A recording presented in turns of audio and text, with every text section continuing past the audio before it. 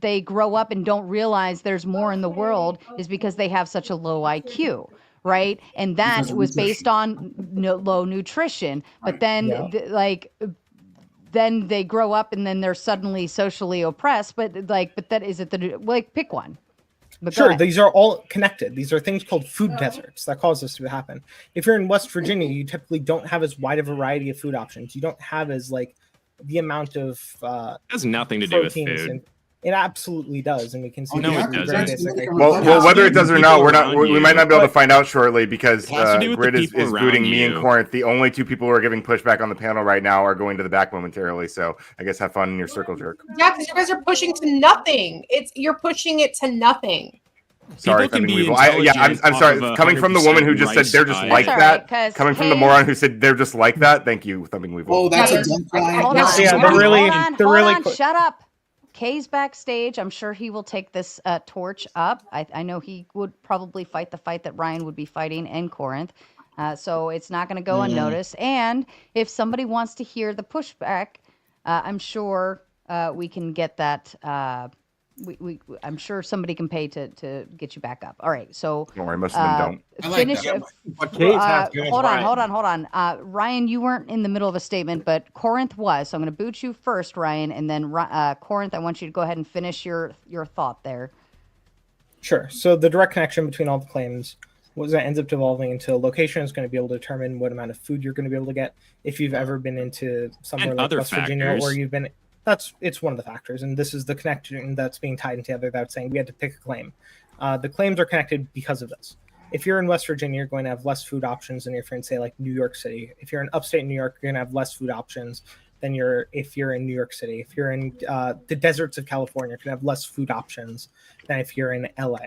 There's going to be cases where you're going to be able to provide for your children better quality nutrition. They're going to be able to grow up to be smarter and be able to think through their decisions a lot harder. We end up devolving past just work harder, because a lot of these people are working really fucking hard. The issue is they just aren't able to make the proper decisions because of some concepts of either they don't know that they're making the wrong decisions, or they just have some mental capacity that's not letting them think these things through. And a lot of these issues can be solved by if we're trying to do integration. We're saying, hey, we're not going to isolate one group of people to this geographic location where there is a food desert. If my cousin's there, I'm going to care a lot more about getting proper food and proper nutrition so my niece is going to be able to eat. This is one of the things that's touched on in Elizabeth Anderson's imperative integration. And this is one of the reasons why we should enact it. Okay. All right. Now. I'm gonna it's not the food, though. You touched on one thing, and that's attention or integration.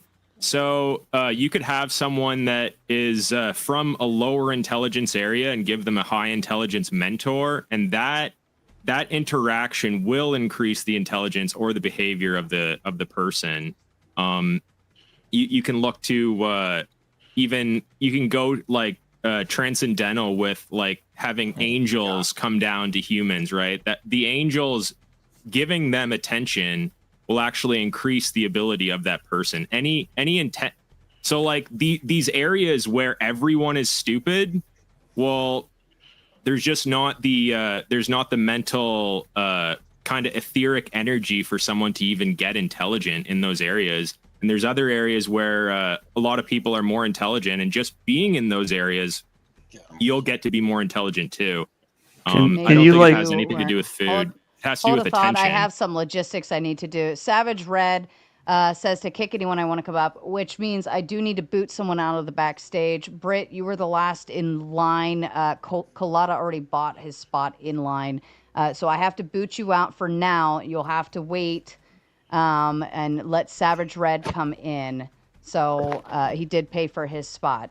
So Savage Red spot is now open. If don't anybody else click the link, you have to let Savage Red come in. Okay, and then Savage Red wants me to boot someone off panel to come up. Weevil, pick someone, please. Me? Yep. Oh, put me under pressure. Fuck. I don't know.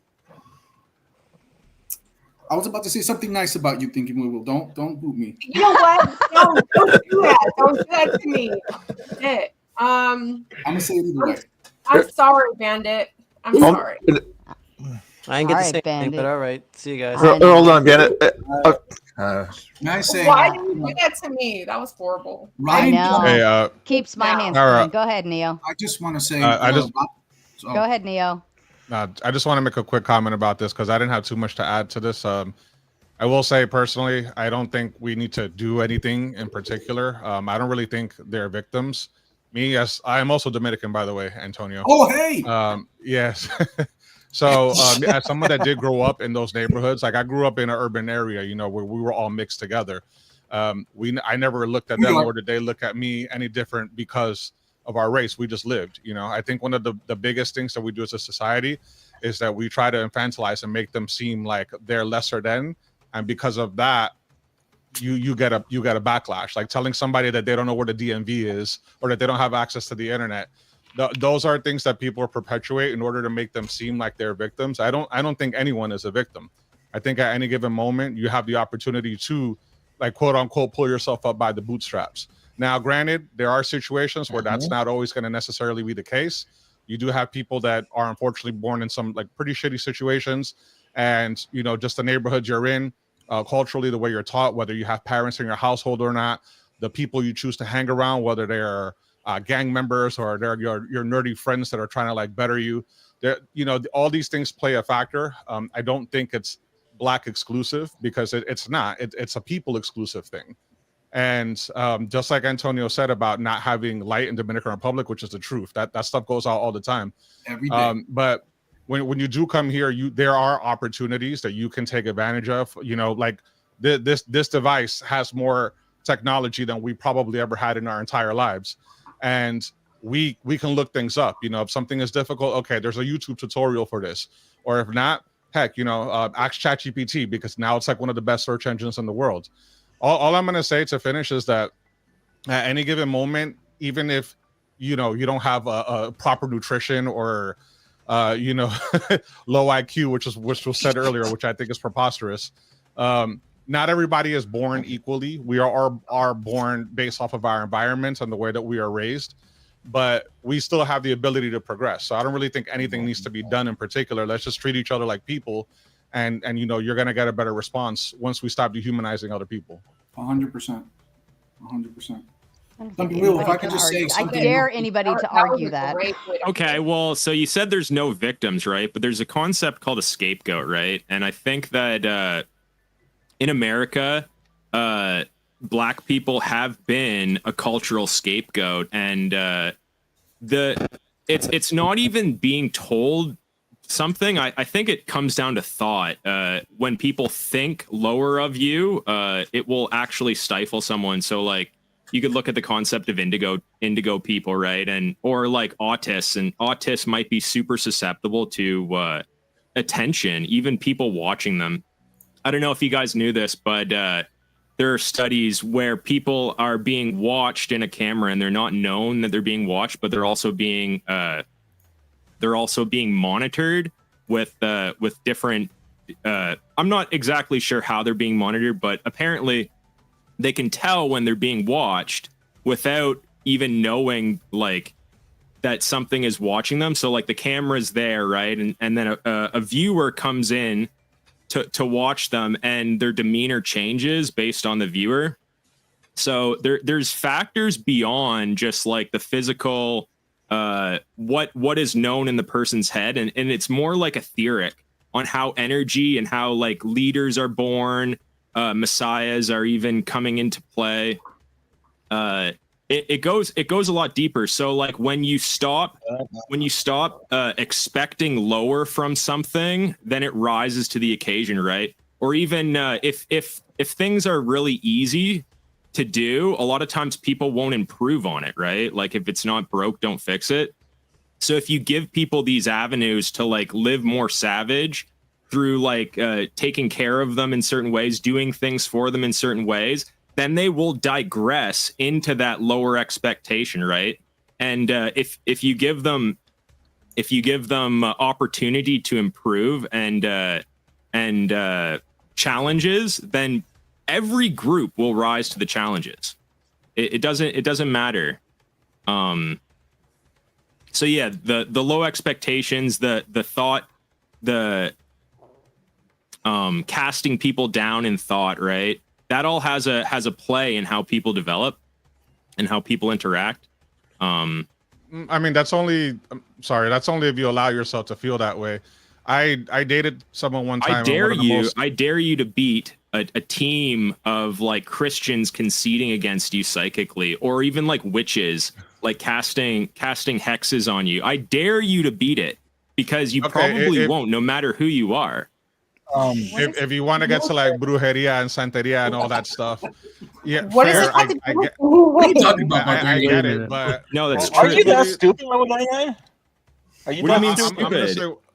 That shit's You're real. stupid. Christians not Christians real. don't do psychic.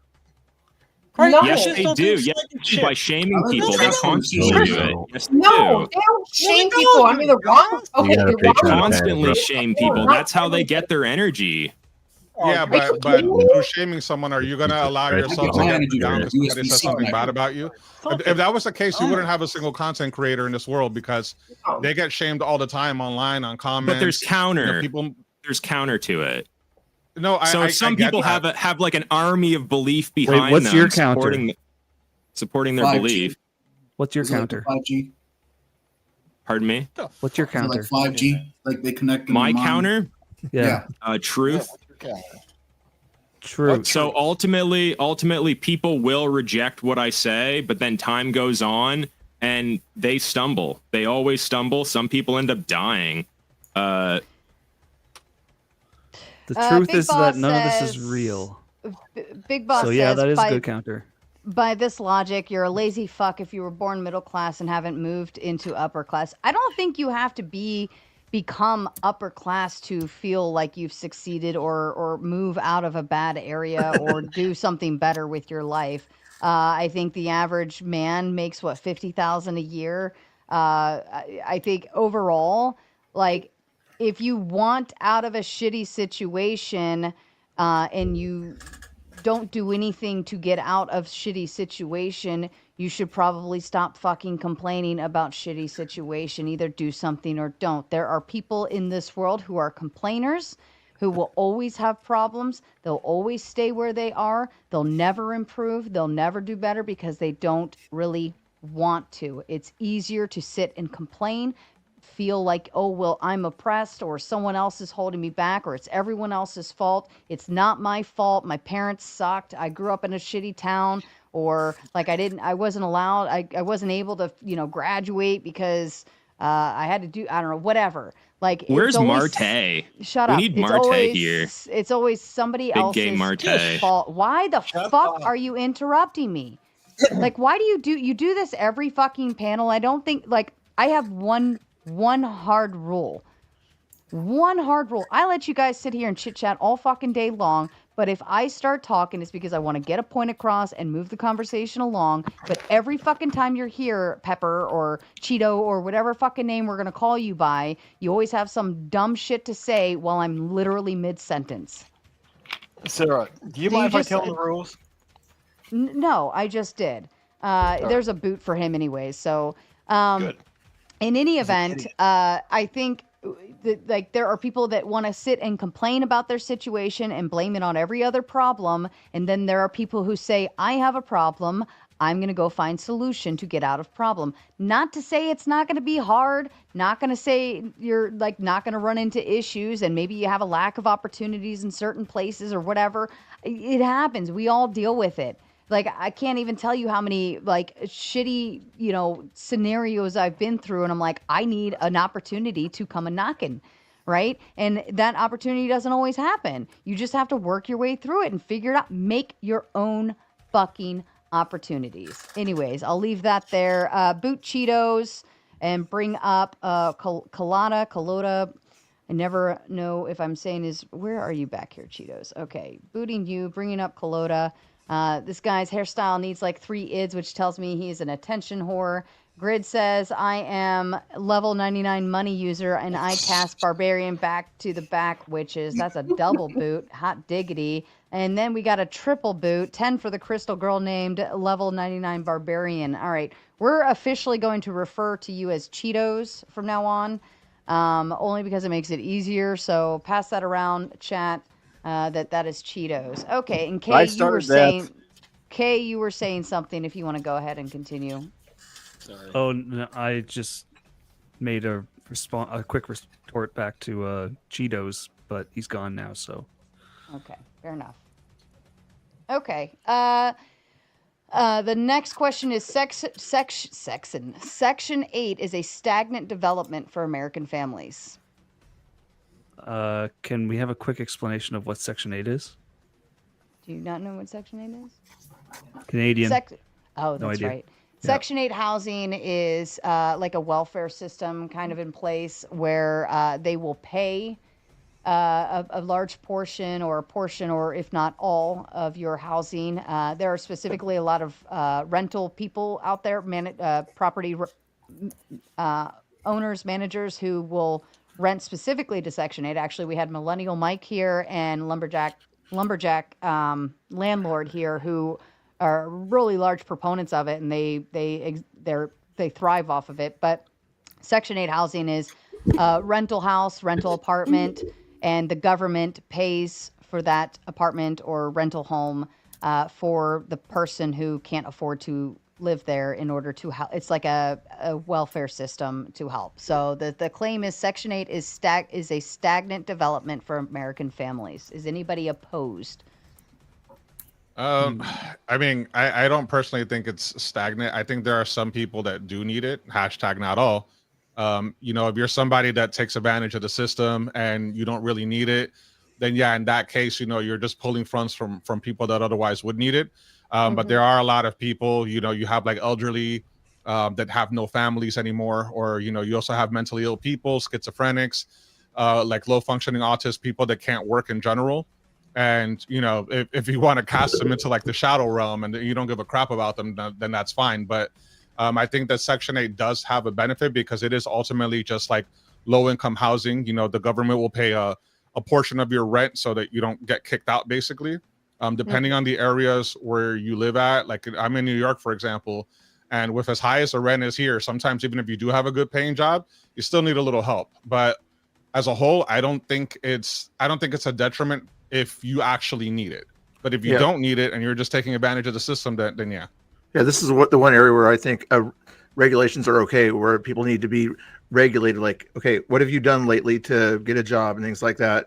You've not done anything to get a job, and you're gonna have to kick you off Section 8. You know, you're not going to have this sort of Neo. You might have seen this or something like that, where a lot of people have it's a generational thing or whatever. They're used to being on Section 8. They keep finding excuse to have their sons and grandsons to be on Section 8 housing and things like that, and it becomes kind of a habit. Oh, I think Corinth left. Casual. Do you want Ryan instead? He was back there. I don't see him back there anymore. Some people get irritated when they get booted. It happens. Is my mic okay, sir? There's a lot of people out there that do need that extra help. I remember years ago, my brother was in the Navy, and I was staying with him and his family in like off-base military housing in Washington. And in their neighborhood, in the same neighborhood, they had Section 8 housing, which is like they have certain communities, or, you know, it depends on the realtor or whoever owns the property to rent to people with the vouchers. And I've seen good and bad in the situation. I've seen the people that have abused it. I've seen the people that actually, like, they obviously do need it, that have few more children, or that, you know, can't work because they're disabled. So I think there needs to be more, I guess, research, like not research on it, but there needs to be more, what's the word I'm looking for? Control? Vetting? Yeah.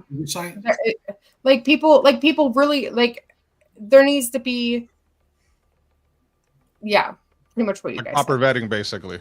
Yeah, like vetting about it. There really needs to be, because there's a lot of people out there that do abuse it, that will have kid after kid after kid just to get that voucher, because the more kids you have, the more money you're going to get. And I've seen it happen. And it's well, they're helping the population crisis. What's wrong with that? What's wrong with that is because they're not giving anything. They're taking, they're not giving. It's a give or take, right? Everything's give or take, right, Ryan? What happens if you're just taking? What do you mean?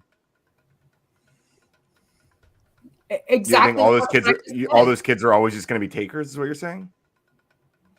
When their grandparent and their mother and everything said, exactly. this is how you make money. This is how you have a house.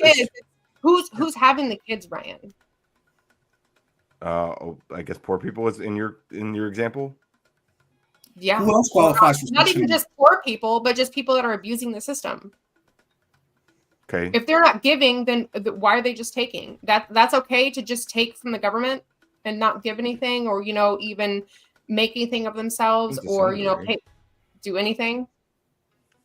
What do you mean not do anything? Like, are you describing somebody who's just like sitting on their ass all day? Like I don't know exactly. The people that are sitting on their ass all day. These women. Yeah, I don't know how many. I'm not sure how many of the people. Like, do you have numbers on this? Do you? Because obviously you have. No, I'm just asking because you're the one complaining about it. So I assume you have like numbers and you know that it's like a huge prevalent problem. You're making as many assertions without any data as well. So I didn't insert anything. All I did was ask if she had data on her thing. Let me ask you. Well, you were saying before, you made assertions. What was the thing I said before? Several things. You said that the children like are just takers. That the children that are just takers. No, you did. You said that. No, I didn't say children. I said the people that are having these kids. Yeah, and then I asked if the children will be takers. And I had no comment on that. I didn't say anything about that. Okay, well then neither did I. So Antonio's wrong. Settled that. Okay, so what other claims did I make? Oh, you got me, Ryan. Oh, good one. I know I did. Yeah, it's fine. It's not answered her question, Ryan. Answered her no, question. Ryan just has what to question? make, as soon as Ryan's up here, he has to make an insertion on any kind of topic. You can't stop. I'm sorry for chiming into the conversation, Thumping Weevil. I'm sorry for not letting you just like spin off and asking you to actually defend what you're talking about. Asking you, I'm sorry for asking if you had any idea. I'm sorry for hurting your fucking feelings and asking you if you had any data about what you were talking about at all, or if you were just like vaguely speculating. But I guess we all know now that you were just vaguely speculating. Thank you for. How about this? Hey Ryan, do you think Section 8 is a net benefit to society? A net benefit? Potentially. I mean, I'd rather have low income housing than no low income housing. So what's the benefit? Yeah. The benefit is that there are less homeless people than there would be otherwise, right? I agree. With that. Can you demonstrate how that's a benefit? So have you ever lived in an area with high homelessness? I have. I've also lived in an area that has high Section 8. Okay, cool. Me too. I've lived in areas with high homelessness, multiple areas with high homelessness, and it sucks ass, right? Do you know what's prevalent in Section 8, where Section 8 is? Low income people. And crime. Mm-hmm. Yeah. Do you know where there's also to go along with low income, yeah. Do you know there's also an increase of crime at? Where homeless are. So if we're paying paying money, already homeless people there. Yes, they so would be more like as if the government is there will be paying more money, homeless people. If we're paying the government, if the government's paying for housing and there's still a high crime rate, can you explain to me how that's a benefit? It's not a benefit to have a high crime rate. It's just like it's all we're Okay, saying so is that if you have, all we're saying is that Section 8 didn't solve the crime rate.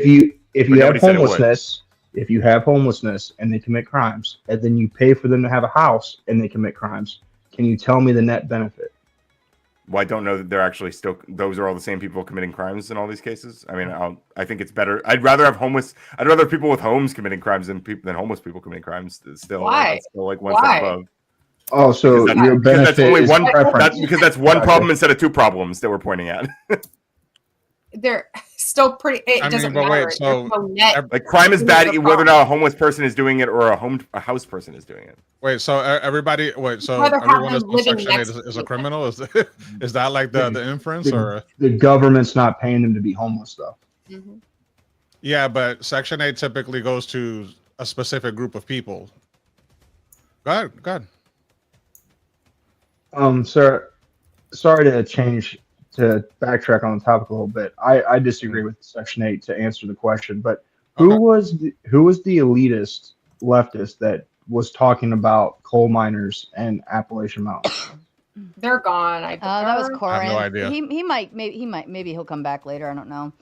Okay. Sometimes he gets butthurt when he gets booted. Big Boss says the middle class are the biggest complainers. Rent is too high. I can't afford to buy a house. Forgive my student loans. I hear it all the time. Well, I don't believe in forgiveness on student loans. I think it was stupid of you to take that out to begin with. There's a lot of other different ways to go about paying for college, or other directions you can go where you don't end up with $100,000 worth of debt. I think it's stupid, pointless, coming out with a basket weaving bachelor's, and it's fucking retarded. Go ahead, Savage. Well, I do find it funny that the person that posted that, part of the reason renting is so expensive is because you have a bunch of people that can't afford housing that's getting paid for by the government, which pushes the rates up because you have a steady supply of people that are able to rent when they normally wouldn't be able to. Same thing with college. College became a lot of more those places are expensive. rent controlled, though. It If doesn't. the government's paid for it, they're not rent. Only in like super liberal cities like New York is rent controlled. You don't really have rent controls in other parts of the country. Well, referring to Section 8, though, Section 8 is because they pay under market value. Normally, and just government paid housing in general is normally undercosted, and they're places that are a little bit out of a lot of people's desirability for the housing market. I don't really think that that's driving the price up. If anything, that would be driving it down. I'm an electrician and general contractor, and I work in Section 8 houses, and I redo houses for people that rent a Section 8. If the house is worth $1,200, they're renting the house out for $1,200. They're not renting it for $600. We had Lumberjack Landlord and Millennial Mike here on this topic, and they do this for a living, and they have houses in multiple cities across the United States. But that was one of the things that they said, was that the rent is slightly under market. But it's a guarantee. That's why they always say that it's the best direction to go. Here in Ohio, I've not seen huge decreases in the rent. The only difference is you're going to be able to get a Section 8 house at a normal rate instead of every other apartment being built now as luxury. So it's not the higher apartments. We do recognize the reason why rent is high is because of the housing market. You do understand that, right? Because when supply and demand starts teeter-tottering, most people can't afford down payments for houses. Therefore, they rent until they can. And so if you have a shit ton of people wanting to come rent, they start to up the prices to match the housing market, and it always ends up above what you would pay for an actual mortgage payment, which is absolutely absurd. It blows my mind that you're not getting a house out of it. You're just borrowing somebody's box for like building for a while. But that's where the housing market kicks off from, or the rental kicks off from the housing market.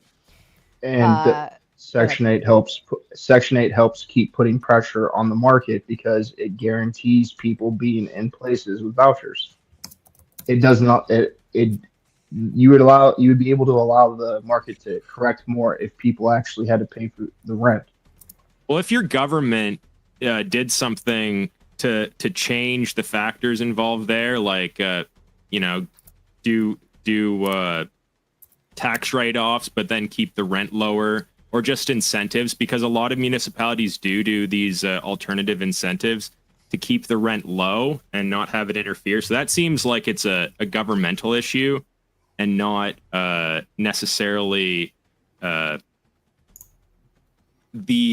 action in itself, not exactly the housing in itself doing that effect.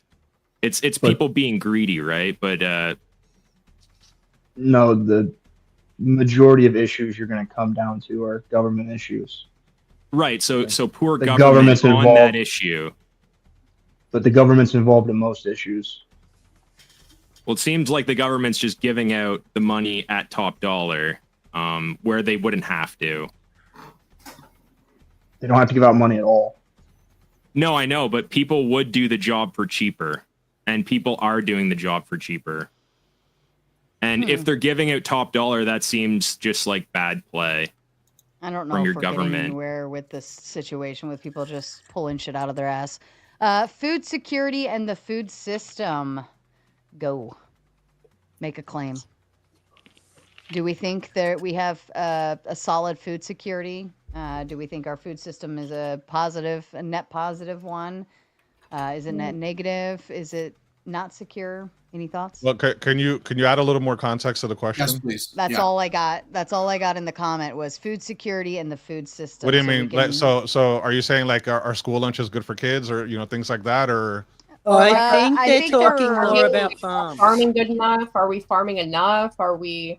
Yeah. Are we secure in our food distribution? I'm gonna say here in the U.S. of A, and is it a net positive, net negative? And the food system, we could talk about food processing. Food's way too expensive. Hey, Sarah. Everything's expensive Sarah, right now. Go ahead, Antonio. I've heard the term food insecurity being used. And so we could maybe read that and use whatever the opposite of that is, because I've never heard food security, but I have heard leftists talk about food insecurity. So that's defined as food insecurity is a condition where households have limited or uncertain access to adequate food, which can lead to disrupted eating patterns and reduced food intake. So whatever the opposite of that is. That sounds like they're being lazy about buying their food and what they're spending it on. Yep. Well, but you know what though? Some of the cheapest food in the grocery store is the shit that's the worst for you. So like highly processed, high fructose corn syrup, like everything. It's all processed food. Like there's no real food in it, right? That's and another thing. You can get some of the cheapest shit that like way. With my kids, whereas, sorry, go ahead. But if you went with like fruits and veggies, like that shit adds up fat. Like I'll fill the first whole bottom part of my basket with nothing but fruits and veggies, and if I went and checked out right then and there, it'd be like $200 solid. Yeah. Well, yeah, I guess so. Like with my kids, I'm trying to get them out of the artificial snacks and like chips and stuff like that. Like you could buy a bag of potatoes. And do you know how many like if you buy a box of like those individual bags of chips, you know what I'm talking about? I don't know if you guys know what I'm talking about, but yeah, you can buy a box of those, which is like anywhere from $16 to $20 per box. You don't get a lot. You could buy a bag of potatoes and cut those potatoes up and make your own potato chips, season them however you want for, if not three, like you cut the cost like 3 times. Right, but we trade time for it's a convenience and that's factor. another thing, and that's what sucks is like it's the time as well. And potatoes are pretty low quality food. Like if you eat potatoes day after day, you'll get sick, right? It's a really low quality food. That's the Irish. Yeah, potato famine. I eat potatoes pretty often, man. I don't know, like. Yeah, I don't know about you, but a lot of people like potatoes. But that's just one example of something. You could take strawberries, blueberries. You could make fruit. You can make fruit snacks out of all these things. You can dehydrate them and make fruit snacks and stuff like this. And there's so many options out there. But you have to have a dehydrator. You know how much that costs? Well, also I've made things in the oven as well, or even on the stove. You can do a lot of things without these fancy devices. Okay, are we talking about the lack of food or the lack of convenience when it comes to getting your food? Because I don't know. We're kind of just going off of whatever the topic was and starting from there. You can take it any direction you want to go. Yeah. All right, I'll say this. I do think food in general is expensive, even processed food. Again, if you go to McDonald's and you get a McChicken, that shit is like $5 right now, like $4 or $5, towards where it used to be like $1 on the dollar menu, and the quality of the food hasn't gotten up. It's the exact same quality. So there are times where we are getting increases in even our processed food. And the quality doesn't go up, just the expense. Now I get it, it costs money, depending on where you're getting the food shipped from. If you buy things in bulk, like if you have a Costco membership like I do, you can get things in bulk and get them pretty cheap. But overall, if you're going to like your average supermarket or grocery store, food is pretty expensive, but it's not insurmountable. You can definitely buy food. I don't think we're at a shortage of food in this country. I just think in terms of getting good quality food or the convenience of food, instead of like buying a bag of chips, you're cutting up like 18 potatoes. You know what I mean? It does vary, but the quality stays the same for the amount that we're being charged. It's not just food, right? It's energy in general. Rent, energy, food, gas. Like Jim Bob was saying, the future, you're going to have a subscription to your life. Basically, all of your money will be going into fuel. And you look at the price of items. You look at the price of items, right? And the price of items have gone down. Like Sarah was talking about buying a TV for a couple $100. You look at things in the 80s, and it would be like over $1,000 for a VCR. It would be like a couple $1,000s for a television. I remember growing up, it would be like $5,000 for like a high quality television, right? And now it's a couple $100 and people are giving them away for free. So like the market for items has not changed. The market for wages has not really changed. The minimum wage has gone up a little bit, but once you get past the minimum wage, people are pretty greedy and they don't want to pay much more than that. No matter unless you're doing something that's highly skilled, right? So we're at an energy crisis right now. It's not just food. Everything is way too expensive in order to operate. And yeah, that's kind of why. Actually, no, I'm done there. Okay, go ahead, Savage. I think the question is more around more along the lines of like the crap that's in the food. Even the food you think is good for you has got garbage in it. That's pretty much what the food freedom whole movement was about, was getting all the crap and preservatives out of food that it doesn't need.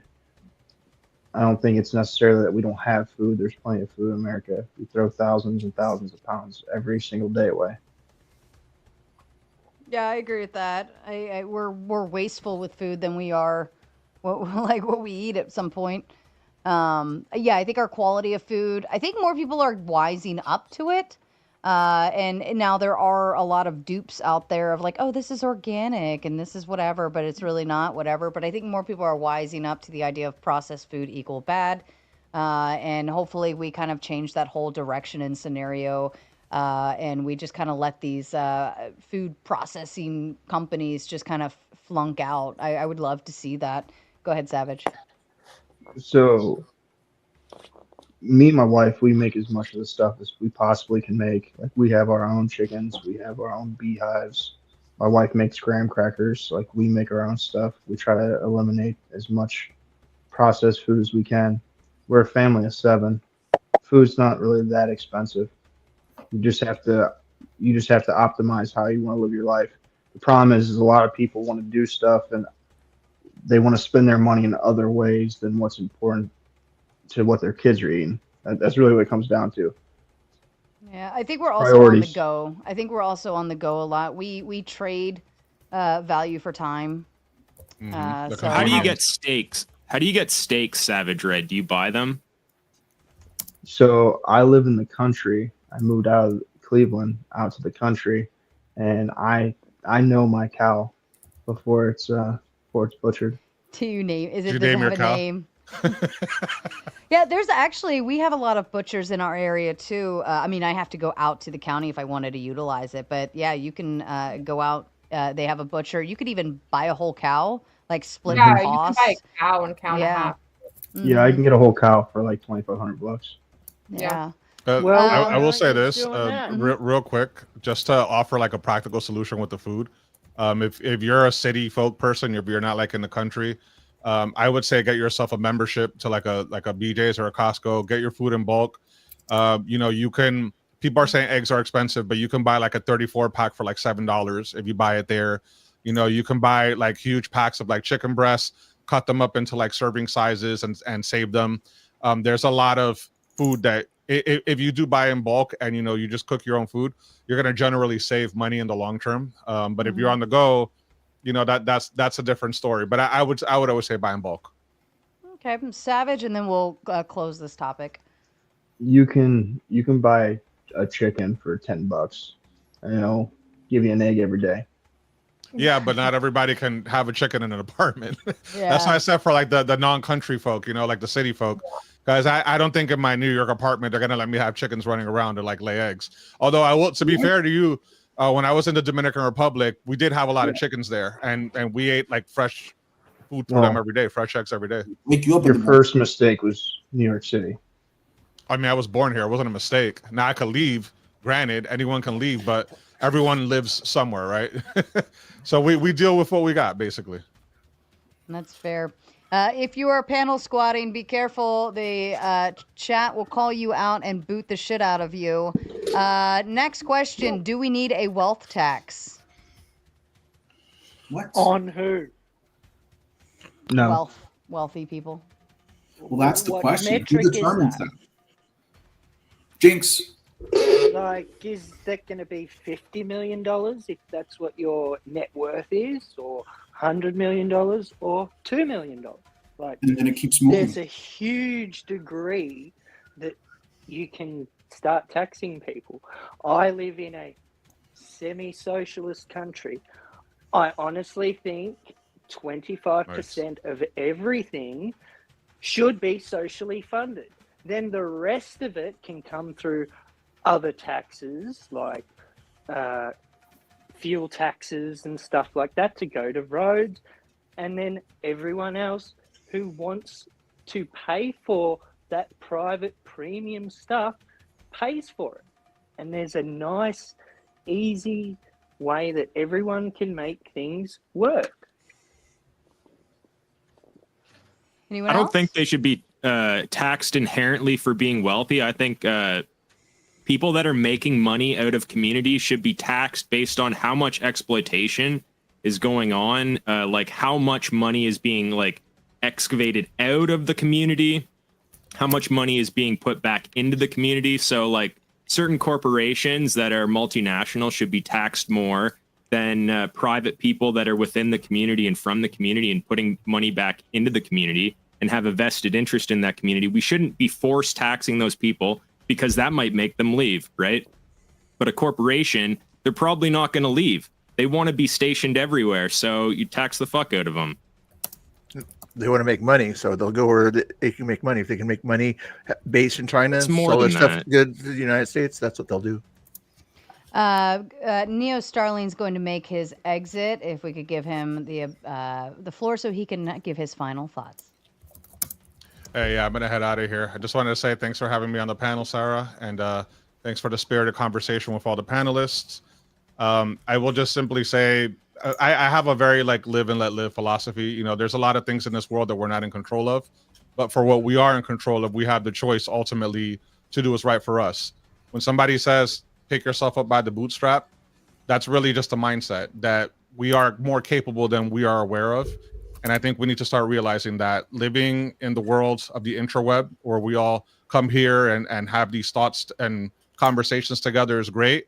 But it is also good to get out there in the real world and see what's actually really happening, because you can very easily get caught in this terminally online ill mentality where, you know, the world is just burning and everything is crap. There's a lot of good things to this world if you give yourself the opportunity to explore it.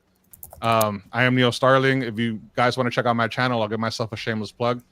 You can catch me at Big Brother Neo's podcast, or just search Neo Starling on the internet. I have a podcast where I talk about lessons I wish I knew when I was younger. And once again, Sarah, thanks for having me. You guys are all awesome. Bye, Neo. Have a wonderful one. See you, bro. And that is Mama's favorite, by the way. So, Daniel, I don't know what's going on with your phone or why you keep exiting the backstage and then entering the backstage. You were literally up next, and then now you left just before you were going to come up. So I don't know what's up, but yeah. All right. Yeah, go ahead. Can I retort? Okay, so Mr. Bill was saying these corporations need to make money and they'll leave and go elsewhere, but that's not always the case. In certain circumstances, corporations can actually be operating at a loss in order to infiltrate and control certain areas. So if you had enough money, you could operate at a loss in order to defeat all of your competition, and then as soon as you're a monopoly, then you just raise the cost, right? So if you're backed by enough money then it's a waiting game, right? You can just be operating at a loss, charging less and less and less. So that's why you need to charge the fuck out of these corporations that are coming in, like Walmart, these big box stores that have an infinite amount of money, and it doesn't matter if they win or lose, right? They just want to kick your ass. Yeah, but that's a corporate tax, not a wealth tax. And Yeah, for the record, exactly. ladies and gentlemen, Nanfan is backstage. And I think, if I recall, this was his topic of choice. So if somebody wants to boot someone to get him up here, that would be awesome. And Because I anyway, know they'll this just move is. it- Go ahead. Sorry, Sarah. Anyway, they just move it to a tax haven, so it couldn't be taxed again. Like, you've got the British Virgin Islands and Switzerland and so many other tax havens all around the world that they're just going to shove their money in, and all their assets, it's never going to be found. Cayman Islands. You can't just move money from country to country that easily, yes, right? you can. Yes, Not you in can. not in all countries, can you? If somebody sends a wire to your bank out in the Cayman Islands, yeah, that's It's gone. No it's gone. jurisdiction.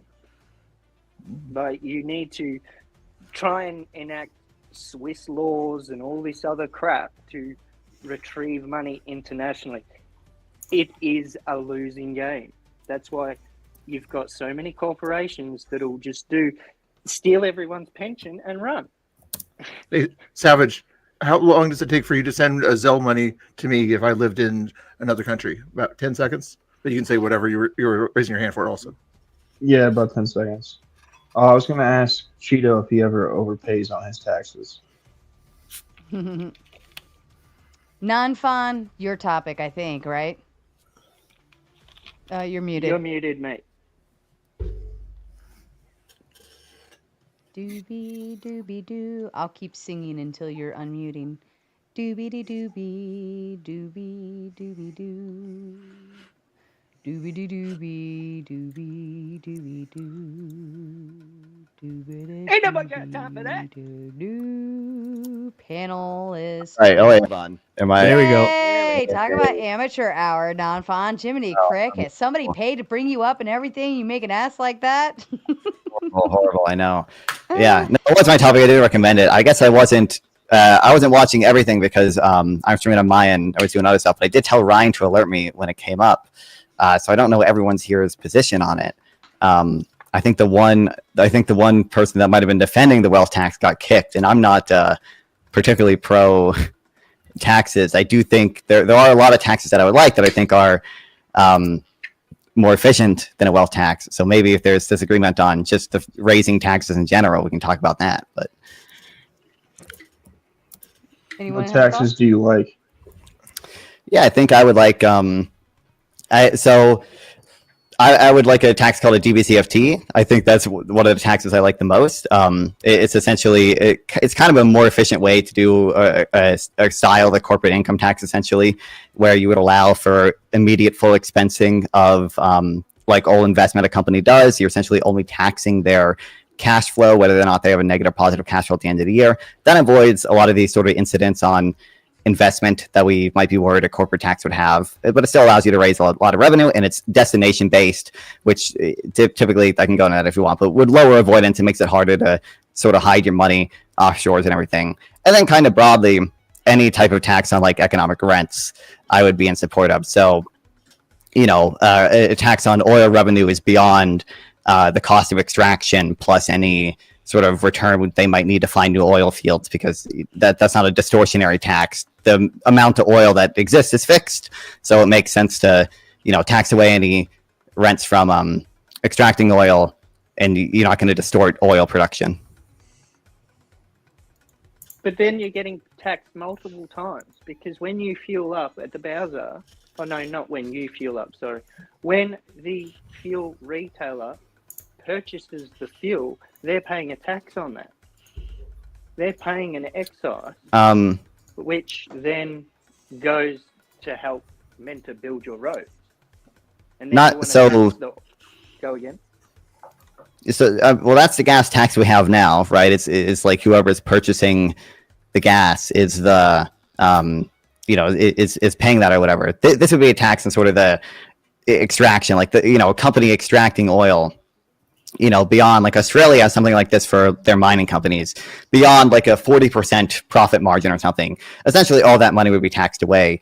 The incidence of that would actually not be on the consumer, because again, you have to think that the supply of these minerals is fixed. You can't make more oil there. It just exists in the ground. There is a cost to refining it and extracting it and finding new oil fields, but beyond some reasonable return, simply taxing away those profits is not distortionary because of the fixed supply. So what do you do with oil drillers? So what's reasonable? It might depend a little bit on the industry, but like certainly, like you probably, I think Australia's system is probably fine. I think it's above like a 40% margin or something. So if you make over 40%, they tax you how much? I don't know if Australia literally does 100%, but it's close to that. I can't actually tell you because I am not sure on that figure myself. So do you live in the States? Do to eliminate that is slow production down. So how much over on your taxes do you pay every year to the government? I don't see how that's relevant, but I don't. I'm was up until recently a dependent, so I think this is probably going to actually be probably my first year filing taxes of my own. But so are you He's our baby panelist. Okay, so when you file your taxes, are you going to send them an additional $5,000 on top of what they say you owe? So people don't usually intentionally do that, right? I mean, my understanding, a lot of people do get a tax refund at the end of the year because for whatever reason they did overpay on something, but typically intentionally you do not do that. No. My question is why aren't you sending more money to the government since you want to tax other people's money more? You would think that if it was good for the goose, then it'd be good for the gander. No. So for one, I am separating out here different types of taxes, right? I'm talking about the taxes I do like because I believe some taxes are more efficient than other taxes. So the income tax, I don't think it's particularly efficient, due to temporal reasons. Basically, it diminishes savings, it diminishes investment, it probably reduces the labor supply to some marginal extent, probably. A resource extraction tax of the type I'm speaking of, where you're just taxing economic rent. You're essentially taxing an unearned payment. That is not distortionary because, again, the supply is fixed. The supply of investment and working is not fixed. I could choose to work more. I could choose to invest more. The income tax reduces the return to that. That's not true of the resource rent tax. So explain to me how it's unearned, and then also explain to me if an income tax deters investment and savings for the normal person, then explain to me how it doesn't do the same thing for a corporation. Sure. Well. So to be clear, the corporate income tax does do that for a corporation. The tax I'm talking about is a resource rent tax. So again, so who does the drilling? It's a corporation. But so it would be a tax to the corporation. If you did a corporate income tax, as we do, that does reduce investment, right? That's why I don't like the corporate income tax. But so if you tax a business for pulling stuff out of the ground, is that also not a tax? Think about that. Okay, so the reason these things reduce investment in large part is because they reduce labor supply or anything like that. It's because they reduce the after-tax return to doing that. But so the company is less willing to supply things. Supply is going to shift to the left, or I'm less willing to supply my labor when I'm more heavily taxed. I'm less willing to invest. That's not true of things in which the supply of them is fixed. The supply of oil is fixed. There's no way in the short term, at least, to just produce more oil. There is a cost to finding new oil fields, and that's something you can talk about. That's something that can justify some return. But natural resources is something that nobody created. So from like some moral fairness sense, it seems weird to say someone is sort of entitled to the return on the oil itself beyond the cost of the work that they do extracting it.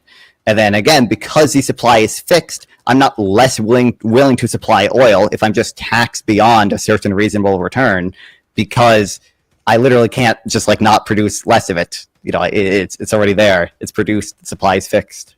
It's vertical. But I can slow the production down if I'm losing money from taxes to make the price go up.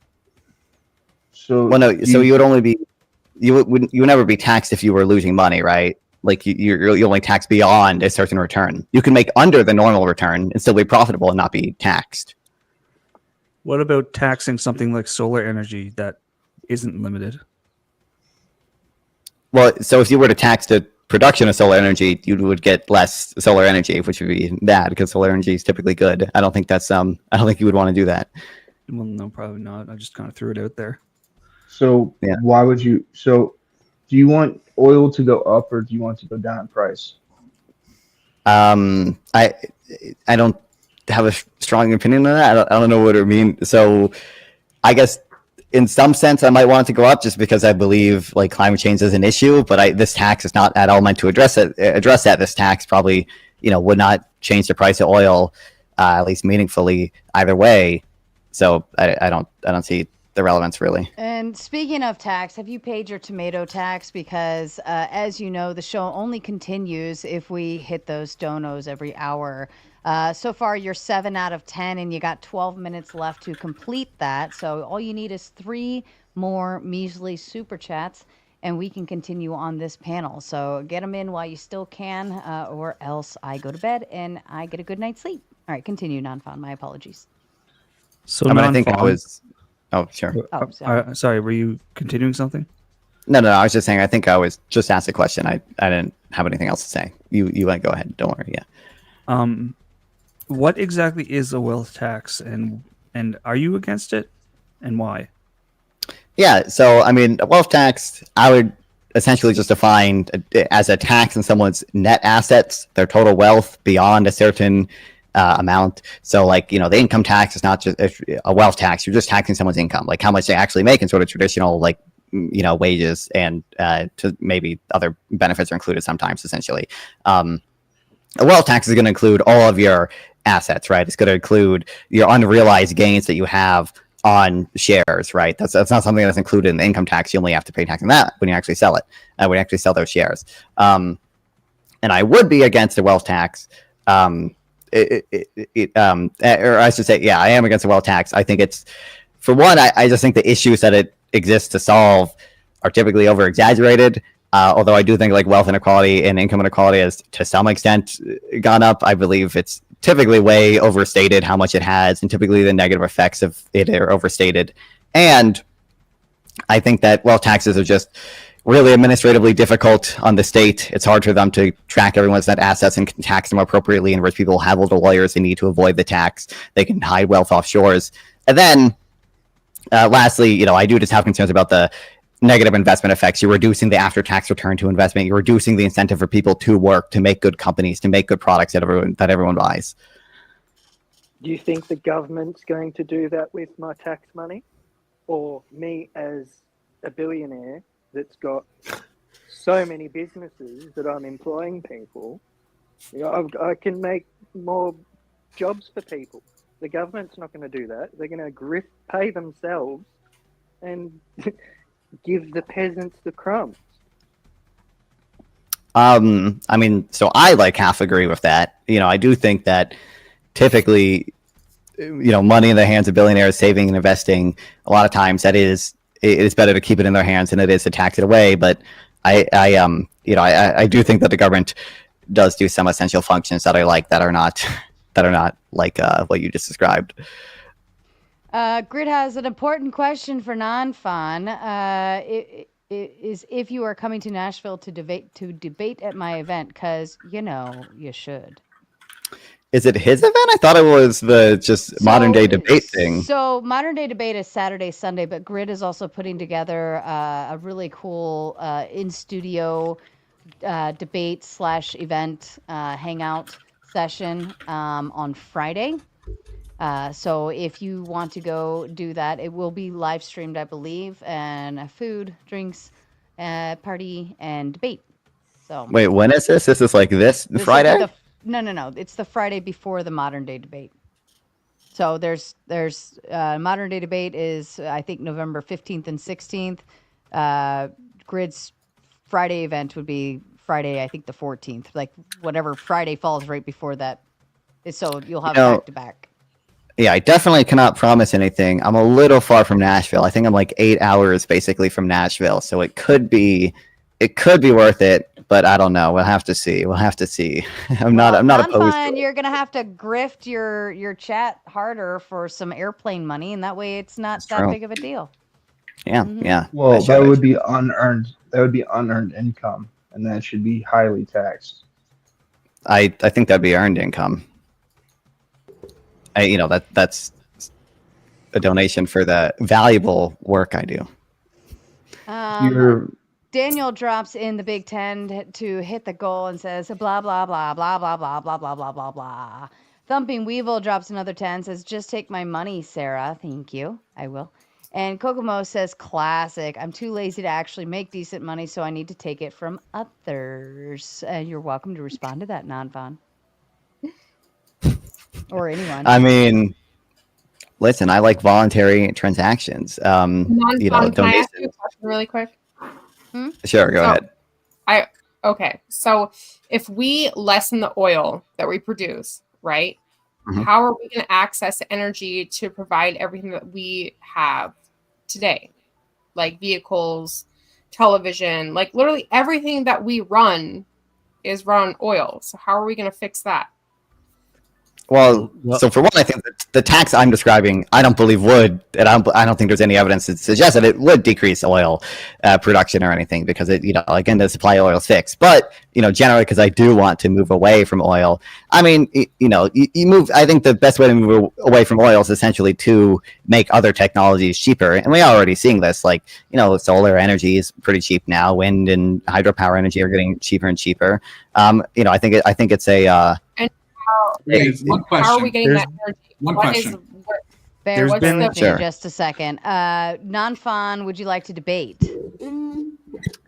I don't know who else is going exactly. I mean, I guess I'll if I do go, which I'm in no way committed to going at all. I would debate almost anyone who would take me up on something like Trump and his economic policy, or tariffs, or immigration stuff, or even taxes, wealth taxes and stuff like that. I don't know who exactly is going there that would like to discuss those things, but I debate people on capitalism versus socialism too. I'm a capitalist. I guess I could debate a more lefty person as well.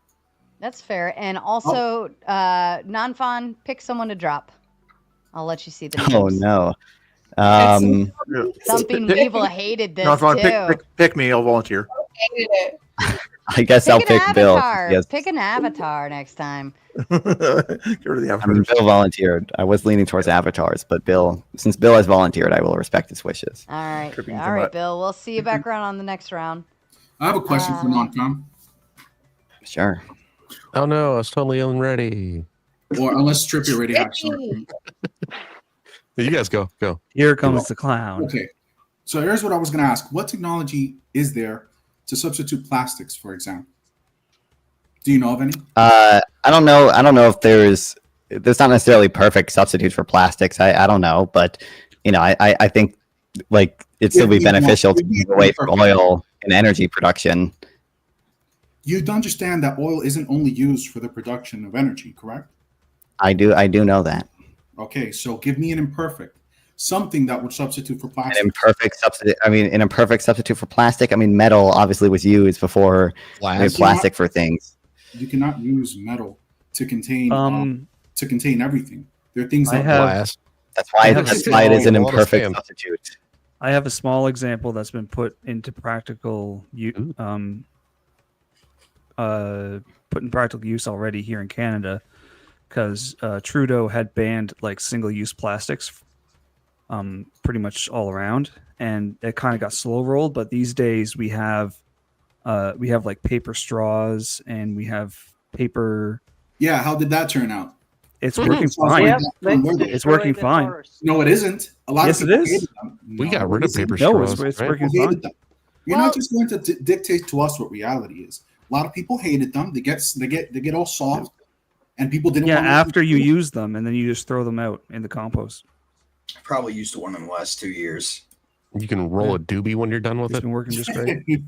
My point, look, my only point is this: the substitution of oil isn't going to be something necessarily simple. It isn't only for the production of fuel, and we extract other uses out of it.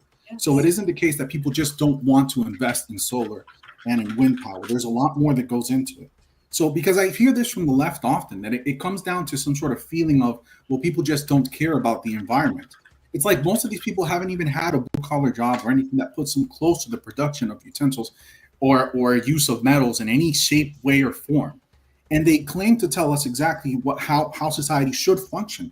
I mean, I don't know how young you are, but you just showed up. You just plugged into the matrix, and you're going to tell us how things work. Bro. I'm just saying, so I don't think if you could just take a step back and consider just for a moment that it isn't that people just don't care. That's all I'm saying. I don't think that, and I don't think I've ever implied that I think that. The issue is not that people just don't care. The issue is that there's a cost imposed on a third party on everyone else when you use some oil product that is not paid by you, right? You know, there are negative externalities associated with it. In that, what? Sorry. Such as, I mean, global warming, right, is going to be the big one. A lot of oil, obviously, is going to be polluting in a sense that it's going to emit CO2 or whatever into the atmosphere. The models that have been used to determine that lithium with all the batteries of solar. The models that have been used to determine that can't be proven to work consistently from 1 month to another. We can't even predict the climate. Climate isn't, what exactly? Climate isn't about 1 month from another. Climate is longer time scales than that, much longer. If we're talking about pollution, that's not even what I was saying. What I was saying is, in regards to oil or energy production, we should really look at the strip mining operations for the rare earth minerals that are used to produce solar panels, EV batteries. They do much more devastation to the environment. Oh, here's than drilling for oil, even offshore. I don't think the evidence says that. I mean, it's unlikely. Strip non-fun. Solve the energy crisis, or you're gay.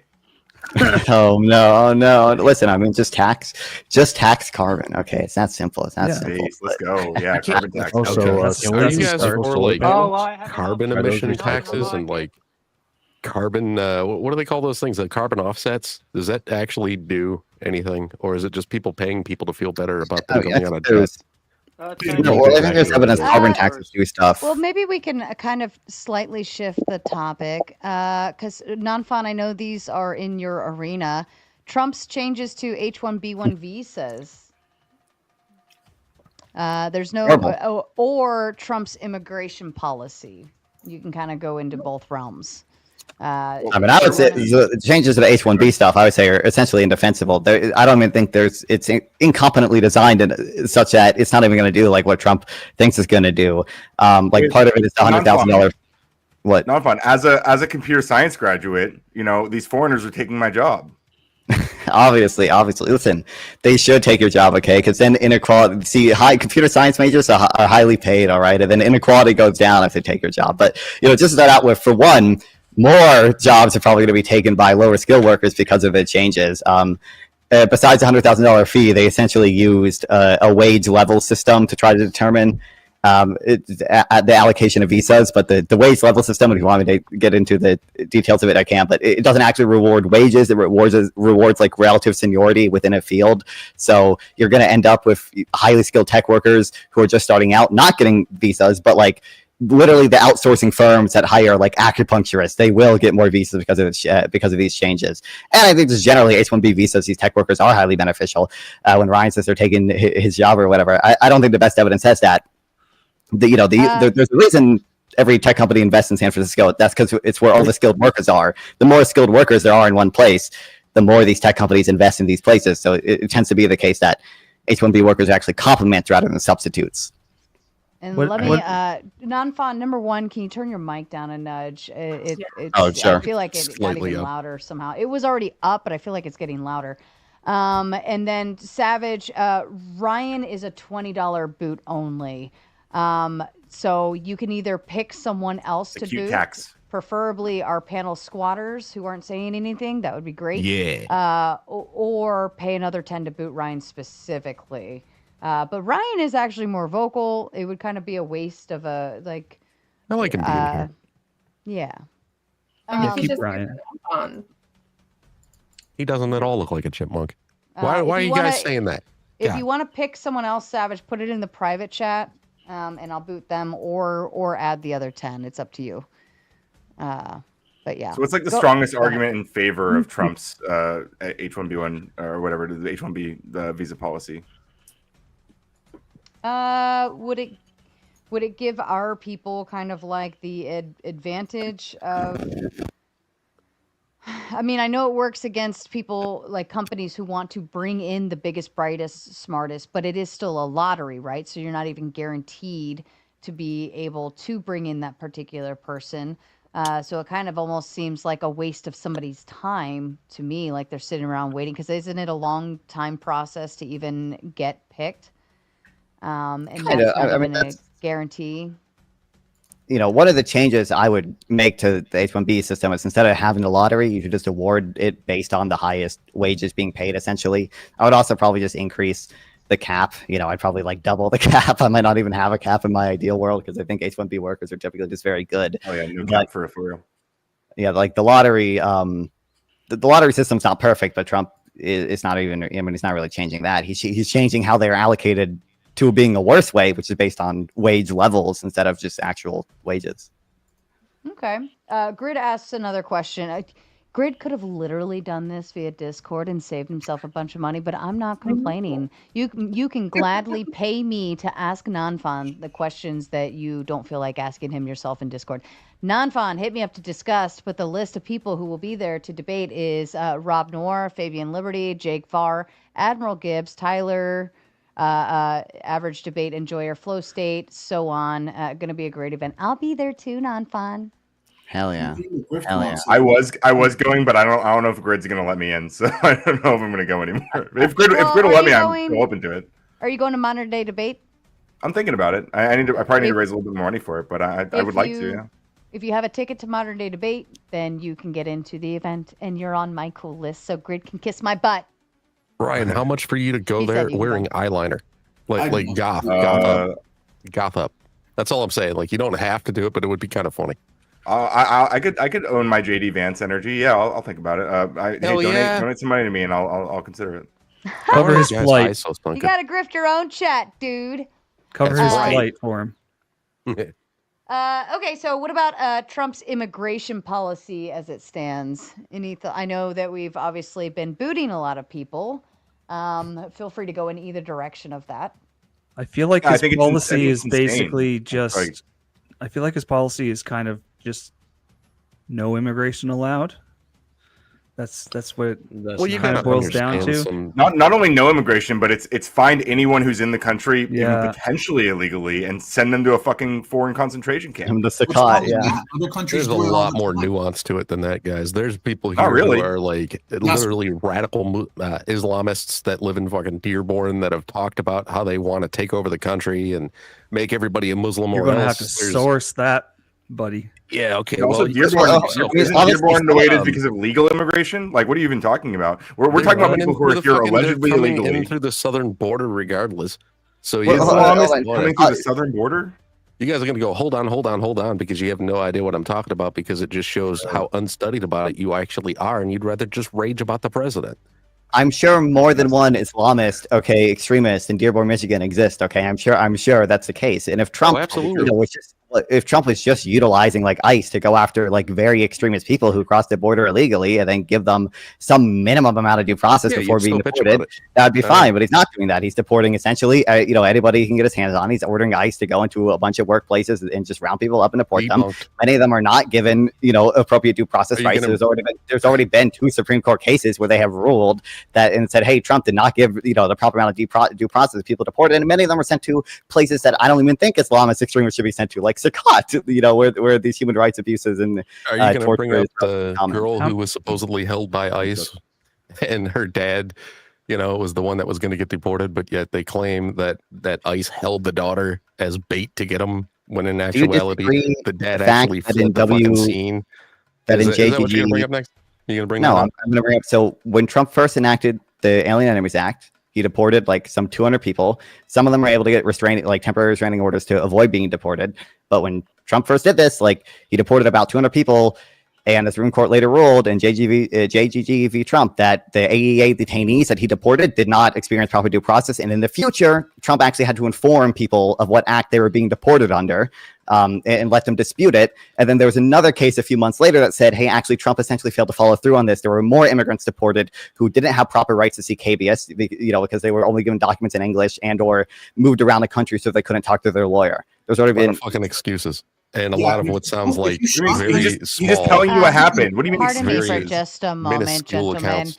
Weevil, I have to step away for just a couple minutes. Weevil, can you just take over telling men to shut the fuck up every now and then? Everyone, you know the rule here. You know how we engage and interact. Act appropriately. Just give me just a few minutes and I'll be right back. So obviously Trippy's just deflecting. I mean, like Non-Fun just explained clearly, like things that Trump is doing, violating people's due process, and no one wants to talk about it. Why don't you guys defend Trump violating due process? And you got to do that shit. What about Obama? What about Biden and their due process? You guys never even would have said shit. I'm critical of Obama's deportation processes. But anyway, why are you guys defending talk about it? Hey, Savage has his hand up patiently. Let's let Savage respond. Why do you think Trump's removal of due process is good? He didn't. Why would you frame it like that? That's a jackass way to frame it. Well, let him answer. He can tell me if it's a jackass way itself. Obfuscation. Hey, Trippy, he doesn't need you to save him. Captain Save-A-Ho, he doesn't need you to save him. Ryan, why? Let him talk. Let him talk. You had the hand up. So I just want to know what due process they did when they crossed the border illegal. What was the process that they took? That was most of them claimed asylum. In fact, in the first case I mentioned in JGG v. Trump, that JGG immigrant was someone waiting for their asylum hearing when they were deported, or when they got a restraining order to avoid being deported. Question: did any of these illegals have orders to deport them? Any of them? I don't know if any of them did, but even if some of them did, if you are deported under the Alien Enemies Act, that's not being deported because you committed some crime or something and already have a deportation order. It's a crime to enter the country. Of being a member of Trinidad Agra, and then you're deported based on that. It's illegal. It's illegal. Doesn't make you a criminal, though. One at a time. Let these two. Yes, go. it does. Illegal means you broke a law. That's Exactly. retarded.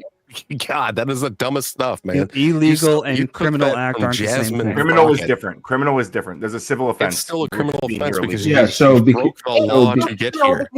So because it's a civil infraction, they don't have the same due process as you would in a criminal trial. So they're getting their due process.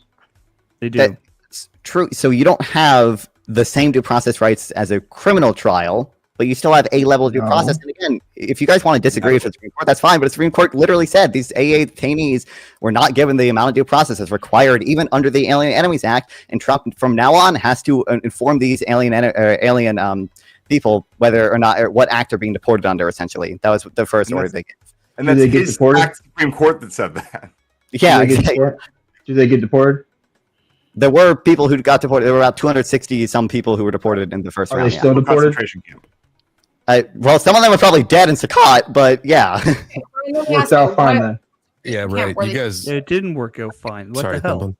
What concentration camp were they sent to, Ryan? Sakat in El Salvador. Sakat. Okay, so how many of them were Americans? I didn't say they were Americans. Nobody said that. What are you talking about? Okay, so if they weren't Americans, then why are they there? Wait, what? Also, were they previously wanted by their government? Exactly. So they came into the United States illegally, and they got sent somewhere. Or they were here illegally. Which, like, you can overstay a visa and be here illegally, right? Like the superintendent who was recently arrested. Illegally. They were. He didn't enter. He didn't enter the country illegally, right? Who was caught with guns? Processed. Okay. Oh no, he had guns in America. Oh. Yeah, if you're here illegally, you can't. You're illegal. Here, if someone That's also is called breaking the law. Yes. If someone is in the U.S. If someone in the U.S. is an illegal immigrant, remember those? Is it okay to deport them to CCOT? Sure. Well, I mean, I would say no, just because I believe Sakat is probably too cruel to really send anyone to. Yeah. Regardless, you can have the position be okay. About cruelty, Non-Fun. They're here illegally. Do you think it's okay? Do you think it's okay for the president of the United States to violate due process rights? Do you think it's okay for the president of the United States to violate due process rights? In a prison in America or anywhere else, are they not being fed? Justify Trump.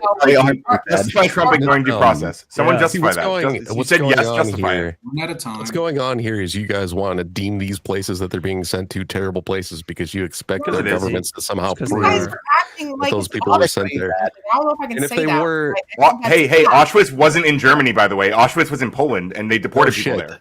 No shit. Did you exactly, and that's not in America. Whatever you're saying that they're getting sent to is not in America. Oh, you're really missing the point. The concentration camp that Germany sent the Jews to, and not just the Jews, a lot of other people.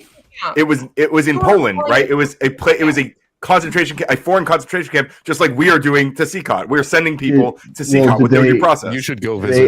Did they enter the country illegally? How many people have died there? I'm sorry.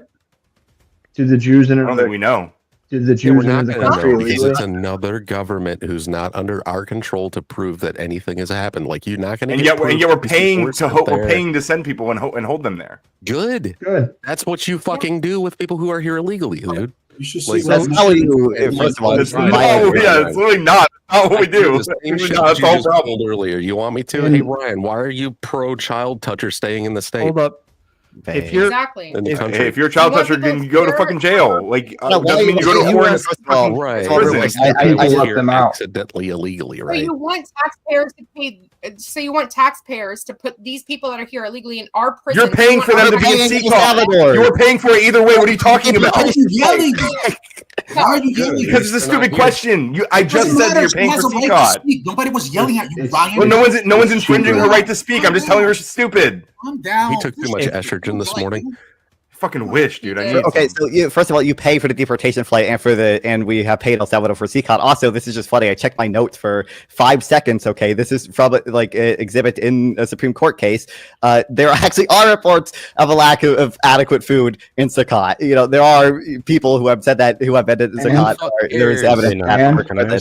And it's funny because someone asked before, What do you mean, are they withholding food from the non-fond? And it seems like, yeah, there are some people that they are withholding. Where's the proof that the people are purposely being killed? Like, where's the proof of that? Since you guys want it to be a concentration camp so bad.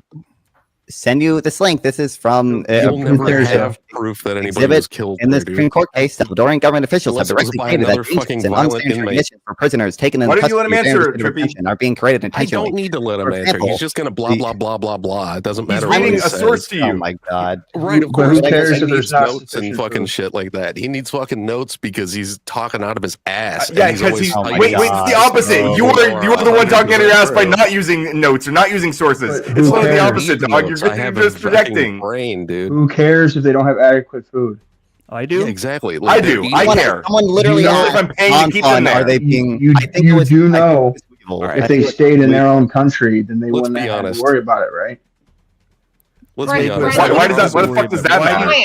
Why do you think they were so desperate to get the US in the first place? Why do you think so many people want to come to the United States, right?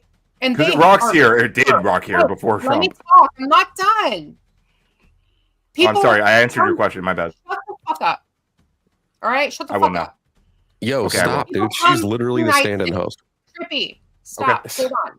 Ryan, people come to the United States, right? Yeah, and people it's awesome. fear to get deported, but they don't want to stay in their own country. Why do people fled to America, but they don't fled to any other country? Why is that? Tell me that. Because it's awesome. I literally did, and you yelled at me for it because it's awesome here. Why? Exactly. So why the fuck are they why can't they come here legally? So you know how many people? I think a lot of them are trying. Like Non-Fun literally explained how a lot of these people are coming here and filing for asylum, and they're getting deported. Why didn't you want me to answer the question? People hate America so much they want to fly their own flags. Like I'm sorry. When you asked me a question, I thought you wanted me to answer it, but I realized you actually just wanted to monologue more after you asked me the question. So go ahead. Why do people come here and want to change America to where they came from? If where they came from was so bad, aren't doing that. Why do they come here to change it to where they left? They don't. Why? What are you talking about? I want to address what non-fam put in the chat. This is just not the case, Weevil. Okay. Yeah, you sound insane right now. No, I really don't. You people actually come do. Here illegally, or people come here and they want to fly their own flags and say that we're horrible. That How is flying a foreign flag changing the country? Yeah, it's not. Because they want to Wait. How is flying a foreign flag changing the country? How about in California this past summer when they were fucking throwing rocks at cops while flying their own country's flag and claiming that America was so fucking terrible that the people who were flying the flags were the ones throwing the rocks, or was it two different groups? Motherfucker. You watched it. You watched it. I did watch it. I saw people flying flags and I saw people throwing rocks, and they weren't trapping police cars up underneath bridges, throwing things at them, flying Mexican fucking we're flags. We're talking about multiple separate events. Our country's so great, we don't want to go back to it and try to make it more similar to America. That's what they could fucking do. They could have real pride in their own country and try to make it more similar to what we have, instead of coming here and trying to make our country. Anyway, so as I was saying earlier, the people who are coming here, they are actually filing for asylum. As something we will ask. The main question she asked me before she started crying over me. Well, the main question she asked before she started crying was, why don't these people do it the legal way? And what Non-Fun told her earlier is that they are doing it the legal way. They're coming through and they're filing for asylum, and Trump is deporting them anyway. Sure, okay, a couple of them are coming over in the legal exactly. fashion. Good, because you don't care about the law. You don't actually care about the United States of America. You fucking hate this country. Why don't you fucking? You guys are pretending to care about the law, but none of you have given a defense for fucking leave this country. Fuck you. Looky here, little Antifa wannabe bitch. You should leave too, Trippy. Fuck you. Fuck both of you. Get out of my country. You don't even have enough balls to attack Andy. No, you don't even have enough nuts for that. Ryan, I have a question. You want to be Antifa fucker?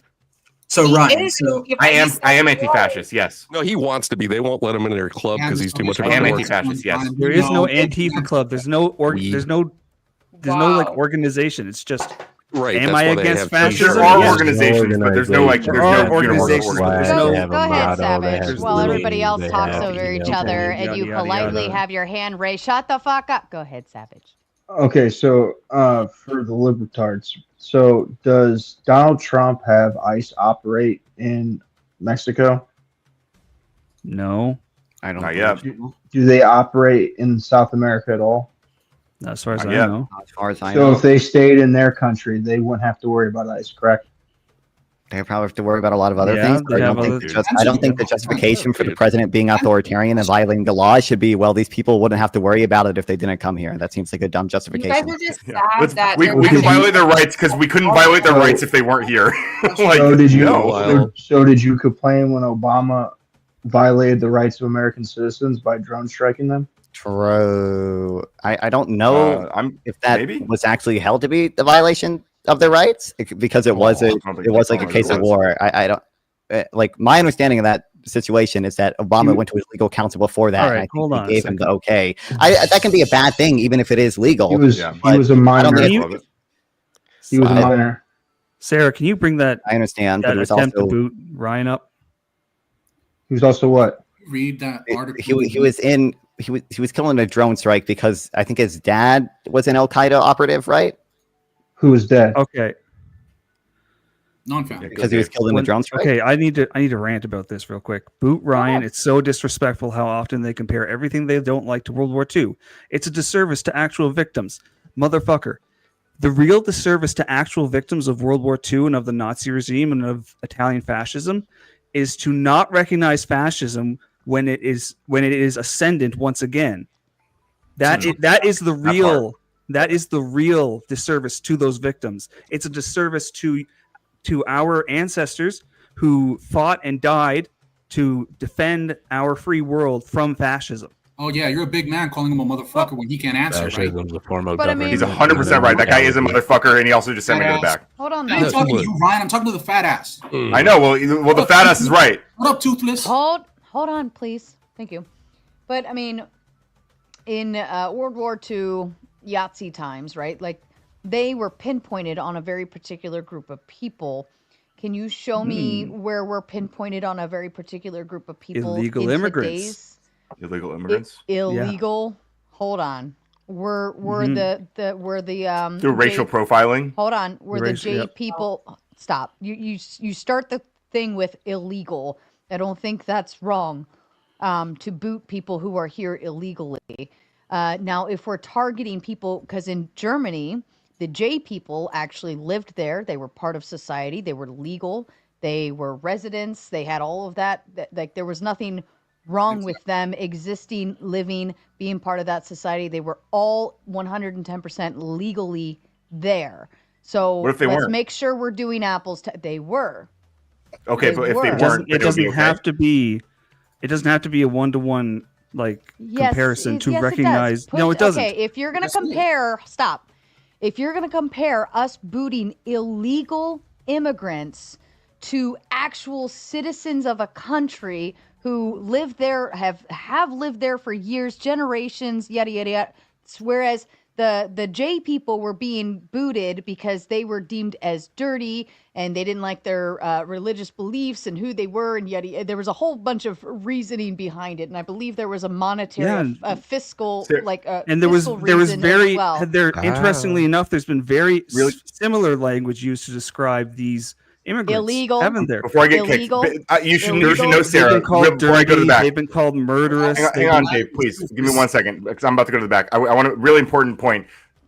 They were actually declared illegal before they were booted. They were actually their citizenship was actually revoked, so they were actually quote unquote illegal when their rights were being violated when they were being booted. But that's not what we're doing right now. It is literally what we're doing right now. People who are seeking asylum legally, or here legally, we're going through the legal process to seek asylum, are being deported to foreign prisons. Yes, that is literally what's happening. Let them in. Legal, Ryan. All right, then what are their names? If you know them, what are their names? One of them was Kilmar. When these people are being deported to the prisons, the question is, did they commit crimes in their country before they came here? Because if I committed heinous crimes in the United States and ran to Canada, and Canada deported me to the United States, am I then absolved of the crimes I have committed in the United States? Okay, number one, regardless of whether or not you commit a crime, that's a disgrace to what It's happened. not our job in the United States to determine whether these people have committed crimes in their own country. Because if we interfere with the political and judicial processes of other countries like that, then it's an act of war. Do you not understand that? We are then encroaching on the sovereignty of other nations. That's not what we should do. I think ahead, everybody Savage. here can agree Savage. that. Savage, you got to learn to just cut in, bud. You Yeah, just you got to just learn gotta to do get it. in. I love how polite it is. was because polite. I can't watch it all the time, and I will. It becomes just like I'm immune to the thought that your hand is up. Go ahead. So if we're gonna make the argument about World War II, I know my grandfather did not fight in Germany for us to have kids transitioning. I know my grandfather did not fight for there to be gay marriage. So why is it that only on this issue you want to try to invoke the emotions of our forefathers fighting for World War II, but I know for a fact that all the other social things that are going on, our ancestors didn't fight for. Because why are you drawing the line here? Because I believe that fascism is ascendant in the United States, and I believe that I can point to the similar behaviors of the Trump administration to previous fascist regimes, and I can show how like they're using things like immigration and the trans issue as scapegoats, as to point them out as others in order to blame them for society's ills, which is a common motif in fascism, right? Do you have kids? No. Okay. So in the school that my kids went to, a teacher was telling a sixth grader that her parents were teaching her wrong, and that her parents need to get with the times, and was trying to tell them about homosexuality and transgenders. I don't know about you, but that doesn't seem like a scapegoat to me. The lady lives 3 doors down from me. So when you make this claim of a scapegoat, you don't have children. So I don't need children to see. I don't need children to see that trans people are being scapegoated by the Trump government. Sir. When your teachers are teaching your kids about gay butt sex and about transgenders, it's not a scapegoat when this is becoming an issue. Sex is funny. Just like notice how like there's no defense of what Trump is actually doing. All it is everything has just been like deflection to like there doesn't need to be a defense. People have to process, but haven't they committed we all crimes and support. actually they're trans. We support getting all of these illegals out of here. We voted for this. There's no need to. There's no need to defend it. We voted for it. He's doing it. if you want to say that you voted for Trump deporting people without due process, that really just seems like an argument that really just makes. I don't care. Cared about due process if Trump was the one getting kicked I out don't. of the country. I don't You care. would be totally fucking fine with it. Biden shouldn't have let them in. No, I think Trump is as entitled to due process as anyone else. Biden should. Hold on. Biden shouldn't have let them One in. at a time. Wait. You guys all know this isn't going to get Yep. anywhere if you keep going over I need- each other one at a I time. need to make this very clear. If in any of those trials that Trump was a part of during Biden's administration, if he wasn't given due process, I would have had an issue with that. He wasn't. I don't think He was. By the way, not only did he get due process, he's been ruled a criminal immunity. So, he has absolute criminal immunity for any core constitutional act. And in fact, those things can't even be used as evidence in the trial against him. Right. And the next thing out of your mouth is that he raped E. Jean Carroll when that wasn't even. I don't. What is his random deflection? I don't know what. But hold on. Yeah. Our system worked we had a fail-safe built in place, and our system worked to prevent something that was what you deem is wrong from happening. Like that's what the trials did. Our process did exactly what it needed to do. So you guys sit here and preach, oh, fascism is on our doorstep, but our system stopped it, and we will always have a system that stands in that place.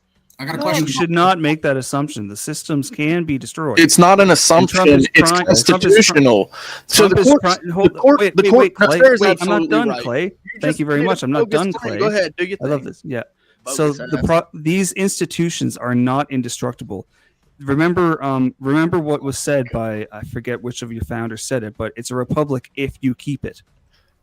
Right? You need to stand up and it's not gone. And you need to stay. It's going. It's in the middle of not going. going anywhere. The Constitution It's in the middle is of still here, going. bro. And it can still The be amended. Constitution only matters if people believe in it, and I'm seeing more and more people just choosing to believe in Trump over the Constitution. I don't even believe you believe that. Let me ask you: did the January 6 people get a fair trial? Yes. You think that they did? They did. 4 years.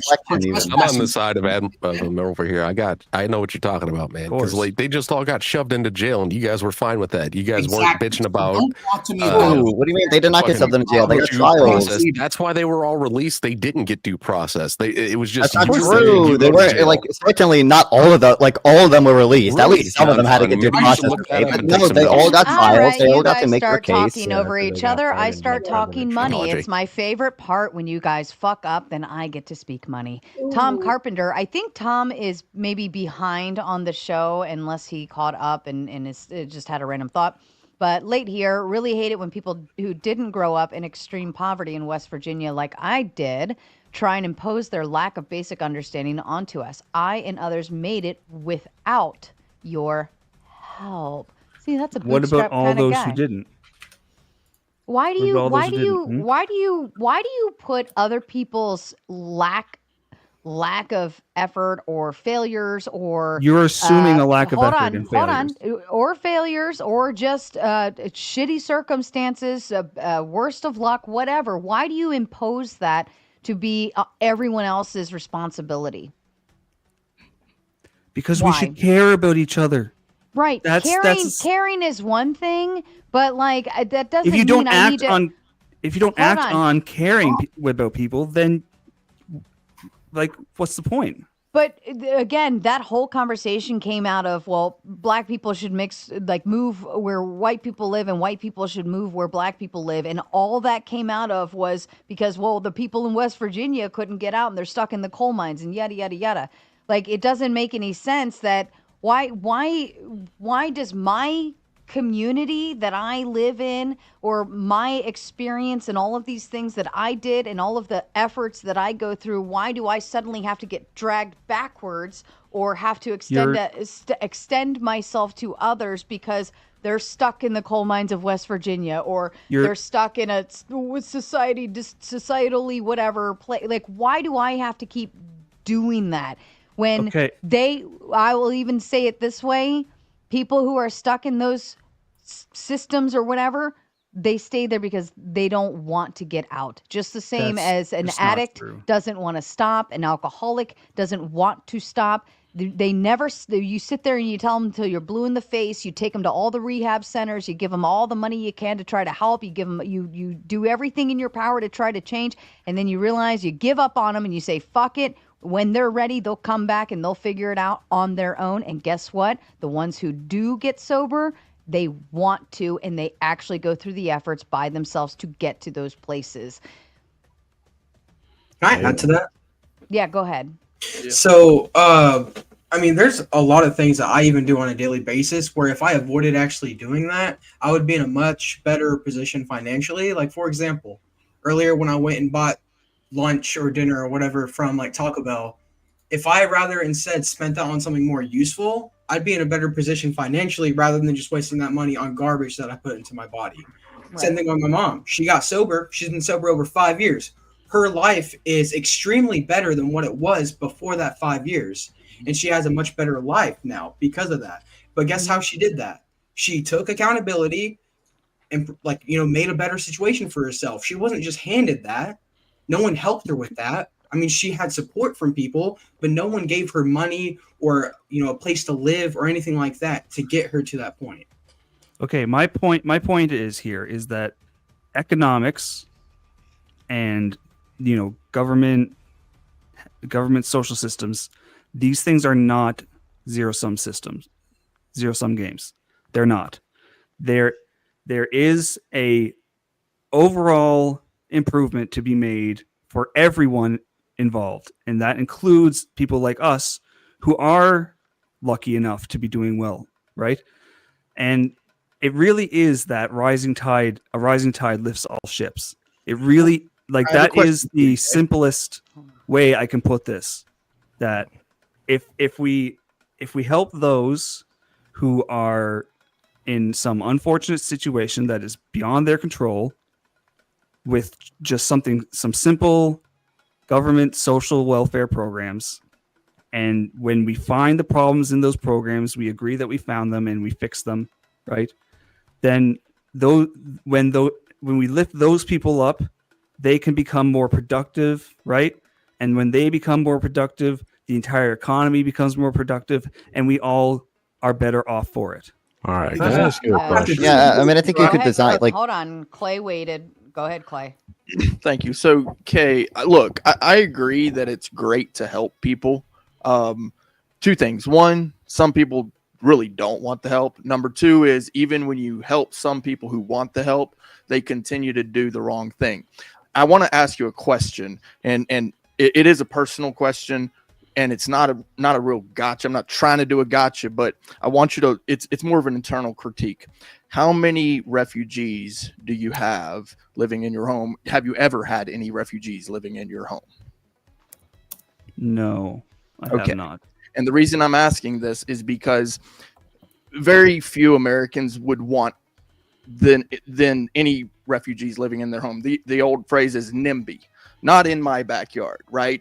So you want these things, not the right? same thing, but though, right? You don't want to do it yourself, and it's not. That's not what "not in my backyard" means. It's that you really just don't have the means. But here's the thing. Here's the funny thing about that is, and no offense, I see a lot of toys in the background. You put a figure on it, a number, how much that might be worth. I don't have anything. Okay. And this is my personal experience, but I do what I can, right? Now, me personally, I do what I can. And I would still say that I don't want someone coming into my home illegally, right? This is a breaking and entering. This is a burglary. Okay. This is the way that people are telling you that this is. Now, U.S. code actually, there's the civil side of the crime, but there's also a criminal side, the U.S. code. Okay. So what you're saying about how they're coming in and it's only civil, no, it's actually a crime too. Right. So it's a breaking and entering in a basic form. Okay. And if you don't understand this, then I really don't know how to tell you. Because there is a legal process even for refugees, okay? And when the refugees come here and they just stay in your attic, they're no longer civil refugees. They're now criminals. They chose to break into your home and then live in the attic and come down at night and eat your food. and peek in on your wife while she's taking a shower. This is not cool. And this is what that people are trying to equivocate this for you to. So understand that the process is the process, and due process is for those who don't break the law. That's not true. What do you mean? Due process is literally for people who break the law. Due process is for those. No, American listen. citizens. Due process is for even non-American citizens. If you're in the jurisdiction of the U.S., you have due process rights. It's not true. Yes. Yeah. Do you agree that Trump has deported people without at least proper amount of due process? It doesn't matter. There's a process for that. That is the due process. Do you? What do you mean? There's a process for that. Trump invoked the Alien Enemies Act, and then Trump deported people without even informing them about what act they were being deported under. And then the Supreme Court said, "Hey, actually, you can't do that, buddy. That's a violation of due process rights." Let me explain something to you. Okay. I've been arrested for things I did and didn't do. And you know what I did? I went through the due process. Okay? I didn't do you agree that Trump deported people without that? Listen, stop. I didn't go beat up the cop. I didn't go steal his food. I didn't go peek on his wife in the shower. There is due process. Okay? And the due process is for those who don't break the law. Right? Nope. No. If you break the law, you're still entitled to due process. Okay, and the due process is for and Trump deported people to Sakat, mind you, without due process. You're missing my point, non-font. What is your point? It is for those who don't break the law. It is for us. You're missing my point. I'm going to now say something factually inaccurate. I don't know. What is your point? Listen, it is so that we who don't break the law don't have the law broken against us. It's for us who don't break the law. Okay? It's for us. It's for everyone. Yes, the due process if you're just saying that because they broke the law, but it's for us. Savage Red, if you just say something, just say something. Just get out there. I think he's going based off the concept of innocent until proven guilty. Sure. If I could try to translate that, Clay, that would be the best way I could. I could. No, but I think if you're just saying the purpose of due process is so that people who don't break the law don't get punished, I would agree that is an essential part of due process. But it doesn't. I'm not explaining it correctly. Okay, so the people who don't break the law are the law-abiding citizens. The due process is there so that we don't suffer. No, I agree. One of the purposes of due process, yes, is to make sure that people who don't break the law can prove that they didn't break the law and then don't get punished or whatever. If you're acknowledging that's an important part of due process, I would ask, do you think it's bad that Trump deported people without going through that due process? Yes, but that does not make their law breaking okay either. So Trump broke the law. It was theirs. And the one that break to the House also break the law, and just equivocating one thing to another doesn't do it justice. Okay. The point of them having not gotten the due process they were due means that you cannot then say with any certainty at all that they actually did break any laws. When there's when due process is not followed, that is what the court is for. And the court has solved some of these issues. And guess what? There's still going to be more. This is what the court is for. There's going to be a lot more because they're ignoring the process and they're just kicking people out. Yes, there's going to be a lot more. Cool. That's what the court is for. They're clogging up the court so they can keep doing it. Yeah. The court already ruled in the first case I mentioned, JGV Trump. Absolutely wrong on this. Trump courts have been clogged since the beginning. So that's just bullshit. Wow. Frankie says, Ryan and the fat dude, how dare you cheapen the victims of war? I was actually hoping Ryan was going to come up so that you could defend yourself. How dare you cheapen the victims of World War II? How dare you cheapen Salamo Arouch? I wish you would have. I don't know. Arouch. I wish you would have met Arouch.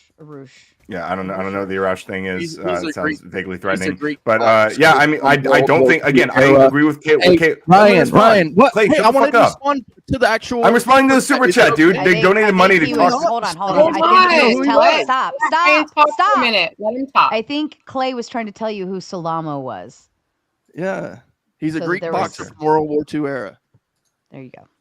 Okay. Go ahead, Ryan. Okay, finally. Now I can make the point that had nothing to do with that. Thank you.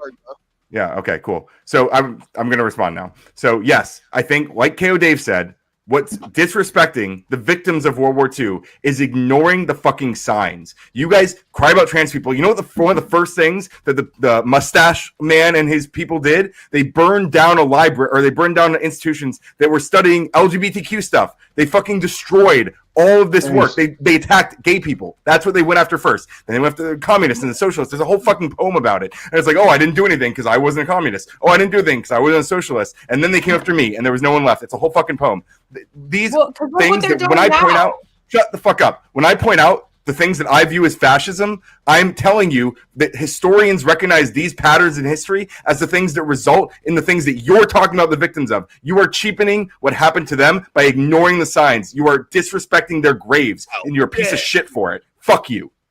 No. Who was it who stood up? What the LGBTQ is doing now. Okay, so my kids are young. My kids are 7 and 8. Oh, and they're going to learn about gay people. Get the fuck over it, lady. Haven't we already had that gay people, that's exactly what the fuck I'm talking about. Okay, my kids. Yeah, I know, because you're a fucking crybaby, dude. You're a fucking baby, and you're so scared of having a hard conversation with your kids about, yeah, gay people exist. Oh, no. Oh, they're going to tell my kids are going to find out gay people exist. They're going to become gay. No, that's not. Finding out about gay people doesn't turn you gay, you dumb woman. To tell them who they fucking are. My kids are watching fucking shows on Netflix talking about gay parents and talking about trans drag. There are gay parents. There are trans people. So what? That doesn't turn people trans. It doesn't turn people gay. Me, I'm their fucking parent. I should tell my kids who the fuck they boo are. Fucking who? You're a shitty parent who won't tell your kids that gay people exist. Fuck you. You want to come tell my kids who they are? You want to? No, I don't care. No, nobody's doing that. I don't want to do that. No, you have no idea what you're talking about. You're just crying. Do you think learning there are like mixed race couples is going to turn your kids into black people or some shit? My kids, who the fuck gay and trans people are? That's who it is. It's on the. They're on the. Yes, they're seeing that trans people exist. Oh, boo! Fucking who? My kids, who the fuck they are? My kids. Telling your kids that gay people exist is not telling your kids they are gay. Do you understand the difference or not? I do. I 100%. It doesn't fucking sound like it. It should not be thrown in their face with every show that they've seen to make it. It's not on every show. It's just in some. It's in some shows. Oh no. It's in some shows. Some shows have gay people in them. That's what you're crying about, by the way. Just remember that. You're crying about shows that have gay people in them because you're a homophobic fucking loser. Not just about having them in it. That is literally what you're crying about. Oh, if you feel this way, you should be it. No. Honestly, no. That is tempting kids into something that they are not. Do you know how many people How the fuck do you know they're not? What if you have a gay kid? What if you have a trans kid? Are you gonna tell them they're not trans or not gay? I'm gonna wait until they're a certain age. Yeah. If I have. What if all the signs are pointing that they actually are as they're getting older? What are you gonna do? They're not signs. If they don't have any signs, they just come up. I want to wear makeup. No, makeup is for girls. Fuck, makeup is for girls. Wait, boys can't wear makeup? Girls wear fucking makeup. I didn't ask that. I said boys can't wear makeup. No, not their age. Not at my kid's age. But girls at that age can wear makeup, but not boys. No, girls at their age could not either. Okay, well then that's fine. It has nothing to do with the fucking trans people. Because it's trans people in kids shows at their age group, you fucking dumbass. It's not my 15-year-old kid watching a show. It's my 7-year-old son watching the fucking show. Seeing a trans character. Oh no. Well, you know what? They might go to school and there might be trans kids at your school. They might meet a trans person. What are you gonna do then? Do you want your school to kick the trans kid out? Do you want your school to kick the trans kid out so that your fucking child doesn't have to meet them? Trans at 7 years old, you're being provoked. You don't know that. You don't even know what it means to be trans. You have no fucking clue what you're talking about. Are you trans? No, I'm not trans. I'm trans. Then shut the fuck up, Ryan. Then don't fucking. What is gender dysphoria? Hey, Weevil, what's gender dysphoria? It's fucking me. I don't like fucking trans people. I don't like trans people that like to. Exactly. You have no idea what the fuck you're talking about. Like I said, yeah. No. Exactly, Josh. I let Netflix parent my kids and it teaches them bad lessons. That's you. You're a fucking loser. Okay. Do you have kids, Ryan? Do you have kids? Not yet. No. And if you had a. What does that matter? Plenty of people have kids who disagree with you too. if you had 5 to 7-year-old child that had a bunch of trans people on their screen, they're like, hey, I like this. Can I do this? Can I wear makeup? But they're not showing any other signs. Are you going to allow them to do it? At a certain age, I would. I don't know what age I would let my kids wear makeup. I haven't decided on that yet. No, 5 to 7. I'm giving you an age, 5 to 7. I probably wouldn't let my 7-year-olds wear makeup, either gender. Exactly. So shut the fuck up, Ryan.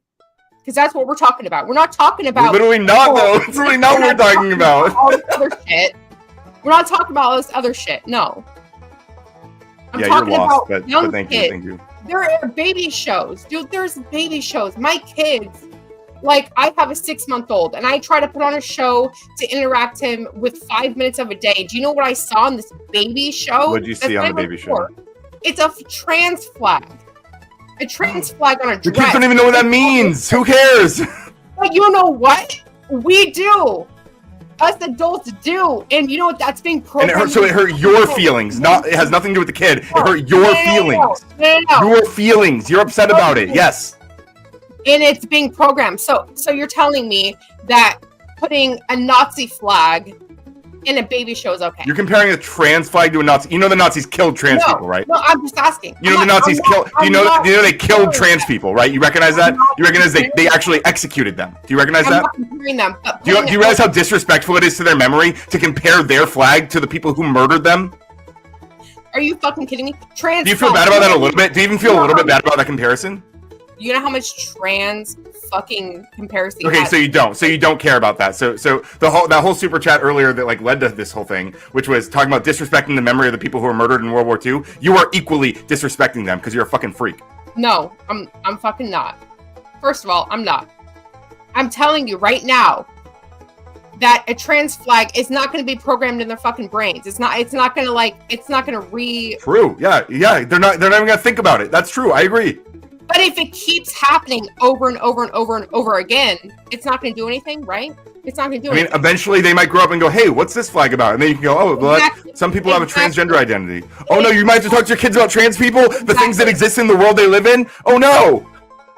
So I'm sorry, if you are so scared of having hard conversations with your kids, then that's on you. That's on you, lady. So I have to train my kids to lie to other people. You have to have hard conversations with your kids. Yes, I'm sorry. You don't have to lie to them. You can tell them your own dumbass understanding of trans people, but you might have to have that conversation because there are trans people in the world. I've had those conversations with my kids. I've told them about solved. You know what? But I don't have to have other shows shove it down their throats. Is the other thing. I get to they saw a flag. They saw a flag, and I might have to have a conversation that I've already had apparently. If I could offer some clarity to the conversation.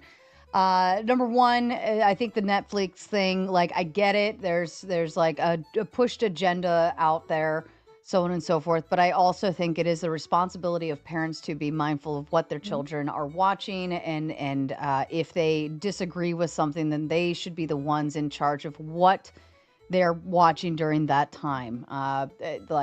Setting your parental controls is a good start. But number two, either pre-watching or watching stuff with your children is a good way to be a good parent and ensuring you're not exposing your children to something that you disagree with. Let's just start off the gate right there. Number two, Ryan, to you, I think it's not about people. It's not about gay or trans people. I think it's more along the lines of you're talking about people's genitals, you're talking about sexuality, and that's the thing. I'm not, that, to be clear. Hold on. Okay, but you said I'm talking about those things. You understand how that's frustrating, right? The general understood you, Okay. Ryan, come on. Okay, well, you posted a pretty fucking nasty clip of me recently that painted me in a bad light. That was a good one.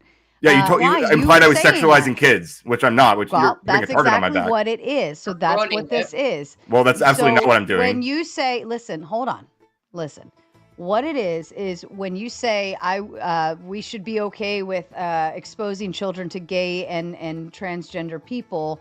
However, the underlying concern is you're exposing children to sexualization of their bodies, okay? Because if you're gay, the only thing that makes you different is the fact that you enjoy having sex with people of the same sex. Wait, not sex, attraction. It's attraction. Ryan. Exactly, attraction. What does that lead to, We already Ryan? went through this. What does We it went- lead to? Hold on, Hugging? hold on, Weevil. Hold on. Holding hands? Okay. Love? But these are, yeah, I can love my grandfather.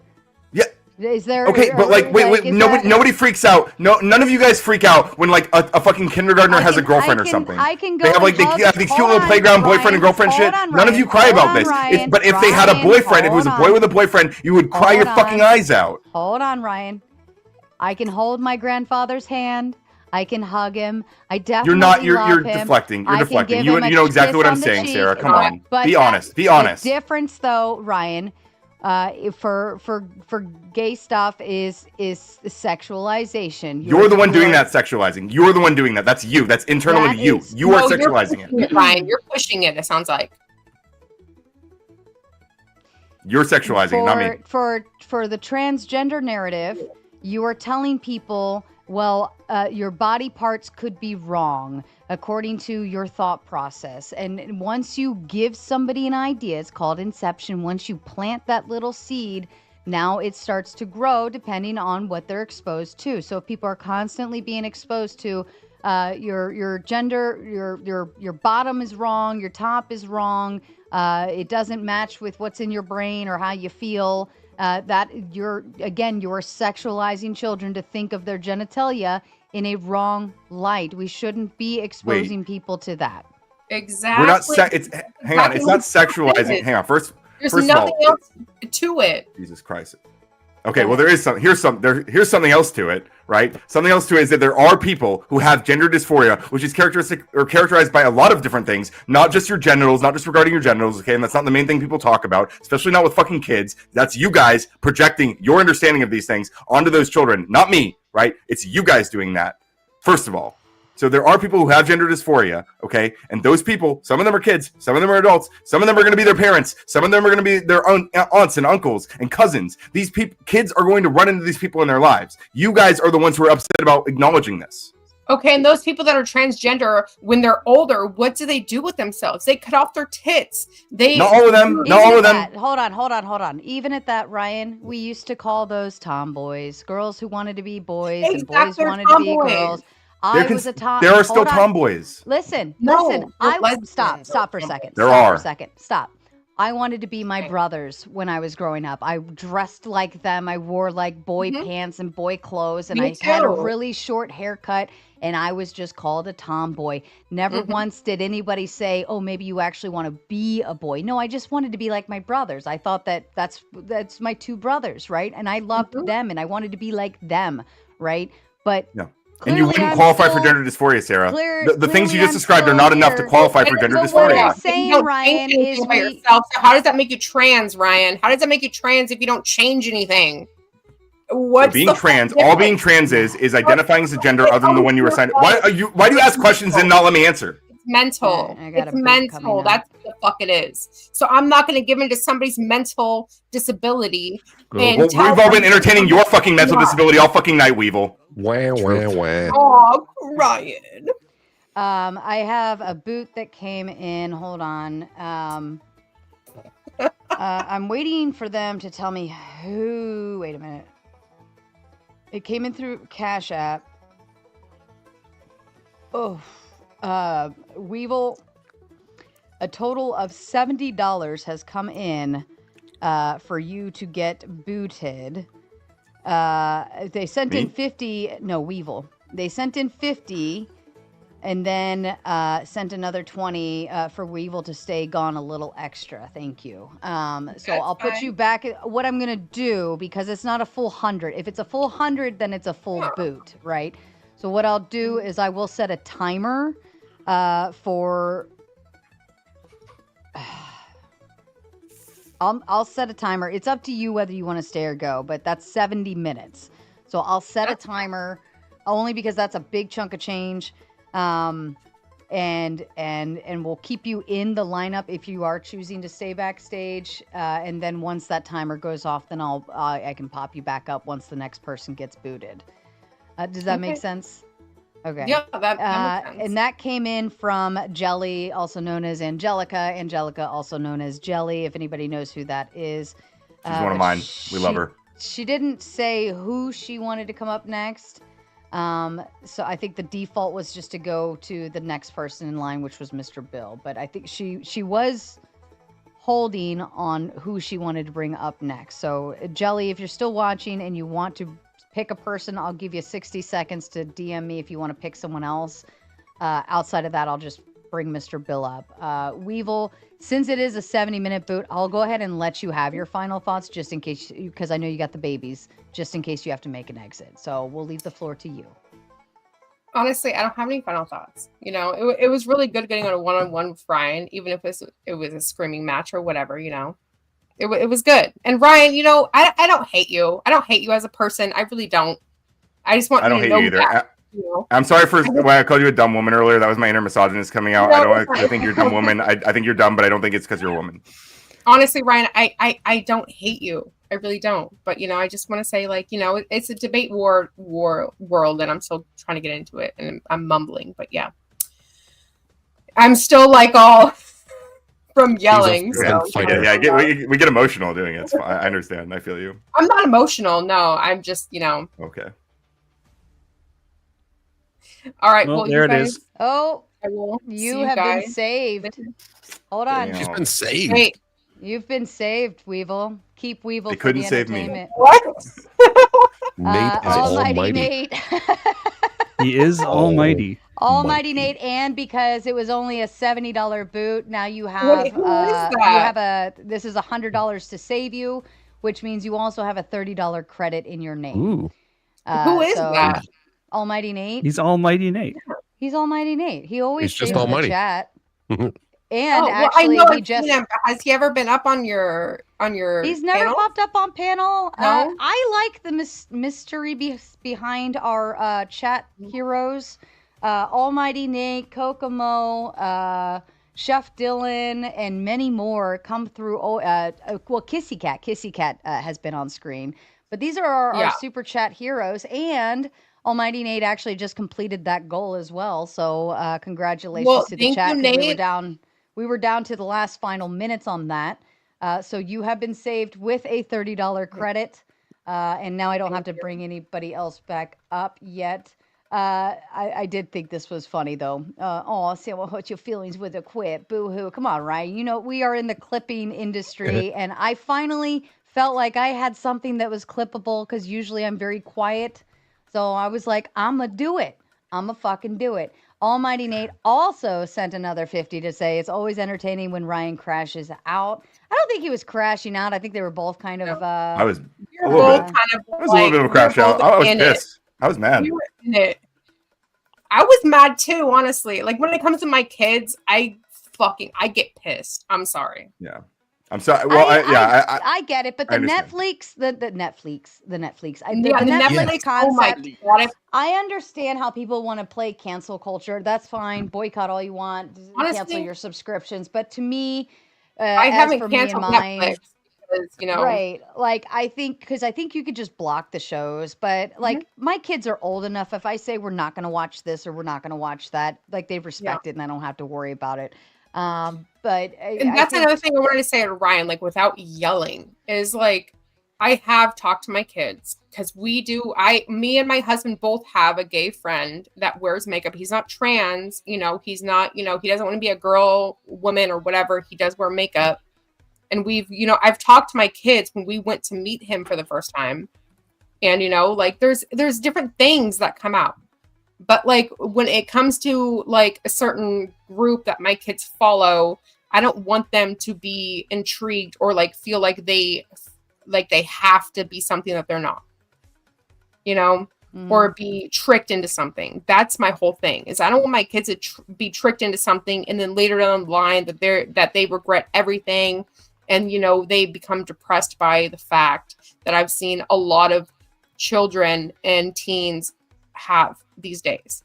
They've been influenced into a way that they they counteract at the end. I'm just gonna throw in the back, just for the record. I encourage you to actually check this out. I really everyone, and I'll probably throw it in the regular chat too. It's just a diagnosis criteria for gender dysphoria specifically, because I think there's a lot of confusion about what it actually means for someone to or for someone to become trans or whatever, what the actual signs are. A lot of people bring up just like people being tomboys. There are still tomboys. We don't assume that anyone who's a tomboy is trans. Like people who end up being trans go through a lot of processes to determine this, and it's okay. Well, like people should care because it's reality, and they do care because they bring up trans people every other fucking topic. They actually do care, and so if you're going to be if you're one of these people who cries about trans people all the time, if you want to at least complain about them and not sound like a fucking moron, I encourage you to read about the diagnosis. Okay, that's all. No one cares. And it used to be a mental disorder, and then it was. You may not care, but there are people who care. So, bro, we do care. But even at that, though, to say that we do care. We just don't care about you telling us every 5 minutes that there's this weird thing that people like. It's a mental illness. Yes, we get it, but you don't have to tell us every 5 minutes. We do care. Like if you don't know anything about the mental illness and you talk about it all the time, shut up. It doesn't sound like you do. Most of the people up here don't because they're talking about fucking tomboys. Guys, we know now. We know. You told us every 5 minutes. No, I really don't think you do. I even remember, and this is gonna be weird, okay? But I'm using it as an example because I think it relates. But like, I even one time thought I could try to pee like a boy. Like that's how badly I wanted to be a boy because it was so much easier and so much cooler and like all these different things. Like I remember trying one time and it was a total failure. Okay, and I was like, I guess that doesn't work, right? Like, how do you go forward? Like, like it just. You go through weird stuff as a kid that doesn't. Yeah. But if you have this like affirming shit that says, oh, I'm like trying to be something that I'm not, but there's all this stuff saying you can be what you're not actually, what you actually not are. How do you fucking say that? But like all of this reaffirming stuff out there that doesn't allow you to kind of teeter-totter and test things out and then come back to your reality and you're like, oh, well, that just doesn't work. That's not who I am, right? But when you go in and reaffirm everything, you're like, yes, come to the dark side. Come be the other side of things. You know what I mean? Like when you have that out there pushed in your face, it's just like, well, oh, I guess maybe that's what it all is. Instead of letting us just figure it out for ourselves.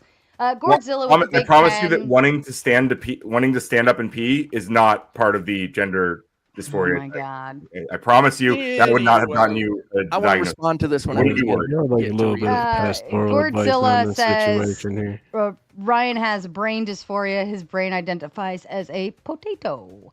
It actually identifies as an Umbreon. An Umbreon. No, I like that. Where is Umbreon tonight? Yes, we want to see the. He is way cooler when he's here with us.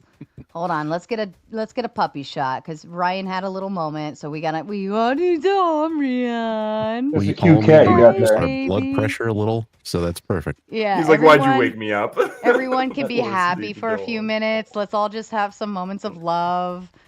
That's an adorable cat. Oh, look at that! I wish my dogs were small enough. Cat. Because if my I'm telling dogs you, were small dogs are the enough, best. No, big dogs are the best. But if I had one that was small enough, like I would 110% have my doggy on stream all day, every day, and it would just be the puppy footage all day. Ryan, if you told a class of kindergartners the symptoms of cancer and asked them to raise their hands if they thought they had cancer, how many would? I have no idea. Oh, dude. A lot of them. I had a question after you paid to have me booted, but Savage has been waiting. Yeah, for go ahead, a long time. Savage. Savage, listen. Just it's super annoying. grab your balls, okay, and just fucking. You can't. Your hand must be tired by now, bro. You just got to do it. Yeah. So that doesn't stop people from talking. They just keep talking. Once they start spurting, they keep spurting. So it doesn't matter. If you put your balls into it, people will stop talking. Yeah. And I'm assuming you're on a cell phone. Correct. Yeah, and I'm assuming you're not using earbuds. It's just the noises coming out of your. So that's. I'm using earbuds. Oh, you are using earbuds? Okay, even more so. So what happens is the cell phones, earbuds, cell phones, any of that sort, it usually actually makes you louder, but for some reason your Bluetooth has more of an echoey sound on it, so it sounds more distant. But like with better quality mics, and I'm not telling you have to go out and buy a mic, but you can actually amplify your voice power a little bit more. We know some people who like to specifically turn their gain up and turn their volume up to do so. But go ahead, Savage. Yeah, I actually have a computer and a mic and set up. I just don't have it set up right this second. Yeah, all good. That's no pressure. So, the guy with the glasses, I wanted to go back to the caring about people in West Virginia conversation. That's what I came up here for to begin with, was to talk to these liberals about West Virginia. Who's wearing glasses? The guy, Dave. Yeah. Oh, but I'm a liberal. He and I might care be about people grabbing a too. snack. Yeah, and I'm kind of a liberal. I'm left of liberal, but Oh, okay, good. The energy guy. We'll go back to your topic then. Spicy boy. So you care about people? I think so. Yeah. Okay. So you would want the people in West Virginia, because every time you leftists talk about poor people, you always bring up West Virginia. Would you like them to have more money? Would you like them to have better lives? Yes. Okay, so then why don't And we just healthcare. open the mines back up so that they can have more money? Well, you should care about all people, right? It's probably, externalities associated with coal. Yeah, it's like air pollution. I mean, there are particular. I don't know that we should open up a new industry. That's not really how capitalism works, right? Like we don't just start like. Well, do you know why the mines in West Virginia closed?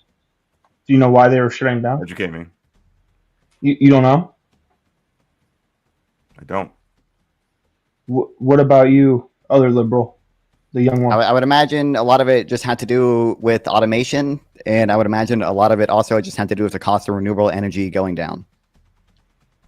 No, it actually had to do with Obama's policies, and all the green policies that have been being passed have shut down Which drove down the cost of renewable energy. The cost of renewable energy is not down. That's entirely untrue. My understanding is the cost of solar by now is cheaper than coal. Okay, all right, sir. So I'm an electrician, so I can get into you with this with solar panels. So how many solar panels is needed for the average house in America? I have no clue, but it's not. I don't know how relevant that is to just the cost per kilowatt hour or whatever. Okay, just wait. So it's 18. Do you know the average cost of a solar panel? No, but I also don't know. Again, if that's particularly relevant to the cost per kilowatt hour, like it just seems like something that you can pretty easily look up. And I'm looking it up, and it seems like solar is cheaper than coal in many cases. Okay, all right. So how much does it cost? How much does it cost to buy a solar panel? It probably depends on where you live and how much government subsidies you can get, but I don't really know exactly. Okay, so how much does it cost to have them installed? I don't know, but can't we just look up cost per kilowatt hour generated solar versus coal? Oh, he's got a 6-shooter. So he's got a lot more bullets in there than 6. Almighty Nate says Trippy can pick who gets to get booted. Is it a 45? I gotta be careful though,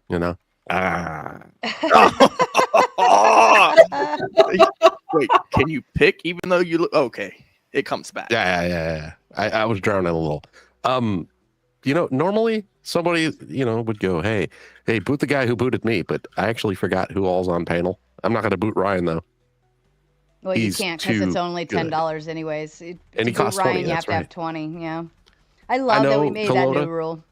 Kalota loves me and shit, but he hasn't said a single word since he's been up here. Kalota, well, no, I have. Are you awake? But hang on, I got one better for you. I was about to head out, so you can choose someone else as well. Well, I'll go with I hate to do it to Rev because I don't even know Rev. I'll go with Rev. That's all right. Thanks, Almighty Nate. I don't know. Rev, are you still with us? You've been quiet. Yeah, I'm still with you guys. Yeah, he said that's all right. I heard him. Okay, fair enough. Love you, all Rev. Right, Rev, I'm putting you backstage. Next in line, Mr. Bill. That was all Almighty Nate's fault. Blame him. Yes. Hey, old man Bill. Go back to non-fun. I apologize. Okay, so now I'm fine. So, how much does it cost to buy and install one solar panel? I have no clue, but like I'm looking at a chart right now that says like the cost per megawatt hour of solar is $68 and it's $109 for coal. There are other charts that say similar things, or a few other charts that say different things. Like I would need to like probably look up other stuff, but there are plenty of things you can find out there that say per kilowatt hour, megawatt hour solar is cheaper than coal by now. Well, one, you're looking at things where they've already stopped coal production. You can't produce coal. They've regulated the crap out of it to increase the cost of it. But you're not addressing how much it actually costs to get solar energy. So how much does the average I feel like I've told you like 5 times. I don't know. I don't install solar panels. Hate to break it to you, buddy. So why don't you install solar panels? So why would it be that you would want solar energy, but you don't know the cost of it or how it works or any of these things? Because there's there's not like a topic I'm like super well educated on. So like I'm generally, when I talk about things I'm super not well educated on, I'm trusting stuff that I've seen from other reliable sources. But generally, it seems like there's negative externalities associated with coal. Seems like it pollutes the true. It seems like it pollutes the environment. Seems like it's probably partially responsible for global warming. It seems like solar energy is not going to be that negative for the environment, essentially. So you do know to make the batteries to store the solar energy is more toxic than a whole car, right? Having a car and putting gas in. Well, the amount of earth that you have to move, the process. You might have to move more earth, but it doesn't emit as much CO2, right? How do you move earth? There's a lot of stuff you need. You need something to actually dig or mine with, and then you need stuff. What do you dig and mine with? Do you dig and mine with solar energy? I mean, you can. There are electric vehicles for stuff that can use solar energy. I bet the majority of it is still gas power. But insofar as we get solar cheaper, you would be able to, battery technology is continually improving. So you can probably electrify that stuff, at least at some point. You can't actually you can't, because whenever you're putting a load on electric batteries, it actually drains them faster. That's the same reason that the Ford Lightning maybe I'm mistaken here. My understanding, if you put a load on a gas powered car too, it also takes more to push it. But maybe I'm mistaken there. I don't know. You'd have to still mine more lithium to create the amount of batteries that you would need for these large ass vehicles that are, necessary to move that earth. Yes. Well, and I don't disagree. To make more batteries, you have to mine more lithium. I don't believe lithium. It's real simple. This is real simple math. Okay, so your solar panels are only going to be good for about 10 years. They're only efficient in certain parts of the country when they're at optimal temperatures. 72 degrees outside is when you're at the most optimal rate of conversion to get energy. Okay. So what do you think? So listen. So when you're in a place that's cloudy, you're not getting 100. It's not efficient. If it gets too hot, it's not efficient. All right. In order to install 18 in your house and a backup battery, you're looking at $50,000 to $60,000 to get that installed. Okay. Wait. Do you have data, please, that suggests that the cost per kilowatt hour or megawatt hour of solar is more expensive than coal? Because most of the stuff I'm seeing says that's not the case. Even if it was cheaper, you're still not taking into the effect that you're going to have to put up $60,000 to $70,000 to have enough power to do your house, and you're not going to be able to do your house. You're not going to be able to do your house if you live in Ohio. Ohio is one of the cloudiest places in the entire country, so you're not going to be able to optimize the transfer. When it comes to Alaska, any place that has weird climates, you're not going to be able to do it.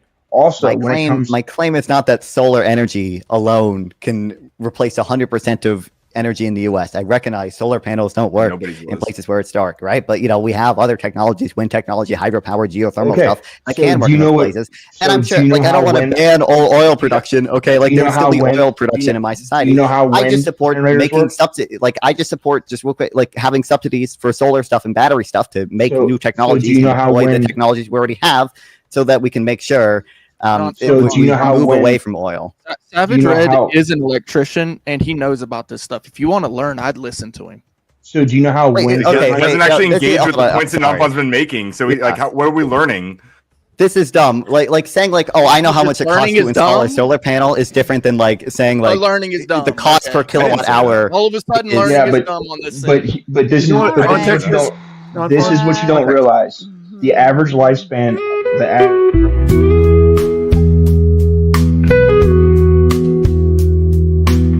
This message is sponsored in part by. Good choice, Weevil. I was just saving that one. I had that one sitting there thanks to Weevil for the horse girl, and I just figured I'd use it instead of having to yell at people. Tom Carpenter says, and this goes back to our earlier conversation with the transgender and gay, and then I think the cancer question. Research fact, between 50 to 80% think that they have a psychological disorder when presented with the symptoms of it, often called the Barnum effect or Forer effect. Yes, this is why we call it WebMD. When we WebMD my symptoms, and it's it started with a headache and I ended up with cancer after I got online. That is a thing, and that's kind of what I was referring to with the whole transgender concept. And when we just used to have tomboys and tomgirls, I just had to figure out that, okay, this is not working for me. And I feel like most women go through that phase of being a tomboy or tomgirl. Not all, but I think most. I mean, most of the women I've talked to all had a phase of some sort, and a witch phase. We were all witches at one point. But I don't believe I'm a witch, right? But if somebody out there gave me some kind of information to say, if you can do this, or this, you're a witch, I'd probably have believed it at that young, vulnerable, impressionable age. Thank you, Tom. Any thoughts to this, Ryan? I mean, yeah, it's a good thing that we don't do diagnoses through just people feeling like they might have a condition. We actually have a process for diagnosing people with a condition.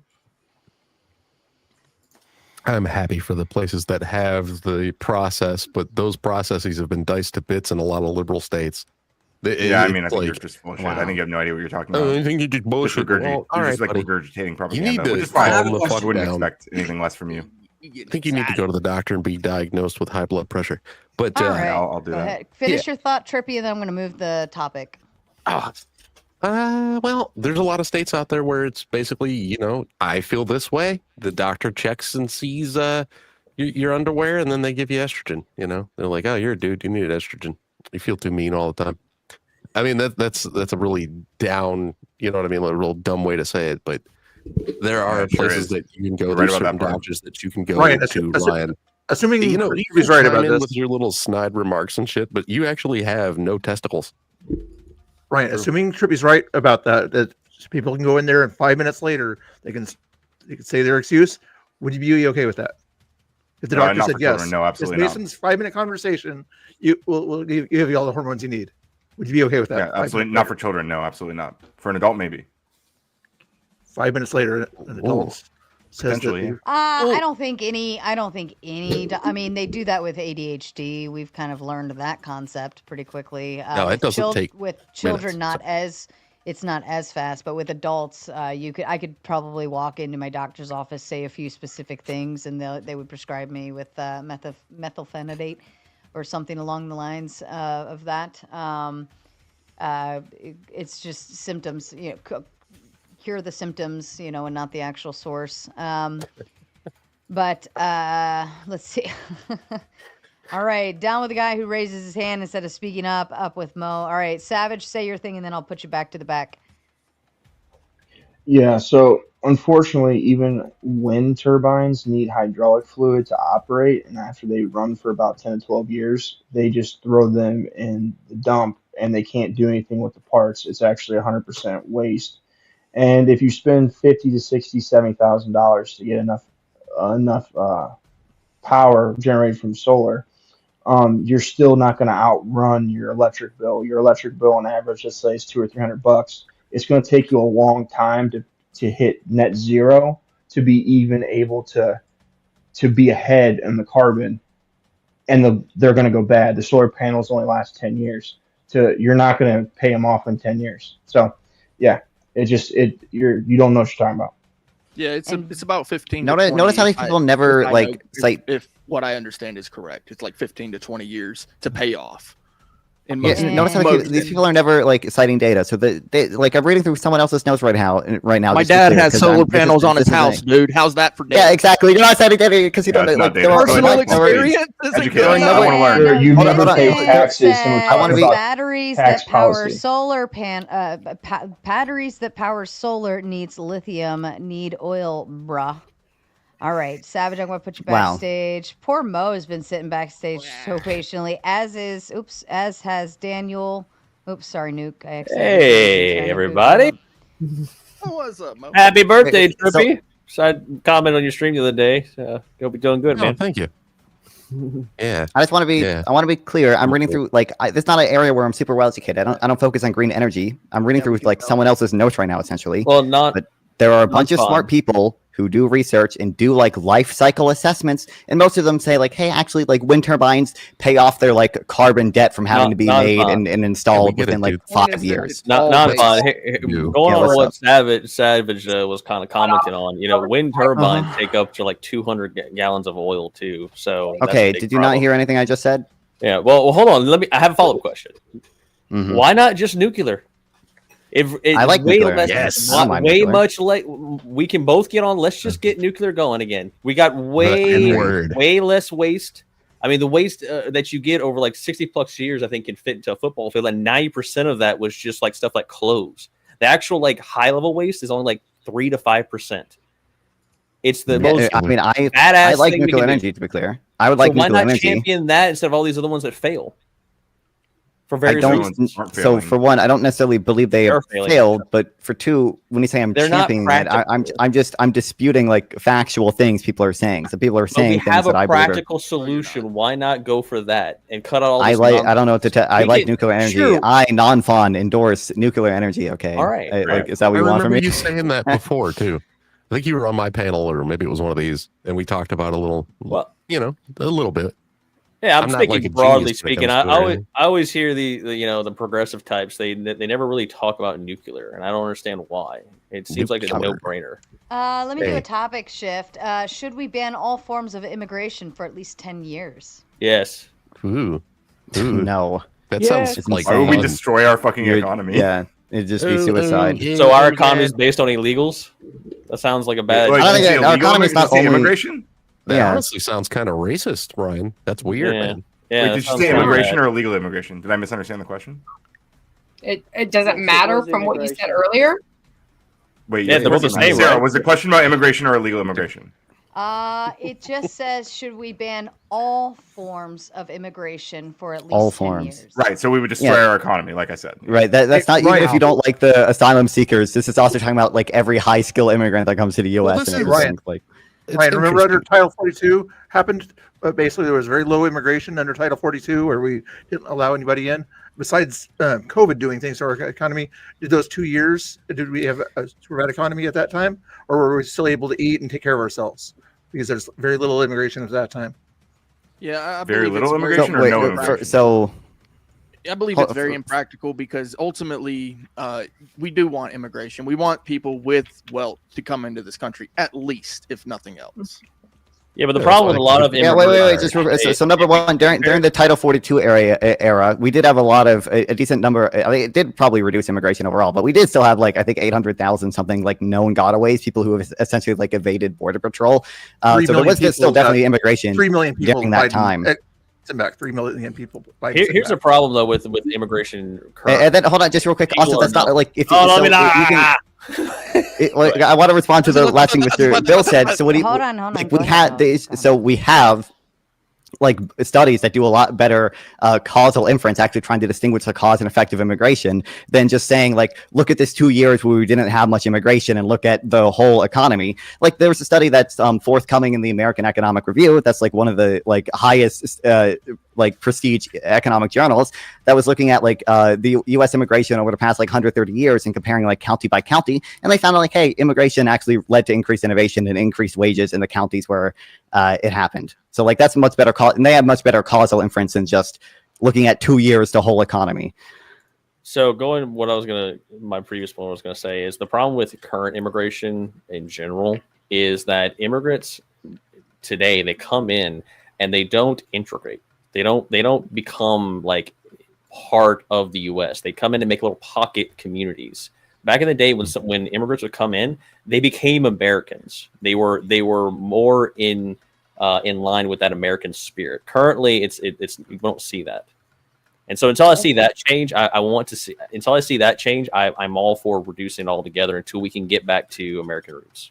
And I mean, I don't think. Interrupt. Colada is going to make his exit. If you'd like to give your final statements, and everybody else can shut the fuck up for a minute. Go ahead, Colada. Yeah. So as being new to the panel world, I've really just been a viewer before. I think everyone has done a good job to maintain some sort of peace during this stream today. I just want to say, keep it up, guys. Keep the conversation going, and just make it quick. Just remember, God loves you. And God bless. I like that guy. Have a He's a good dude. Good night, guys. Good night. Hey, I got a question. Maybe you guys know about it. Maybe you don't. Non-Fun and Ryan. What do you guys think of Epic City, the proposed 400-acre Muslim-centric city or community in Texas? That would basically be an a miniaturized ethno-state. Where you couldn't in America. There's no way to literally legally mandate that, right? So that's just a group of people deciding to. And they're planning to do that. Oh, really? Look at Dearborn, Michigan. That's not. So if I know Dearborn, Michigan, that's been taken over since the 70s by a lot of Muslims. Anything? Are you gonna cite a bunch of statistics that don't match to what I'm saying, and then you're gonna bitch, whine, moan, and complain about Trump for 2 hours? So the first thing, I think what Trump, I don't think any of this is a really justification for what Trump is doing or banning immigration altogether, which is what the prompt is about. It's stupid.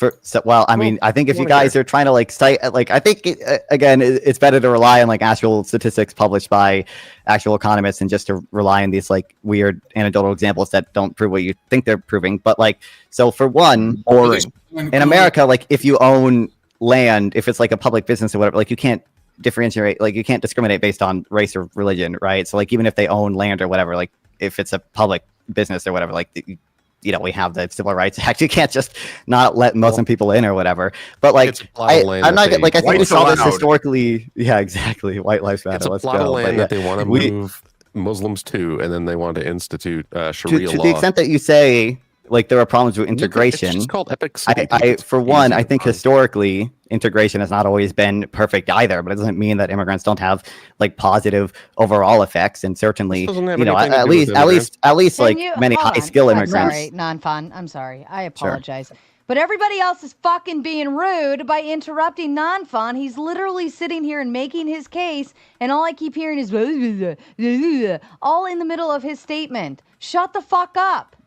Go ahead. I think that was all me. Yeah, I don't think you can say that just because there are problems with integration, and I think particularly you see the problem of integration with more low-skill immigrants, asylum seekers, that we should therefore ban all immigration. I think there's a lot more work you would have to do to get there. Savage sent 10 to say, I think this was to you, Non-Fun, regarding the solar panels. The expert said C-19 didn't spread BLM protest. Didn't spread. What he's trying to say there is during that time when it was all being locked down, it was oh, you can go out and still riot because that's your right. Yeah. That's what he's saying. Yeah. I was like, man, that's a topic shift all in one sentence. What happened? Let's be a little bit more fair. It wasn't that they were allowed to go riot. It was just you can do this gathering and we'll. Well, I just associate rioting with Black Lives Also, real quick about Epic City. Understood. Apparently, Governor Abbott launched a bunch of investigations in April and temporarily halted any construction from moving forward. So it's technically not even happening right now. Yeah. I know. I was just bringing it up because it was something I knew about. Did you know about it before that or no? It's fine. I'm not gonna chastise. I don't care. Yeah, I understand there are Muslims in the United States of America. I'm not opposed to Muslims living in the United States. I have friends, in fact. Some of my friends are Muslims, in fact. No one loves Muslims more than me. You could become a Muslim tomorrow. I'm not gonna change my opinion on anybody who does. Now, so I also think Muslims should be able to own property in the United States. Fine. But if you're sitting there and you're covered in makeup and you're saying, "Hey, I'm gonna read the Quran and then follow it from now on," that is literal like well, asinine. here's a little on the topic. Should values of a country like diversity include ideas that oppose it? I mean, you know, obviously, to some extent, there's a paradox of tolerance or whatever, but like tolerance should be one of our values, right? Like you should, in a liberal society, want that. I mean, you should want other values just because, you know, you should always think that your values might be wrong. And like you should want other people to have a say in things. And, you know, you should want a tolerant society because, you know, one day your side might not be in charge. You want a society that tolerates your beliefs as well. Amendment. Like our First Amendment literally allows us to be extremely critical of our government. Like we should be able to criticize our country and almost endlessly. That's smart. But let's not change it. The prompt. What do you mean Oh, change sorry, it? I had to Everybody, scroll we always back change it. up. The Hold on, laws hold change. on. We vote for people who change laws. The prompt was, should values of a country like diversity include ideas that oppose it? I just don't believe in diversity, full stop. So, All right. Okay. I think it's unless those values would go against the, I guess, the core of what that nation is. So, like, for instance, having someone come here and try to inject communism, I think that would be a very bad idea. So, I think it's globalist. Do you think globalists should be banned? Do you think what did it? I would say only criminal activity is the only thing that we wouldn't have as diversity. So real crime, and we all know what that is. And so those things, and we can vote on them. Well, but beyond that, sorry, go ahead. Oh, I was gonna say, I think you could bring it back around to our rights in and of itself. So when your diversity, talking points, belief system, value system, principles, whatever, impedes on the rights of someone else, then that's where it's a full stop, right? So you're saying criminal, but we could just cap it all together and it encompasses everything. When your diversity impedes on somebody else's rights, then we don't allow. Yeah, we need to define what we mean by diversity. If it's just diversity for diversity's sake, or is it something else that we're pursuing? Because, for example, prison guards, should we make them women for diversity's sake? That's dumb.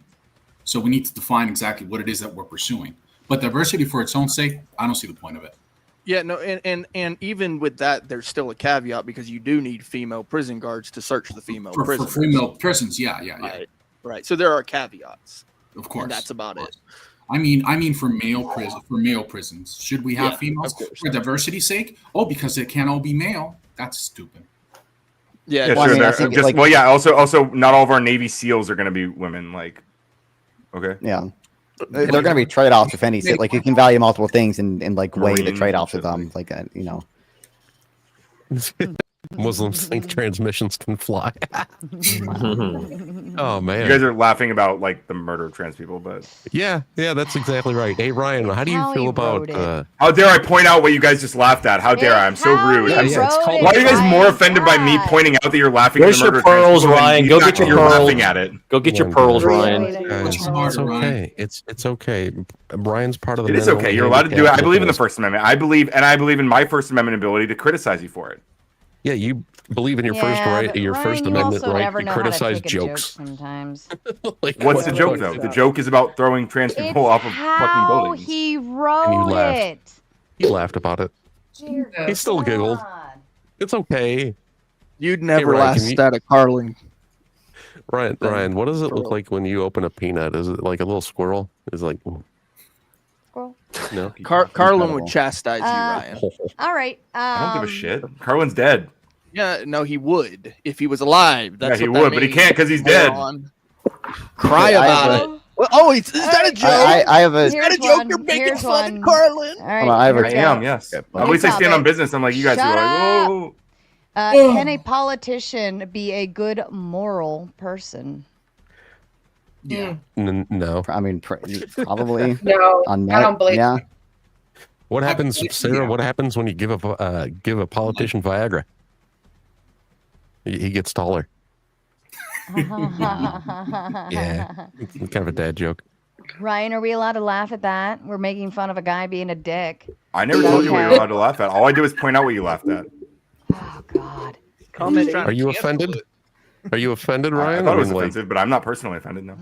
No, it was how it was like. For instance, if you didn't know that people utilize different words in replacement of transgender in super chats, right? If you didn't know that, you would read that, and it would be like, "What?" And in my head, I'm thinking of a transmission literally flying. Me too. I don't know how you can't find that funny. I didn't know it was trans people. I thought it was a transmission. That's why I laughed. Transmission. Okay, Yes, well, that's I'm right. glad that I was able to point out what was actually the joke that was being made, and now we all know. Yeah, but you got just offended don't know without even what a knowing that transmission is. Speaking of transmissions, Ryan, we should import the champion transmission chuckers. What are? Oh. What the hell? See, now that time We haven't. We have tons of those people in the fucking Republican Party right now. They're all over the place. I'm gonna quote another Ryan. Don't take life too seriously. You'll never get out alive. Ah, yes. Oh, Van so Wilder. brave. You're so brave, dude. I love that quote. And you're Especially even not if you're a braver. trans person in a Muslim country, right, guys? You're the bravest of the brave. So What trans people in Muslim countries? Confirming nobody thinks any politician can be a good moral person. I think they can. I mean, I think you can. That's You know, I reality. think the most moral president in our history, okay, was George H.W. Bush, who passed, who did the PEPFAR program, which saved millions of lives of people in Africa from HIV and AIDS. Okay, It's and then funny Trump. 'cause Actually, PEPFAR is still around, but Trump doesn't like USAID in general. He killed, I think, Funny. 80-something% of its programs. So Hold that thought. Weevil has to go. Baby's waking up. Weevil, did you want to get any final thoughts before you go take care of baby? No, I just want to say thank you for having me on. It was nice talking to you guys. Thank you again. Nice to see you. Bye, Thank Weevil. you, See you later, Weevil. Weevil. Bye, have a good night. Tell your hubby I did add the 40K thing to the topic list. I'm sure he's listening. All right, who was next in line? Reverend Russ was back up. Okay. So going back to the politicians, where it gets kind of gray is in any person in a power seat like that, they're going to make decisions that have large-reaching consequences, and you can post hoc kind of look at it and go, oh well, that was bad, or this this was good. That's where it gets gray. So you can say that the person themselves are moral, especially if they have like a moral framework that's grounded, that they abide by to invoke those policies. But anyone can look post hoc and say, oh, well, this was bad, but at the time it might have been the most moral decision they thought they were making. well, I mean, like you that, can Mo. consider I like that, the Mo, expected 'cause value of the action not- taken at the time, right? Like, It's not Can I the grab your person. attention? It's not in a the minute? No, person no, that's no, good no. or bad. It's their decisions. If they make a good decision, then they're making a good decision. It's not the person themselves. Yeah, because I like that. I mean, you can have let's just say the guy's a complete piece of shit, right? He's the most evil guy ever, but he's making good decisions. He's making moral. Yeah, Post hoc, would you say, okay, well, how would you frame that? How would you even quantify that? Well, that's are you looking at- Machiavelli. well, you should. Machiavelli would actually describe this situation as like, you actually do good in the moment because you have an ulterior motive. So really, I don't care why you do good. You could be a piece of shit, but as long as you're doing good, that's great for me. Everybody has different definitions of good, People on our side or whatever, we think it was good that Trump got 3 new judges that sort of sent a certain decision back to the states. Right. But the other side, they think that's a bad thing. So in their moral world or whatever, then he took rights away from women. You want to read that? Yeah, I got a question for Non-Fun afterwards. Go ahead, Trippy. Go ahead. I was going to say, Non-Fun, did you know that people called George H.W. Bush, George Herbert Walker Bush, they called him a fascist during his presidency? Do you think those people are ridiculous? I mean, the people who called George Bush a fascist in hindsight, I think, were probably a little crazy. But yeah, I mean, I was kind They're of on your side of the political spectrum. Yeah, it's crazy. I know, but I mean, look, I was kind of memeing. Like, I don't think everything George H.W. Bush did was good. I No, think a lot of. naturally. I think he was. What's funny about George H.W. Bush is that I think most of the things he did were pretty bad, but he did one like really, really good thing, which was fund PEPFAR, which saved like millions of lives. So I wonder how he benefited from that, though. I have a question for you. I don't think he majorly did. Before you do, Guarantee it. He I want to address the super chat. And his son did also later on. About nonprofit organizations. How do you feel about those? how I feel about non-profit organizations. Yeah, do you think they influence our politicians in order to get their own, let's say, things across, or get their own? Some of them certainly do, I guess. Would you trust one if, for example, they were saying that, I don't know, the conditions of the people in Salvador who are deported there, if they were saying that it's actually good, right? So if Elon Musk was to commission a non-for-profit organization and they said that the conditions over there are actually good, would you trust that as a source? Like I would be maybe somewhat biased against it, but it could definitely it could overcome it if I thought if I just looked into it and saw the agency just put out generally decent good stuff or whatever. Are you going to try to draw a connection to the Human Rights Report or whatever I linked because at one point they interacted with the Biden administration? This stuff is biased as won't you dismiss all NGOs? So I'm just going to read a little bit about this. It says this guy, he was actually paid by an NGO, and he is, let me see, a scholar, lived and worked for the Department of Libertad, consulting with local academics and a nonprofit personnel to develop a project that chronicles the experiences of individuals affected by gang, government, and domestic-based policy violence. This guy was actually paid to go and write this over there. You're gonna investigate. Yeah, human rights agencies. It was a terrible thing. Human rights agencies pay people to do research. That's crazy. I know. I'm not arguing against it being paid for. I'm saying that the people who have to go there, they have to interpret the evidence, don't they? And this person is obviously biased. To some extent. I don't think anyone no one's going to be totally unbiased, but I bet they for some of them they probably published the full transcripts of the interviews or they actually published the evidence itself. I'm not immediately skeptical just because someone's works for a human rights organization that when they see human rights abuses they're going to lie about it. Okay, fair enough. Now you've read this whole thing since you're so gun ho on this. No, I have not read that whole thing. I admit. Okay, so you went ahead and posted this 227-page document, for which I've only read 3 pages, and I can see glaring issues already. And you're talking to be clear, your glaring issues is that a human rights expert was paid to write it. Oh, no, I have more. Yeah, you literally just read something in a scary voice, but it was nothing. It was literally nothing burger. I have published 3. Let me read. I have published 3 books on the experiences of refugees and undocumented immigrants. This is the guy who authored this. He already has 3 books on the subject. So he's a subject matter expert. Let me finish reading it. The United States in 2022, Columbia University Press published a book, A Story to Save Your Life, Communication and Culture in Migrants Search for Asylum. Please, man, we're going to take this. He wrote about people searching for asylum? That's crazy. Cut you off because he's afraid to hear anything that he doesn't actually want to all hear it. He's just definitely cutting him off constantly. I will cut off in order to read money. Savage Red Recovery says, I vote the liberals will go on their own. I vote the liberals go on their own dime to help with the HIV meds, team up with the transmissions, and go help out. Yeah. Well, let me speak to that. Autobots roll out. Number one, obviously, the liberal cities in the United States pay insane amounts of tax money, and and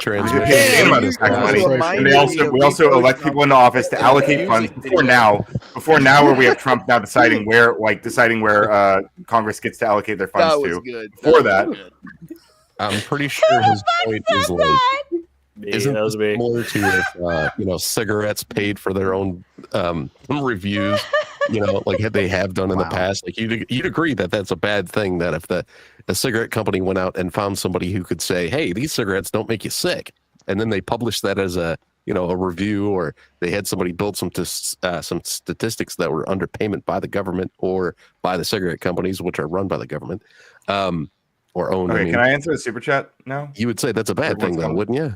Wait, hold on. I want to answer this super chat too real quick, just because I want to say, badly. Yes, we know. Can we get to something more? We're trying to respond to the person who gave money for the panel. Why are you crying? How do you respond to that?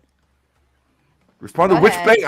Okay, non-fun. Do you want to start with the super chat and then I can go? Yeah, real quick. I was just gonna say, like, I donate a decent amount of money to charity. Like, I'm broke to begin with, so like, as a percentage of my income, like, technically, it's probably a decent chunk, but it's still relatively low in absolute amount. Like, I did a whole fundraising stream for the Shrimp Welfare Project, which I think is the most effective charity. All right, or at least one of the most effective charities. But regardless.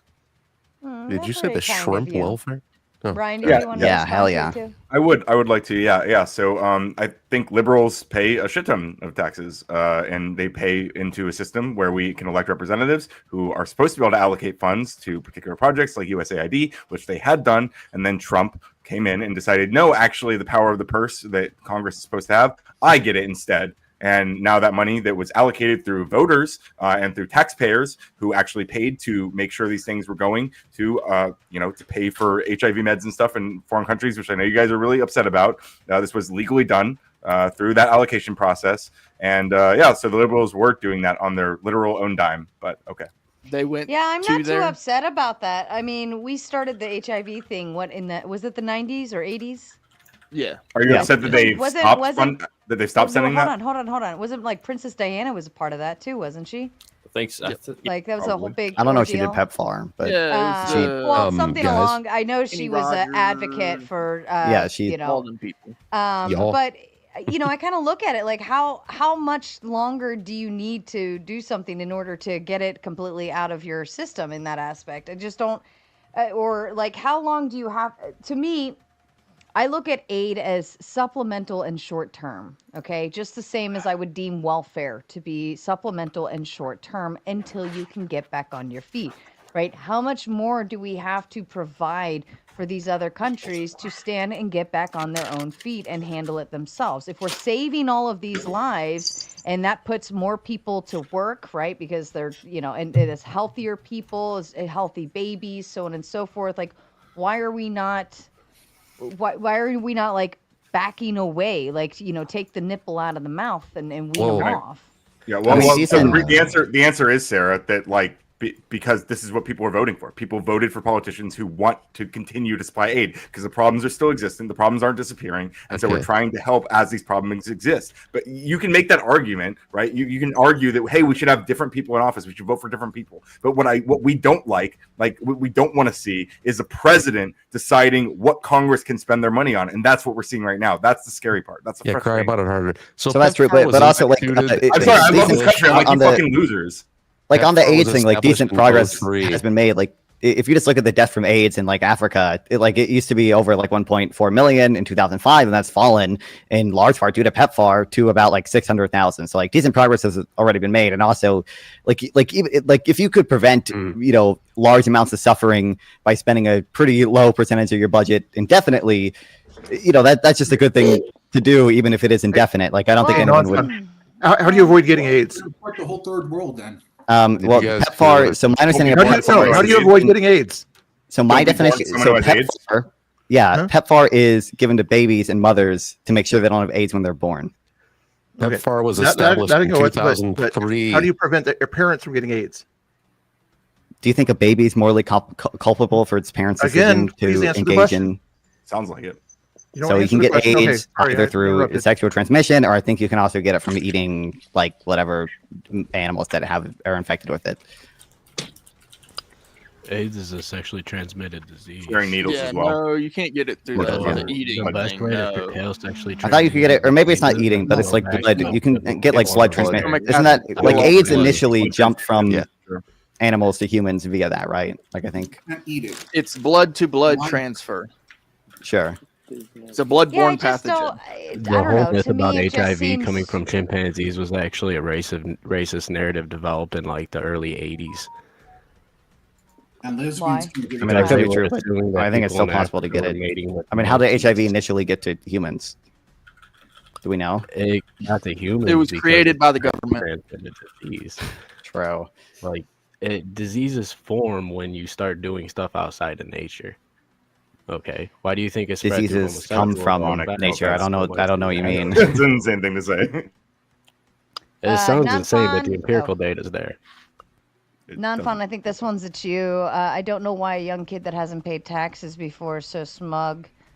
I mean, I don't smug about what exactly about my like tax plans. I don't think I'm like particularly smug about them, but I try to do research and what type of taxes are the best. I rely on papers published by economists. I rely on economic theory. I rely on empirical data. I don't think I need to rely on personal experience to determine what an optimal tax code is, especially because there is no country for an optimal tax code. So no matter what country I'm in, like I'm not going to get the personal experience of what a good tax code is.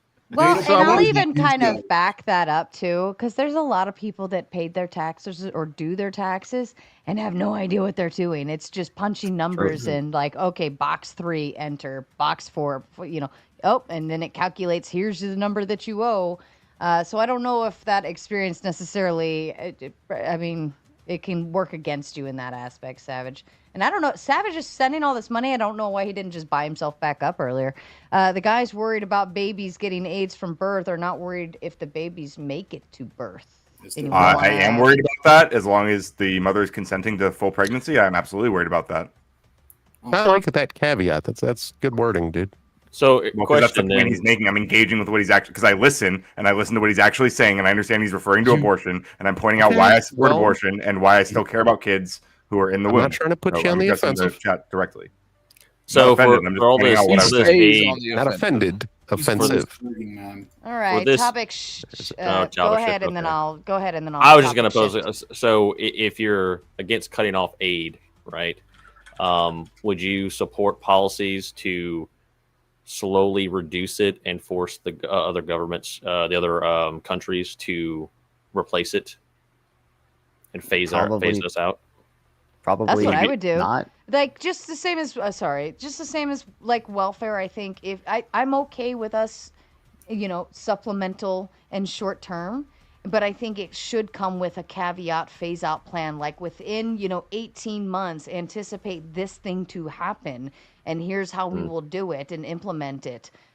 If there's another financial change within that 18 months, then you need to reapply all together.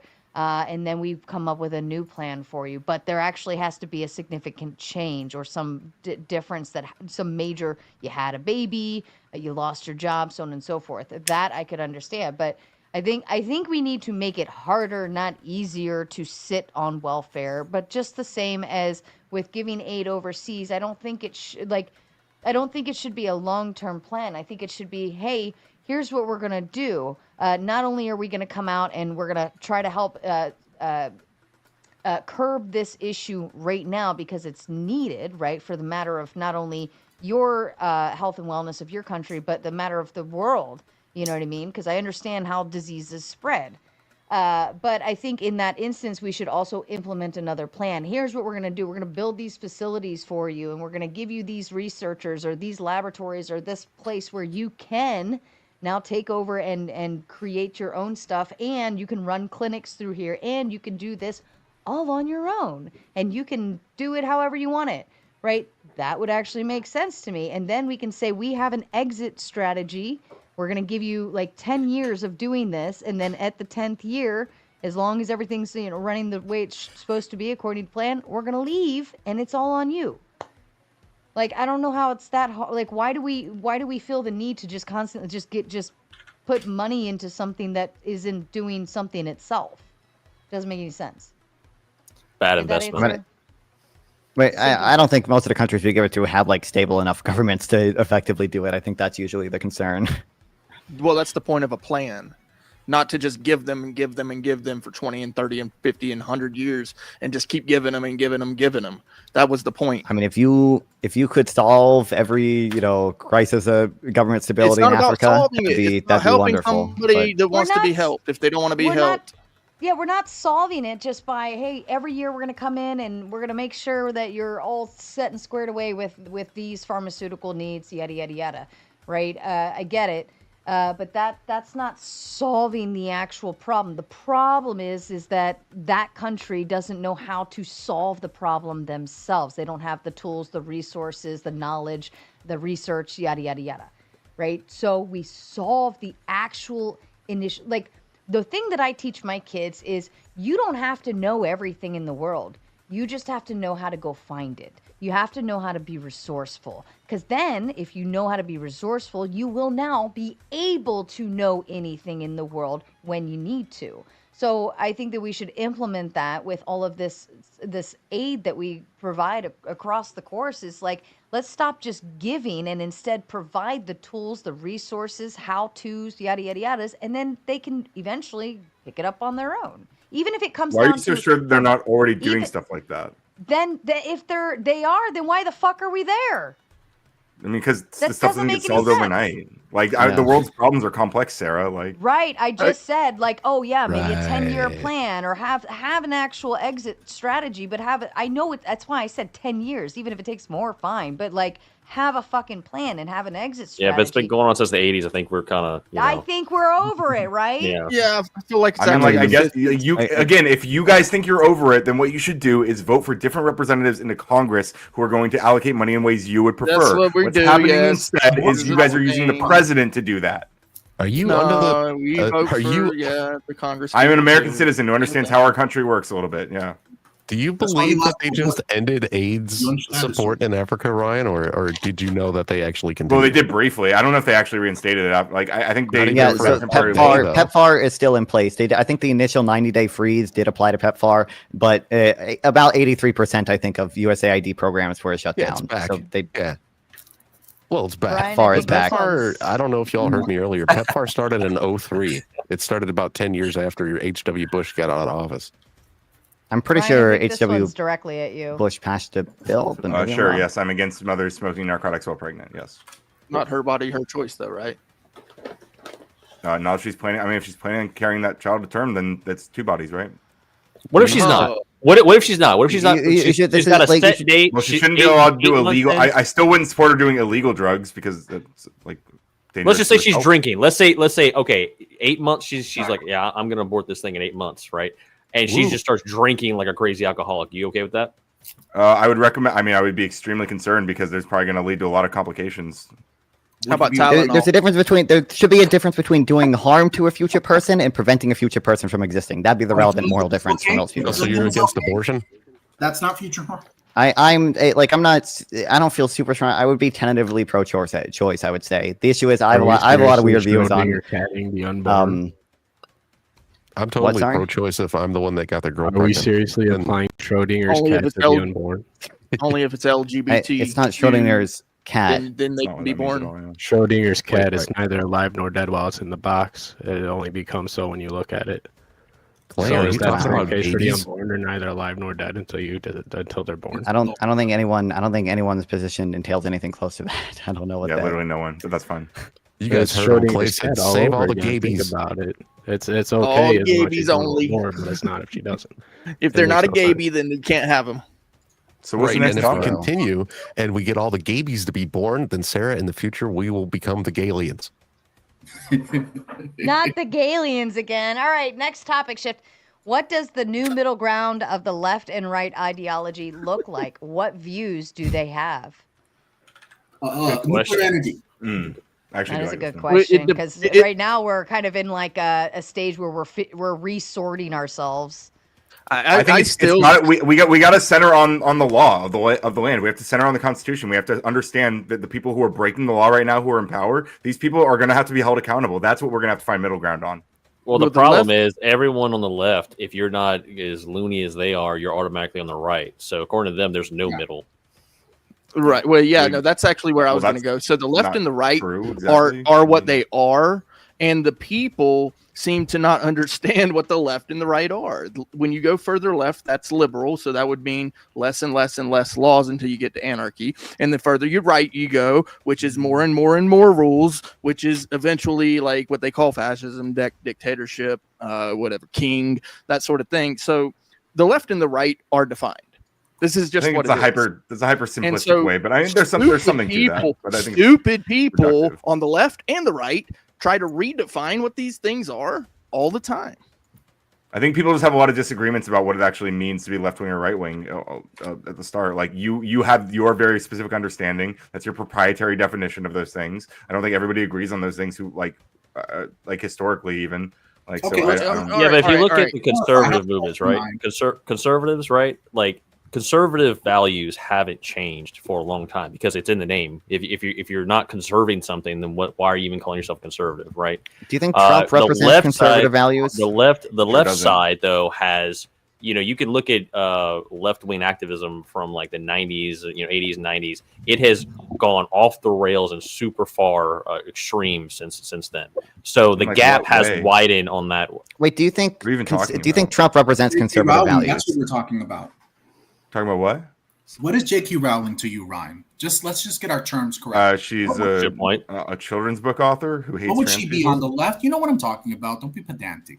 I think she works. She will be a liberal, but she works with a bunch of right wingers because she hates trans people so much. She's like brain broken. Okay, Isn't she more along the lines of a turf then? Yeah, she's a turf. Yeah. Would she be accepted then amongst your ilk?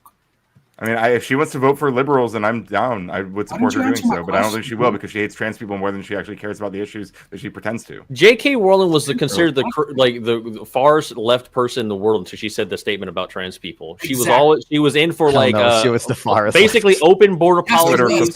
She was open border Update. policies. Let them all in. She had no cares in the world about that nonsense. She was going on. And then she got her brain broken by trans people. Yes, I agree. No, she made a statement. She made a very clear statement that women are women and men are men, and people lost their minds over it. Non-fam, Yeah, other that's than all the she trans said, okay. thing, since you want to be so smug, what is J.K. Rowling not on you with?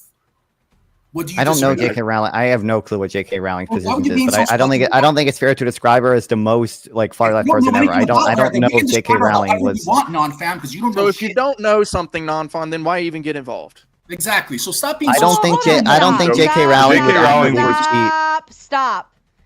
We can still speak to concepts even when we don't know specifics of one particular person's stance or whatever. We can still speak to over the generalized concepts. It's literally what these panels are made of, people. It's okay. Leave the kid alone. That's fair. That's fair, sir. You can, I mean, tell me if I'm wrong, but I don't think J.K. Rowling would ever accurately be described as like a leftist. I think she was always like a capitalist. No, I don't she's know if she ever. Absolutely still a leftist. So if you take alcohol, okay, currently According the to state Clay of decides who's a alcohol leftist or not. Clay gets to decide. Hey, Even if hey, J.K. Rowling hello, decides who's a Ryan. leftist or not, I was doesn't matter. Clay gets to talking. decide for Hello, her. Ryan. Hello, Ryan. Okay, How go you ahead, doing? Clay. I'll let you Are go you doing now. all right Now I'm done. today? Are you doing all right? Are you? Did you take your medication? Okay, so alcohol. Okay, currently in the United States, 21 is the consumption age. If we raise that to 22, that would be a more restrictive thing, right? So that would be going right. If you lower it to 20, that would be a more liberal rule, and that would be going left. This is how it works. The law is the middle, okay? And whatever the law is the middle. That does not change. Currently, I don't know if that's. I think you can make an argument. I don't agree with that at all. That, like, so someone who's really right wing, for example. Hi, non-fun. I was talking. Hi. Okay, continue, Hi. buddy. Hi. I know you like to interrupt people constantly, asshole. Anyway, For real. Yeah, go when ahead. you move the needle to the left, that means more liberal. Okay. When you move it right, that means more authoritative. It's making more rules. This is left and right. This is what liberal I don't versus conservative Clay's means. proprietary definition of left and right. It We all is have to what it accept is. I don't necessarily We think all that, have to for accept example, like it, or else.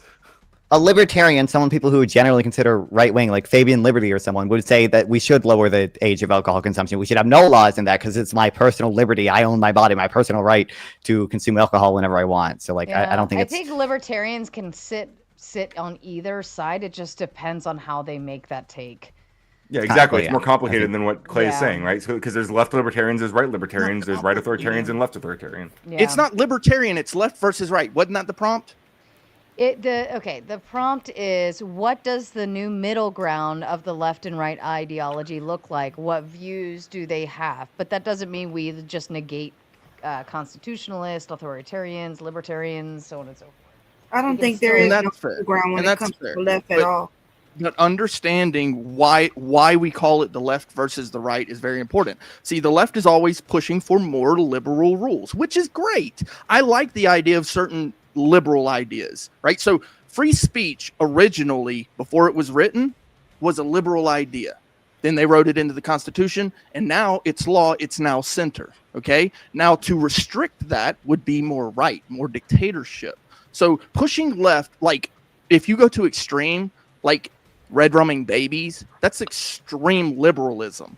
Okay, now if you go right, well, the United States is on aggregate extremely liberal. If you go right to the extreme of that, and say, and we're going to make all mothers that we particularly pick abort their babies, then that would be extreme authoritarianism.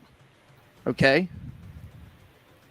So understanding Mandating where the people get middle abortions, is I agree. important. The middle is the law. I don't necessarily agree with that, but I do think the middle, right? So to answer the prompt, I would say that we need to find the middle in the law. We need to find the middle in the Constitution, and we need to acknowledge that a bunch of people right now who are in power don't give a fuck about that law. Let me interrupt very quickly. We only have 2 minutes for you guys to finish that goal. You just need 2 more donos. Not that hard. Hurry, hurry, hurry. I don't care what it says. You can tag me after with whatever it is you really wanted it to say. That's fine. Just get the donos in and quickly. You have 1 minute and 30 seconds left. Move fast. Hey, Non-Fun, Very, you asked very, me a very question fast. Can I, earlier. I was just Sure. going to, real quick, you asked me a question if I consider Donald Trump a conservative. Yep. If he represents conservative values, yeah. Sarah, Yeah, can I so I'll conversation I'll- back a little bit? After I'll just this? engage with that a little bit. I'll say that under what I would consider conservatism, which is more like a traditional like paleo conservative. No, I wouldn't consider him a conservative. Not really. We have to remember before he ran under the Republican label, he was a Democrat. So he has a lot of views that are not what I would classify as a quote unquote conservative. If that answers your question. Sure. I mean, I basically agree. I don't think he represents views of the Democrats or the left either, really. Well, you can still But- represent some conservative views and not be considered like a real conservative, right? That goes back to the whole Sure. analogy of like, if a bad guy is doing good things, he's still doing good things whether he's a bad guy, right? Sure. I just think it's just to me, like, it seems a lot of people make the claims that, like, similar to what you made, like, the left's values have changed so much, they've gone so far left, and they don't say the same with the right. When Donald Trump, I don't think represents anything that more traditional conservatives, would like. Like Milton Friedman would not like Donald Trump. I don't think George Bush would like Donald Trump. Like these people. Well, I would argue that many people today who claim to be conservative are not conservative. It's like just they don't represent conservative values. If you're not conserving conservative values, then what's the point of calling yourself conservative? And you've all been saved again. Almighty The Nate! one and only. Almighty Nate knows that my favorite colors on screen are pink and red. And he loves to delight me with my favorite colors all the time. And it's my most favorite thing in the whole wide world. What an absolute Chad. What an absolute legend. Yes, tomatoes in the chat for Almighty Nate. He saved all your asses. Okay, again. So... tomatoes and tomatoes and tomatoes. All right, Britt, go ahead. I know you wanted to chime in here. Yeah, I did. I wanted to chime in about the topic y'all had, the second topic y'all had about Black people and how to solve it. I do want to ask the chat on here, do you think bringing in more people illegally or legally helps or hurts Black people? Hurts. I It believe hurts, it hurts. right? Hurts, yes.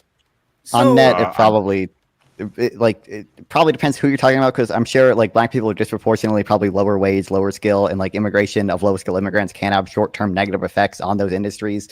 But I mean, longer term, it probably helps them on net, and even in the short term, higher skill immigrants, higher skill immigrants. He's answering it with definitely would help. nuance. Like it's okay. It doesn't have to be like a simple yes or no. Like conversations are actually more complex. The real world is more complex than that. It's a yes or no. Moderator. You might want it to be a yes or no, but like we don't have to give a shit whether you want it to be a yes or no. It definitely is because I'm one of hold those on, people Britt. that He are gave you a very specific answer. Nanfan even specified on the front end XYZ, but on the long term XYZ. I think that's a very yes and no, both in terms of circumstances and whether it's long term or short term effects. That's even more of an answer than what you're even asking for. I would just say in the short term, low skill immigrants probably don't. Long term, yes. In the short term, high skill immigrants will help as well. Like in the short term for Black people, in the short term and long term, immigration does not help Black people at all. as a San I'm not Antonian, convinced that's the I case. live According to what? in the area.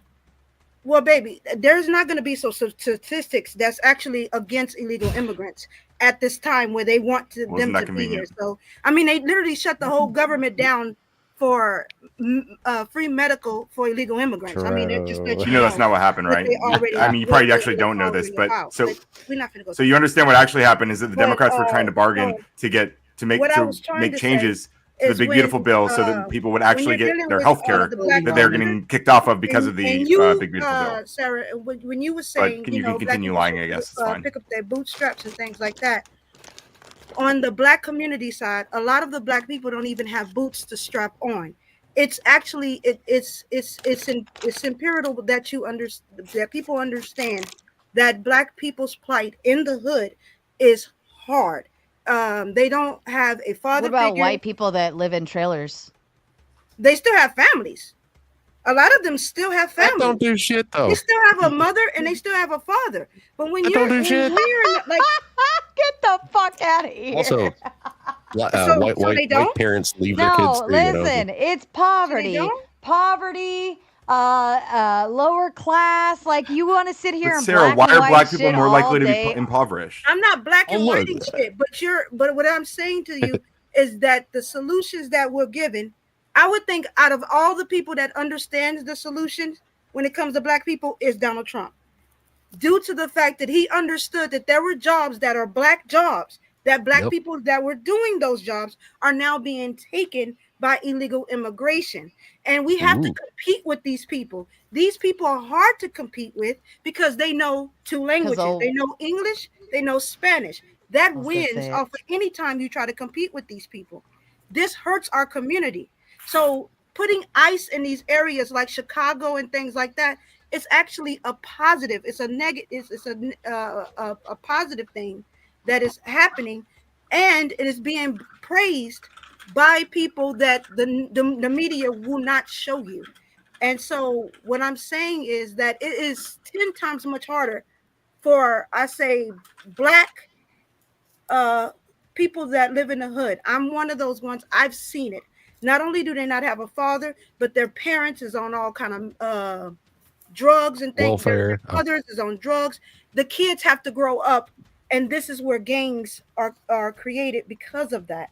But the only person and who put those kids in that position? Who put the children in that position? Their parents. Exactly. Blame the fucking parents. Stop blaming everybody else. Parents are failing their children left, right, and center, not doing better.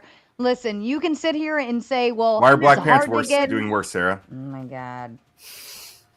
You don't even go in the single mom mode with me, Ryan. Why are black parents doing worse? You can't even why do are black that. parents more likely to be poor?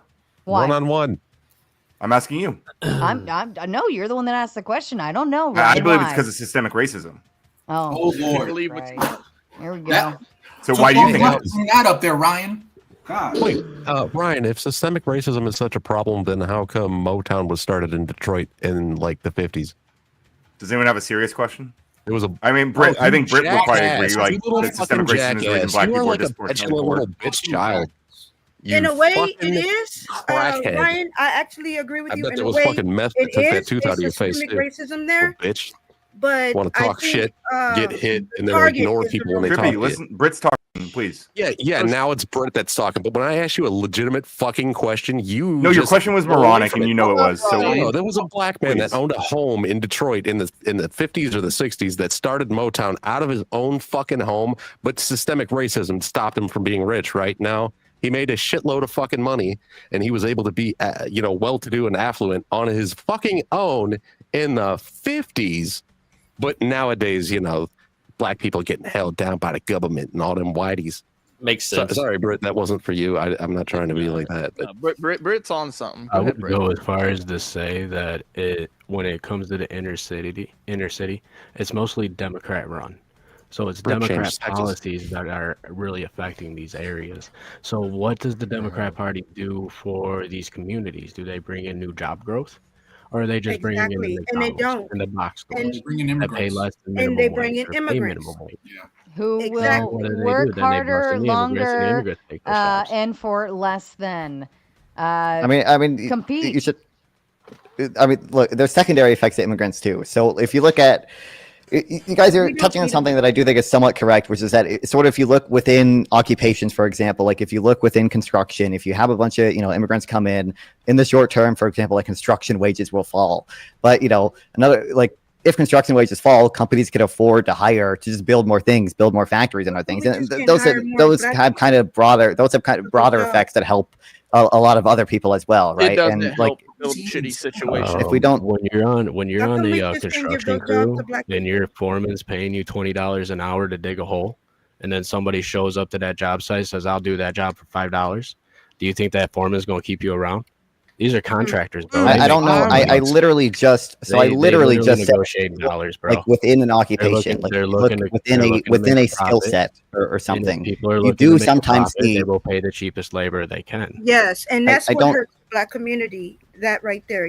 So what I'm telling you is that effect can exist sometimes. Now, I think you guys are probably exaggerating the extent to which that effect happens. I don't think I have good data to suggest that it all the every time. day. I come from a construction family.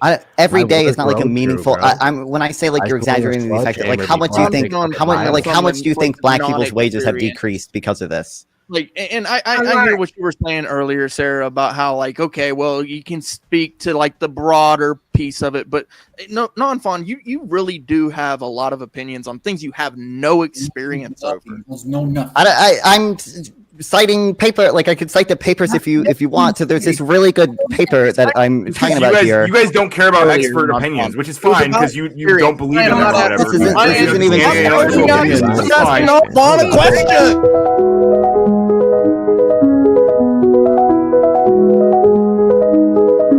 This message is sponsored in part by.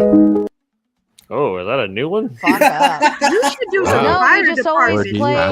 always play the horse one because that's always the favorite. So Do the fire department. one at a time, please. Clay, I think you were trying to get somewhere with a conversation. If you can continue, Yes. find the landing on it.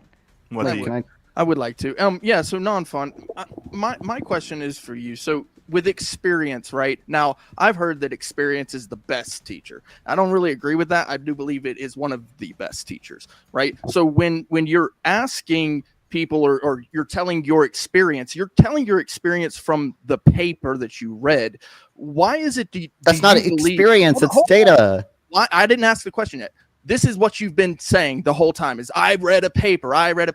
Why do you believe that your reading of a piece of paper is more important than my experience on a matter? Because they're citing actual data and looking and doing actual causal inference. If you just see like something happen, first of all, it's very hard for like one human mind to like actually separate out the effect of it, like the effective thing. Like if you just look at like around you, you see a bunch of immigrants come in and you see wages fall, like, and that's your personal experience, doesn't actually tell you much because maybe wages would have fallen more if there weren't immigrants, and immigrants actually had the upward positive effect. Okay, so there's a lot more steps that you have to do this type of causal inference, and economists write good data that do that. That's number one. Number two, obviously, most people's experience is just anecdotes, and that's not like I would rather prefer an actual data than just these anecdotes. I understand that. My follow-up would be this. Okay, if I know how to swim, okay, and I write down on a piece of paper how to swim from instruction from A to B all the way to Z, okay, but there's another guy in the water, okay, that also knows how to swim. And he's in the water, and he can teach someone else how to swim. Who would you go with? I don't think you'll understand what economists do. He has no idea. Clay, I think you're such a stupid argument. Kind of conflating. But teaching someone something is because there's kinetic learning, right? And that's what you're referring to as kinetic learning. It's the combination. You're hearing, you're seeing, but you're also doing at the same time. Then there's audio learning, there's visual learning, right? Those are all three different variations. But what Nanfan is referring to is that you can't always pinpoint like, okay, this may be my experience. I recognized something happened, and when that something happened, also it led to this event happening, right? So like immigrants came in and you noticed the pay wages dropped or something, okay? But what Nanfan is saying is you can't prove that that was what actually happened, the causal inference, right? So what he's saying is there's experts out there who can actually go in and look at the data surrounding those specific events and actually be able to determine what caused what. And let's just say maybe at that same time, that specific company was going under, and in order to save it from going under, they happened to lower everybody's wages. And at the very same time, a burst of immigrants came into the area as well. So correlation doesn't always equal causation. And I think that's what kind of Nanfan says when he pulls, when he pulls data and information, he's utilizing that because the experts have gone to determine all those differences. Can we? And I would like to respond to that because and then I want to say something. Yeah, no, you do. And I you also would like to to say something too.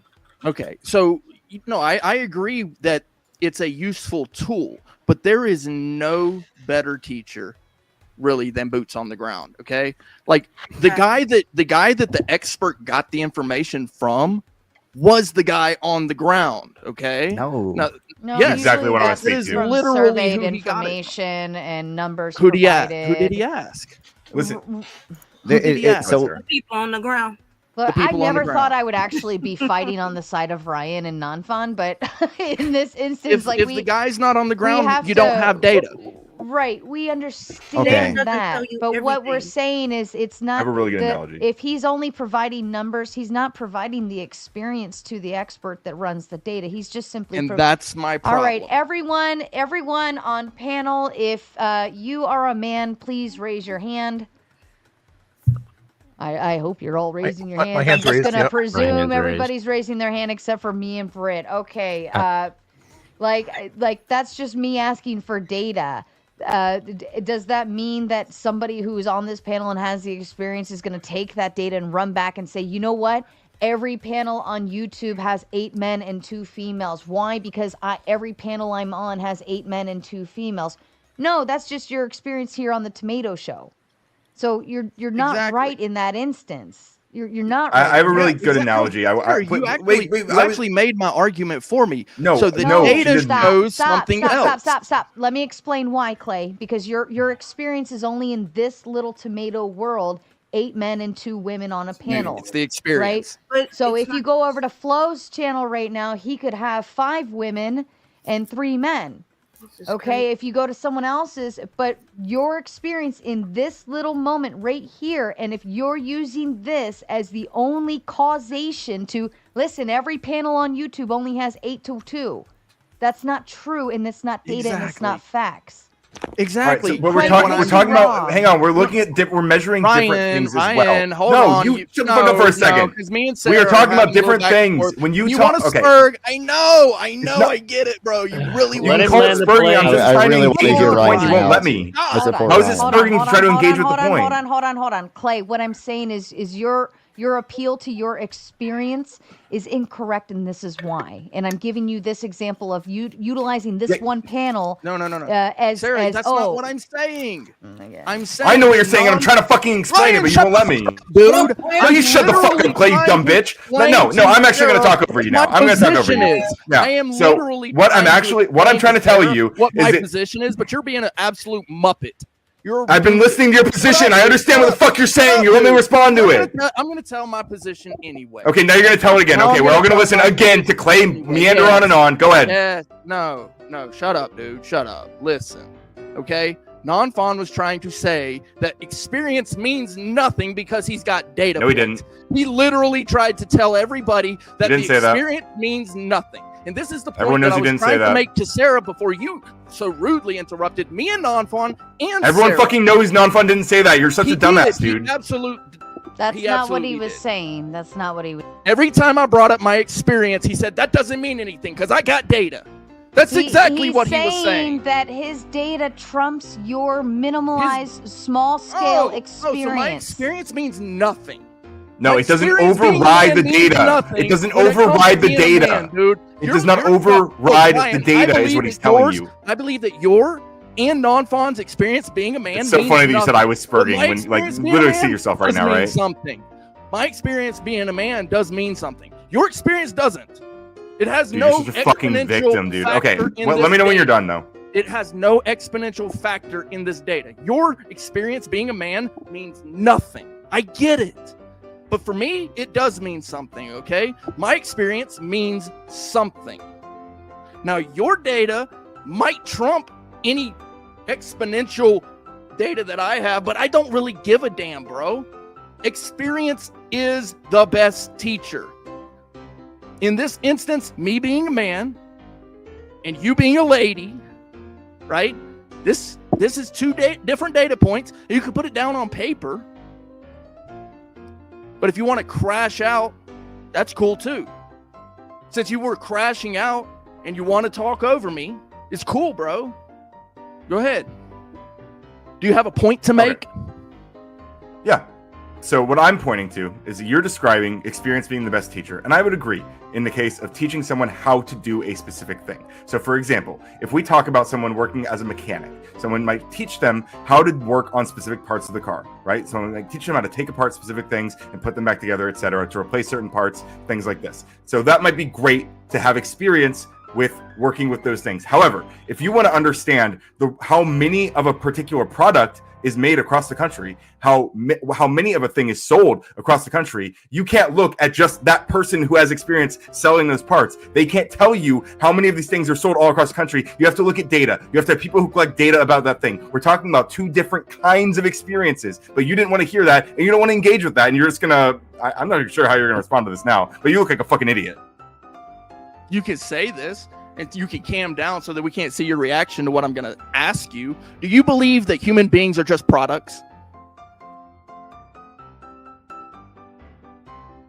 Are you serious? Is that what the fuck? Yeah, because you just compared human beings to products on a shelf.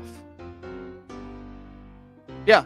Your data points don't mean shit when we're talking about human beings and their experiences, right? So when we're talking about the black population, and you want to trivialize them down to data points, right? No, these are individual people with real fucking stories, kid. And you don't want to hear their stories. You just want to reduce them down to data points. And the same thing with the immigrants. They're all just either immigrants or illegal immigrants. It's the same thing. You keep doing this. And it's so much bullshit coming from your bullshit extra liberal mind, extreme liberalism, to the point of anarchy. Literally. Do you like rules? Yeah, so like I said, there's a difference between learning how to do something physically with your hands and even doing something like selling a product, right? And then actually understanding at a aggregate scale how much of that product is moving, how much of that product is produced. Mm-hmm. This is a different kind of data collection that you cannot get from a ground level. This is a kind of data collection you cannot get on the ground level, is what I'm telling you. Human beings data points. Hold on. No. I'm going to let Ryan take a break from you because this is like retarded in my head that you're not understanding what we're referring to when we refer to data. Okay, if I'm going to take a poll in the chat, if you're wearing a red shirt type of 1, if you're wearing a blue shirt type of 2, if you're wearing any black shirt type of 3, if you're wearing any other color from that type 4, please feel free to hit any of those. 1 if you're wearing red, blue if you're wearing, number 2 if you're wearing blue, 3 if you're wearing black, 4 if you're wearing any other color. Okay, see all those numbers coming in? This is data that I am now collecting from my chat. Now, my experience right now, Clay is wearing a blue shirt. I'm wearing a black shirt. I think that most people that do speed dates on these panels wear a black or blue shirt. However, that's not true. It's only my personal experience because I'm only bubbling it down to this one minuscule moment, this small. Have you ever heard the difference between local scale and global scale, right? And the numbers can change when you localize something and you look at something on a local scale versus when you pull the data across all of the global scales, like it could be from a city to city, city to city, state to state, country to country, right? We go on a global scale, but I'm minimizing my data based on just my experience right here. Black and blue. We wear black and blue on these panels only, and that's what we do. However, I've just pulled data from the chat if I want to go on a more global scale and actually pull data to see what color shirts do people actually wear. I see a lot of 4s in the chat, which means maybe they don't wear any of those first 3 colors. So now I can circumvent the data into a bigger picture and say, oh, maybe they don't just wear black or blue, right? So my experience is minimalized to only a localized small thing. But the thing about experience is it's subjective. It's subjective to what? To the one person. To the one person. So what NonFon is providing you is data based on actual averages and statistics that collects from all people. Maybe it's all companies, all pay wages nationwide, all immigration rates that come in. Because based on what you're saying, we could say ice cream trucks cause crime. Why do we say that? Because ice cream trucks happen to be out in the middle of the summertime, and the crime rates happen to raise every summer. Strange, but I blame the ice cream trucks because every time I go outside to the ice cream truck, somebody gets shot. What the fuck? So it's the ice cream truck's fault. That's only my experience, right? Do you see what I mean? No, you created a data point saying the ice cream trucks are out in the summer, therefore it's the ice cream trucks. Well, that's a data point. That's the yes. Okay, now you're following. Right? That's the actual data point, is that crime rates actually lift in the summertime. The heat rises, people get crazier. We don't know maybe it's because kids are out of school, so on and so forth. But overall, I'm only foreseeing, okay, every time I go to the ice cream truck, somebody gets shot. Therefore, every time the ice cream truck comes, crime rates raise. However, I only see the ice cream truck in the summertime. So maybe it's just the summertime, right? But then we can start getting bigger and bigger and bigger and actually collect the data to see what is the actual causation for why that crime rate goes up. Are we getting somewhere with this? No, Sarah. So this is the thing. I don't disagree that the data is a helpful tool, but every single time I want to bring an experience to the table, NonFon has a problem with that, and then Ryan wants to scream over me. Because your experience is on a local scale right here. Here's you. Okay. What NonFon brings in is global data that's on like 5 times the size of this compared to little you right here. So your experience, my perception's my reality, right? If every time I engage with I don't know, an Asian person, my car gets into an accident somehow, right? I'm just gonna think that it's Asian people that cause my car accidents, right? But it's not actually true, right? So, like, my perception is my reality. That's why we don't accept data as fact from one small person's experience. That's why we only look at data as fact when we take a global picture on it and we can actually average and balance all of those answers. So is it possible that the data is wrong? No. No, it's not possible that NonFon's data is wrong. The chances of his data being wrong compared to your own subjective experience are very, very slim. Really? Why is that? Why is that? Because his data, I'm going to take a stab at it. NonFon's a pretty smart kid. He's probably one of the smartest young men I've had on my panels, and I can't wait to see him go very far. He's very bright.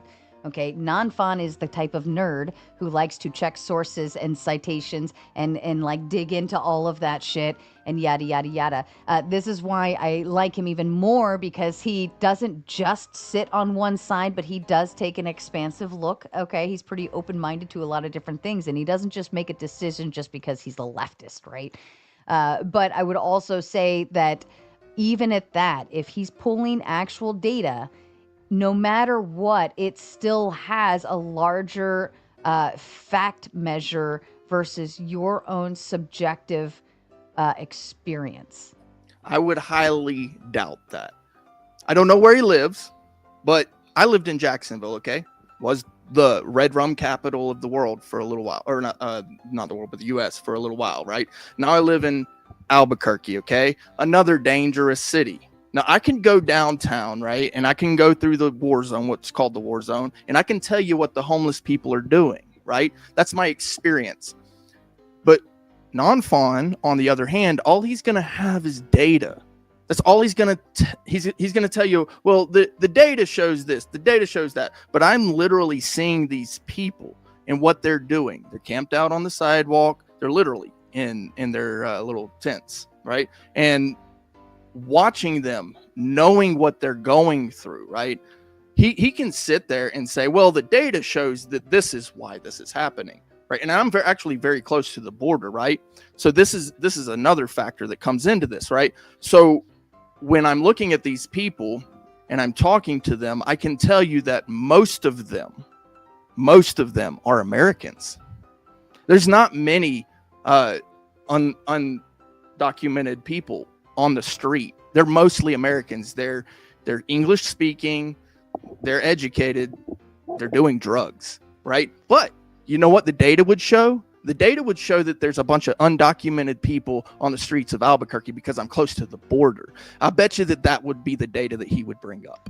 Did you ever happen to check and see if that's everywhere else? Everywhere else for? Besides your one town. So, look, I understand what you're saying, okay? Yes, for every city, it's going to be something different. Right. And this is kind of what I was trying to get to. It's an individual problem. OK, and to just discount the experience itself and say, well, you've got your experience, but that really doesn't mean anything according to my data. It's taking a portion of the data and throwing it out. It's taking the baby and throwing it out with the bathwater. But more than likely, the data has considered an average across the board. And so what's probably happening with whatever information he's trying to give to you is it probably pulls the majority, the minority, whatever. Just so, for instance, Clay, if I said every man has blue eyes, okay, or if I said most men have blue eyes, and I don't know, are yours brown by chance? Mine are hazel. Hazel. See, okay. So if I said most men have blue eyes, and you're like, well, mine are hazel. Okay, but that doesn't mean that you're the majority. So you are the exception to the rule. We don't. With that. And so what we're saying is your experience can be the exception to the rule, but that's what makes it a subjective concept. It's subjective. It's not. I agree it's not with that. Objective. Whereas the data is going to. But the data is going to appeal to be more objective only because it's pulling numbers, including the exceptions, but it still finds an average in the middle. Does this make more sense? Yes. No, it absolutely. And I've been agreeing with it the whole time. What I'm saying is if you're trying to find a solution for an issue, which it seems to me that a lot of debates run based upon finding solutions for issues. Now, some people like to do the debate bro stuff. I'm not a fan of that. I like solutions. I'm a solutions guy. I see a problem, say, okay, what's the solution? Now, when I hear constantly Non-Fawn saying, well, your experience doesn't mean anything, he's throwing the baby out with the bathwater. And then what's super annoying about that is that Ryan comes in with, wah, wah, wah, wah. And that's just, I mean, it just blows my mind that I can't have an intelligent conversation with what you're saying is a very intelligent young man, which I happen to agree. He has a lot of good data points. But when it comes to experience, I have a lot of experience on the street, boots on the ground. And if he just discounts that, then, I mean, it's not a wise conversation to have. I mean, yeah, I agree with that part. But, you know, he's a young buck, too. I'm like 40 years old, so. If everyone in my chat hated Ryan, but 3 of them liked him, does their experience trump the data that 95% of the people in my chat don't like Ryan?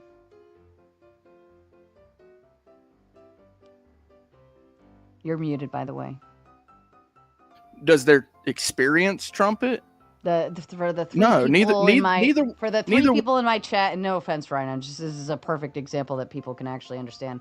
If 3 people in my chat like Ryan, does their experience of liking Ryan trump the data that 95% of the people in my chat don't like Ryan? Neither nor. Neither one trumps. Does it doesn't mean that, well, I like Ryan, so, and that's my experience, like, so everyone else should too. Like, they have to. Like, why wouldn't, like, I don't understand. Why would you say that people hate him? I like him. Yeah. Does that change? Exactly. Because that's how and that's what you sound like right now. Well, I've had experience with this, so all of that data that you're pulling, like my experiences, it trumps that. It doesn't. You're No, sir. I'm not trying to say it trumps it. I'm just saying that I do have experience with some of these things. Yes, you can have all the experience you want, but that experience doesn't mean that Non-Fon's data is not in charge. Like, it doesn't have the supersede. Right, his data will trump your experience. No, it because won't. Your That's experience could very well be the actual exception. It's the other. How does it trump it? How does it trump it? Oh my God! Please, oh. Look, how does it trump it? Look, if I want roast tonight, okay, and Non-Fon wants pizza, and everybody in the house wants pizza, but we all know that there's leftover pizza and there's leftover roast in the fridge. Why can't I have roast? You can have. You're on the wrong analogy. It's wrong. Okay, let me do it this way. I dated a man who beat the crap out of me, right? And my experience is every man it beats women. But what does the data show? I'll even put it this way. Okay. I dated 3 men who beat the crap out of me. So therefore, my experience, every man beats the crap out of women they date. So but what does the data? The data shows that it does not happen like that. It's the majority do not beat women. Right? So does that mean that my experience is completely hogwash, or does that just mean I might be the exception to the rule? That means that you are the exception, and you should still get away from the guy. Okay. At least we got somewhere closer the to data, that. Stop, the data Clay. might show the Stop. thing. Stop hitting yourself. I would like to say that Thank you, Trippy. data doesn't mean you should do. data doesn't always speak for the voiceless. It doesn't. Like, data doesn't always tell everything. And when you're dealing with sometimes in situations where they don't want you to know certain things, they're not going to put that in the data. And they do this all the time. It's not just wages for Black people that goes down, but their communities is uprooted as well. That's why they changed the zoning in Texas. But the damage is already done. My neighborhood that I lived in was a Black community, and it was a middle class Black community. It is no more that anymore. Now it's just illegal immigrant speaking people. It's not a community. They really stick to themselves, and my people were particularly moved the hell out of the community. And this is not just happening in San Antonio where I live, it's happening everywhere. And they always show Black people, like for an example, with the Chicago thing. I follow certain people that are literally on the ground in Chicago. They're not afraid of ICE raids. They're not afraid of the federal nothing. They're not afraid of any of that. But when you go to the news and they talk to one Black person, you'll get this one Black person, oh, I'm scared. They're not talking to literally the people that is there, that lives on the 63rd, that lives on, on those areas that's saying, yeah, we actually do want ICE here, and we want these people removed by any means necessary because it hurts us. Data does not speak to those people. So that's what I'm saying. Let me read through some super chats. Tom Carpenter says, what is a p-value, a moderator, a regression analysis, etc.? If you can't answer instantly without ChatGPT, stop saying you read papers. Who said they read papers? Wow. Non-Fon. I think I said I cited papers. I want to be clear. I just started my econometrics arc. Okay, I just started reading about econometrics. I have a friend who's a data analyst, so most of the stuff I know is like through him, and I just started reading through a textbook on econometrics. But a p-value is you're like testing the robustness of the data. You're testing like essentially what percent chance of there is they're getting this result, this stronger like correlation just by chance. A moderator is it's one of the variables in the like linear regression model thing. I forget exactly what the moderator is, but you have like your dependent variable, your independent variable, and you have some of them have a moderator variable. Regression is just the regression is just a tool that you use to essentially find out how correlated two things are, or more. You can do a multivariable regression, but that's my understanding at least. What is a replication crisis, Non-Fam? That's just when that's just that a lot of results from studies fail to replicate, right? How much? I don't know what the percent of results that failed are. And let me ask you, is it getting better or is it getting worse? It's probably getting worse. I don't know if it's getting worse within the economics field.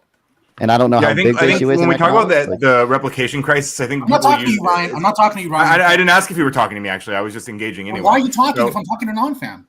Because I don't give a fuck. I can talk anyway. I'm allowed to. It's a panel with fucking 10 people on. I'm allowed to talk whenever I want. Non-fam. So I think the replication crisis is people use it as a blunt tool to dismiss data because they actually don't want to engage with that data. Like you, who's a loser, who doesn't care about what the data says in the first place. So you're looking for excuses like the replication crisis to lean on so that you can dismiss any data offhand without actually doing the work because you're a lazy. Ryan loves you, non-fun.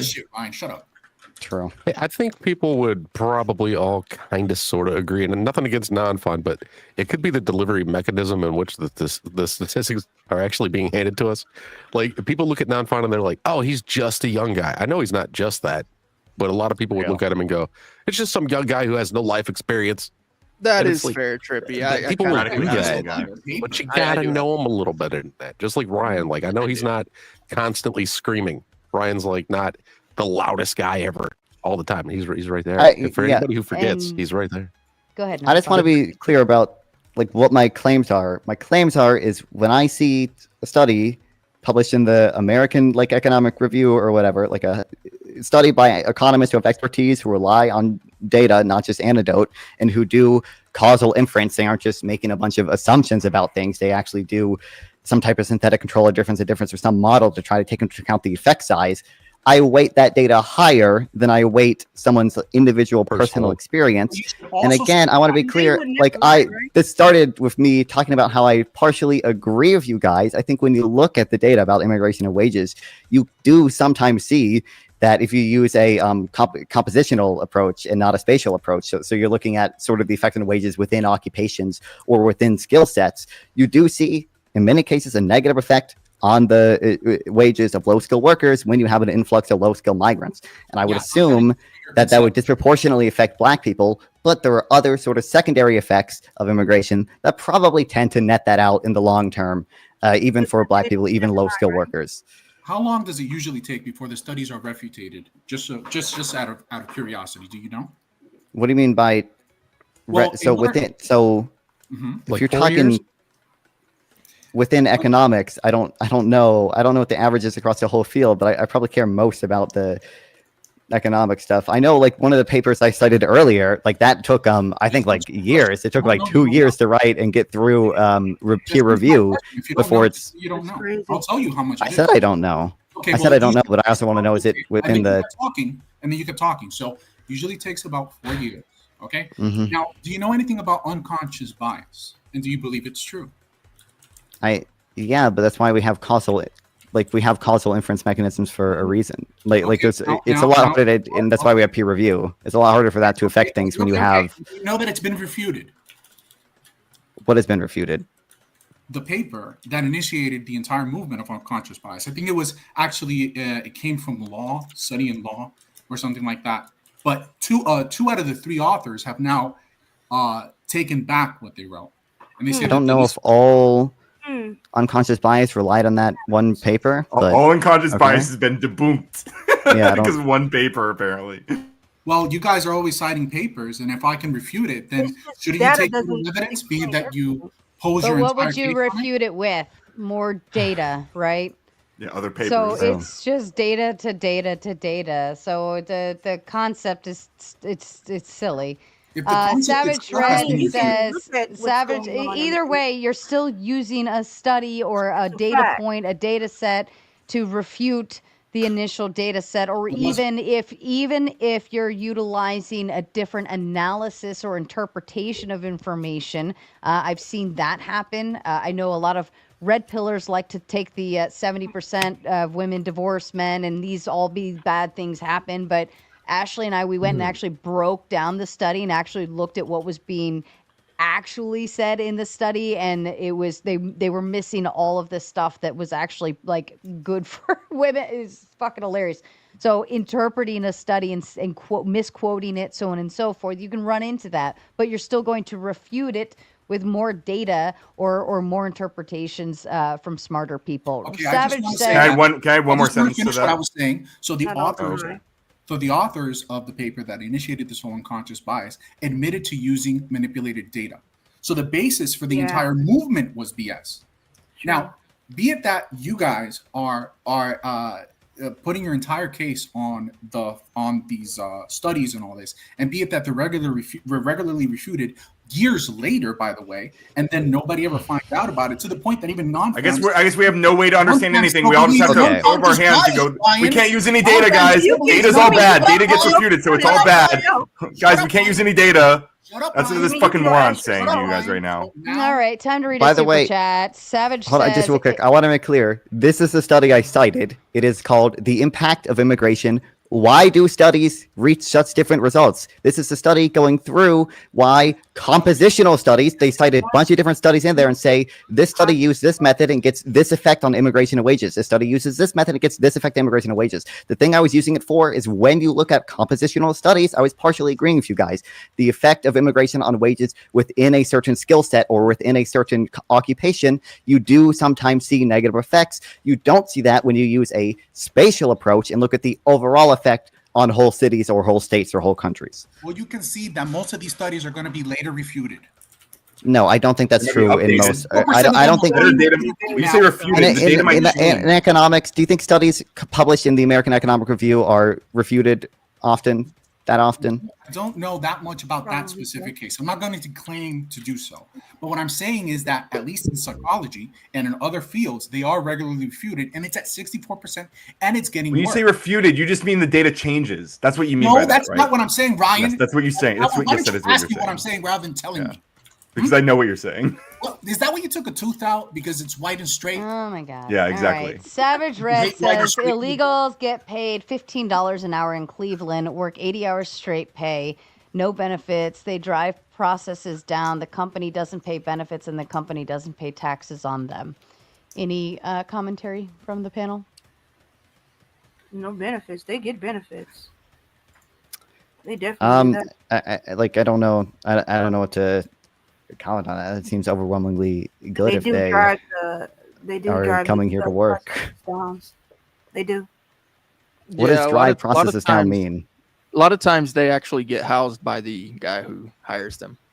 Yeah, they do that out in they do. Missouri at a lot of amusement parks out there. They would bring in the Russians, and they were, I think they still do, but they're like ages 15 to 20, 21. They bring them in, they put them in hotels, like cheap, nasty hotels, and they bus them back and forth to work. And they come, they work, and then they all drink and get drunk on their days off. And they'll do that for the season, the working season, and then they'll ship them back home. That was my experience. They Sarah. used to do that. Somebody do that just no brought more. up an example. They do it up in New Jersey on the beach up there. They're definitely of Russian arena side of things. And they come out, they do the same thing. They work the boardwalk in the summertime. So I mean, but they're also here on like visa, like work visas too. So That they overstay. Yeah, a lot of them. Yep. I don't think they can overstay because they actually fly them in, fly them out. Like it's part of a whole package plan. So I don't know unless they like specifically run away. Tom Carpenter says, in fairness, most research uses small sample sizes, a few hundred or less, and specific methodologies, and this must be considered in weighing results. Non-fun to you. Yeah, you know what's funny? The study I cited goes over studies like George Borjas's, and George Borjas is known for having controversial results in immigration, partially because he uses very small sample sizes. If you use larger sample sizes in studies, you don't see as negative effect on immigration as wages as George Borjas finds. But I agree that sample size should matter, and you should wait. You should consider that when citing studies. But We should just get it. I just wanted to add one quick thing about the implicit bias because I remember hearing about this, and I think. I'm digging into this right now, so I don't know for sure. I might eat crow on this one, but like I believe that the issue that he's pointing to when he talks about implicit bias being refuted or whatever is that actually what they ended up finding was that more often than not that it wasn't actually implicit. It was actually explicit bias more often than people assumed. So the bias is we didn't debunk the bias. We just found out that there were more people explicitly who knew they were being biased. That's actually the issue. You know what the hell I was saying? What currency is that? It's a wiggle sharp symbol thing. Unconscious bias is money. It is from I don't know where Azeroth is actually from, but I know it's east. Wow, what a weird little currency thing. Cool. That one's Aussie dollars. Yeah. We love our Sarah, you gonna read it? friends. Not the $5. Sorry, not when things are crazy. Tom says most of the replication crisis is in social sciences and not as much in economics or physical science. Mm-hmm. Oh, I wonder if the statistics would show that fires went up after George Floyd, or if they stayed the same. Ryan, you gotta laugh at that one. That one. Was well, I want to know. I mean, I'm pretty sure that the fires went up. Oh, that was good. Look, Sarah's laughing. I'm pretty sure they went up though. Like I wasn't really Ryan joking. is mad about that. Next topic, so we can move on. Let's move on. Why does political evil dominate left-wing ideology? It doesn't. Because they have no groundwork to base their morals on, ultimately. Yeah, and unfortunately, if you're a moral relativist, then you understand the morals the morality are evolves based with on time. just And so if somebody has consistently if someone has consistently bad morals like Christians do, then we can just like still view them doing bad, and they're like, oh well, we have grounding to do our bad things. Yeah, unlike your morals, that's based on ad populum. Whoever says that this thing is good, that's what we go with. Not at all. No, that's not true at all. Usually. That's exactly. My values are not tied to how the majority feels. Okay, tell me how you ground your morals. Just back it up. I have a rights-based framework that evolves with time. Rights-based framework, and rights are based on reduction, what? Rights are based on laws, right? It's based on rights, and I choose what I would decide. Rights what are rights I would want enforced the by laws, laws, are they not? I just no. The Rights? laws are based on what rights I think should be respected. What? Rights is just okay. So rights. See, you don't even understand what you're arguing with. You're so confident because you outsource your fucking morality to a book, and you can't even think about anyone outside your dumbass perspective. Not helping when you do that. I'm not trying to help. I'm trying to fucking bully him. When you're done spurging, listen. What do you? So you say you base your morality on rights. Yes, what do you mean by that? Rights-based Like negative harm rights? reduction framework. Yes. What do you mean by that? Good night, Antonio. I'm telling you. Wait. I'm telling you what I mean. I mean that I have a conception of what rights I think should be respected. Right. I have feelings about what those should be. So where do you get those ideas So it's from? subjective. And yes, like all right, like like everyone's is. You just outsource it to God. Okay. So Where do you get because those they're ideas subjective, from? then they can change, correct? Yes. Okay, so then if they can change, then they're not based on anything concrete. I never said they were based on anything. My concrete. point. That was my original statement. So you clearly weren't fucking listening, were you? I wasn't arguing with that part of it. I was telling you that you can ground your morals out in a way that isn't so rigid. Do you, Brian? Like if I get more information, if I found out tomorrow that like me yelling at you on the internet and calling you a fucking moron, which I think you are, actually like gave you brain cancer, then I would start to think that calling you a moron was morally bad. I would stop doing that because I would think I would suddenly be causing harm. But right now I don't care. Right now I want to bully you and call you a moron because I think you're a fucking moron. So going back to people this, like you did to Medicare. You guys caused that, man. So my fault. So you guys don't know. So you don't have any. You don't have any non-moving structure that your morals are based on. It's just whatever harm. My conception of harm. What is harm? I mean, like if I punch you, that would be harm, right? Okay, but who defines from a legal standpoint what harm is? It would be laws, wouldn't it? Not necessarily. How would you define it then? Like.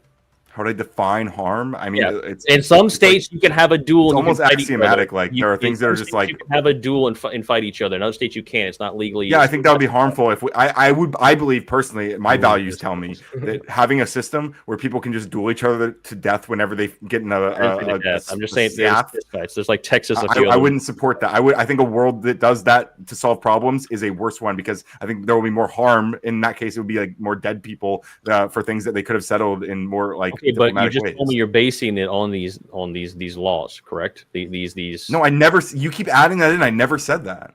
Okay, Well, then but where do where you do you get the idea from? Where I do you base get- it on my idea of harm. And where did You have an idea of harm as well? Where did- Let me explain this to you. You have an idea of harm as well. For you, harm is deviating from the Don't tell me Christian what God's my perspective idea of is. the world. We're critiquing your idea right now. So I need. Well, I'm actually critiquing yours right now. What is- and what and is what I'm saying, your- no, what- when you say we, I didn't agree to do shit with you. I'm Where did critiquing you your get worldview your- right where now. did you get I didn't your- agree to where sit did here and be you your get fucking your specimen. definition You can of poke and harm? prod at me. you I had to didn't say agree to that. Christian, you got Oh, to you didn't agree to preach that? Yeah, on. because you know you're gonna get fucking wrecked. That's why. Well, when is that going to happen?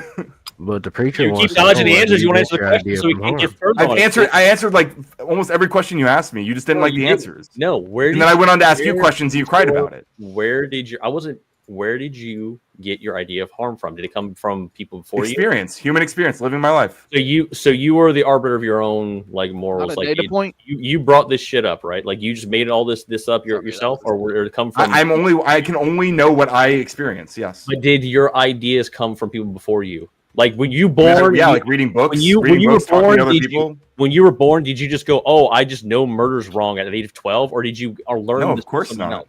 Okay, exactly. So there's a history to it, right? It goes back. Yeah, but I literally said that. Why do you keep arguing like I'm saying dumb shit that I'm not saying? Follow me, Ryan. Follow me, Ryan. It goes Oh, back, shit. right?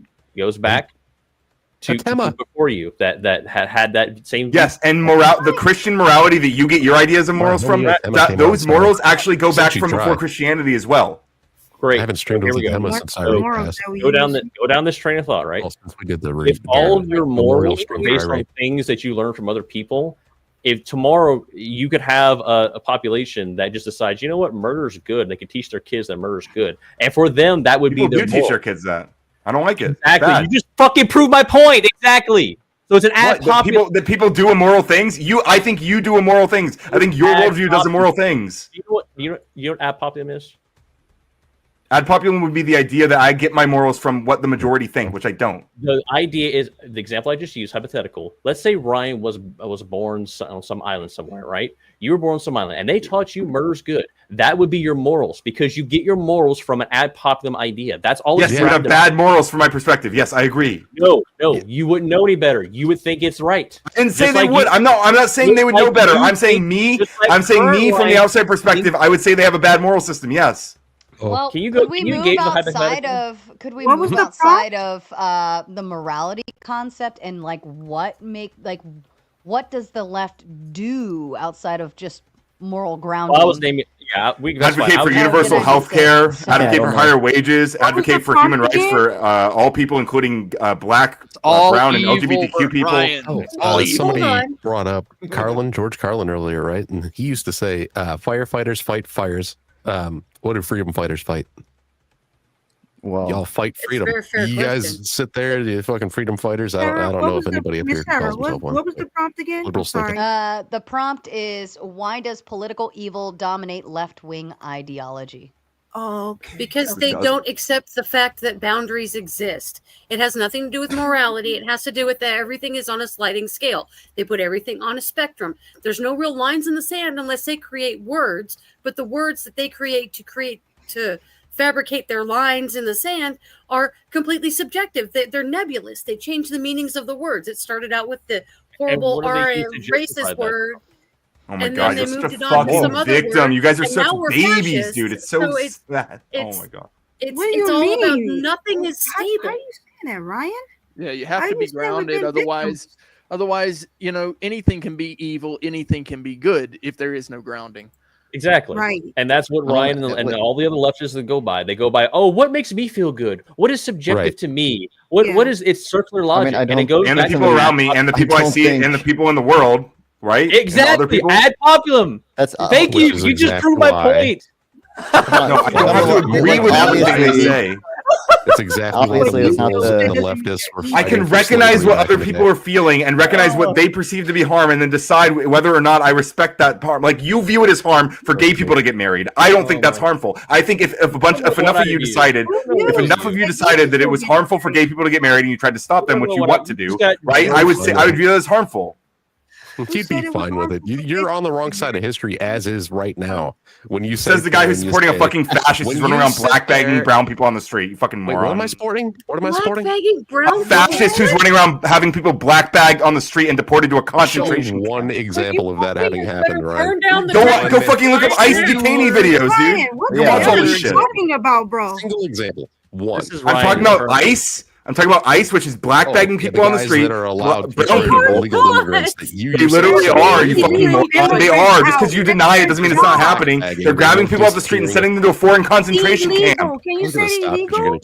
I never said whether they were legal or not. I said brown people. That temperature, bro. Oh, so they're illegal, so it's okay. It's okay to blackbag them and send them to a foreign concentration camp because they're illegal. Okay. Literally not happening. Nobody's blackbagged them. You just believe every story you hear that you think is from the correct news source. we And you literally- don't check I don't mean a any literal other black sources. bag. I'm talking about people being You don't kidnapped, check dude. Anything else? You just go with the one news source because it's the easiest. You have thing no that idea what can you're do. talking about. You're Like we just have in video, denial. like you can This see is what's videos, happening in the like, for world. You example- guys are cooked. Your brains are There was melted a- from fucking there was Fox a- News and That's right. That's OAN why, and listening to Brian, Trump. That's True. exactly Like there was a why foreign part- there was a foreign student who was That's literally exactly just what walking I was already home. I talking forget about, her Brian. name, but we can look up the That's what you video said. and like you I'm can sorry. see. Love Trump, don't you? That's exactly why conservatism is the bigger group of people, you dumbass. Because That's it's not even so true.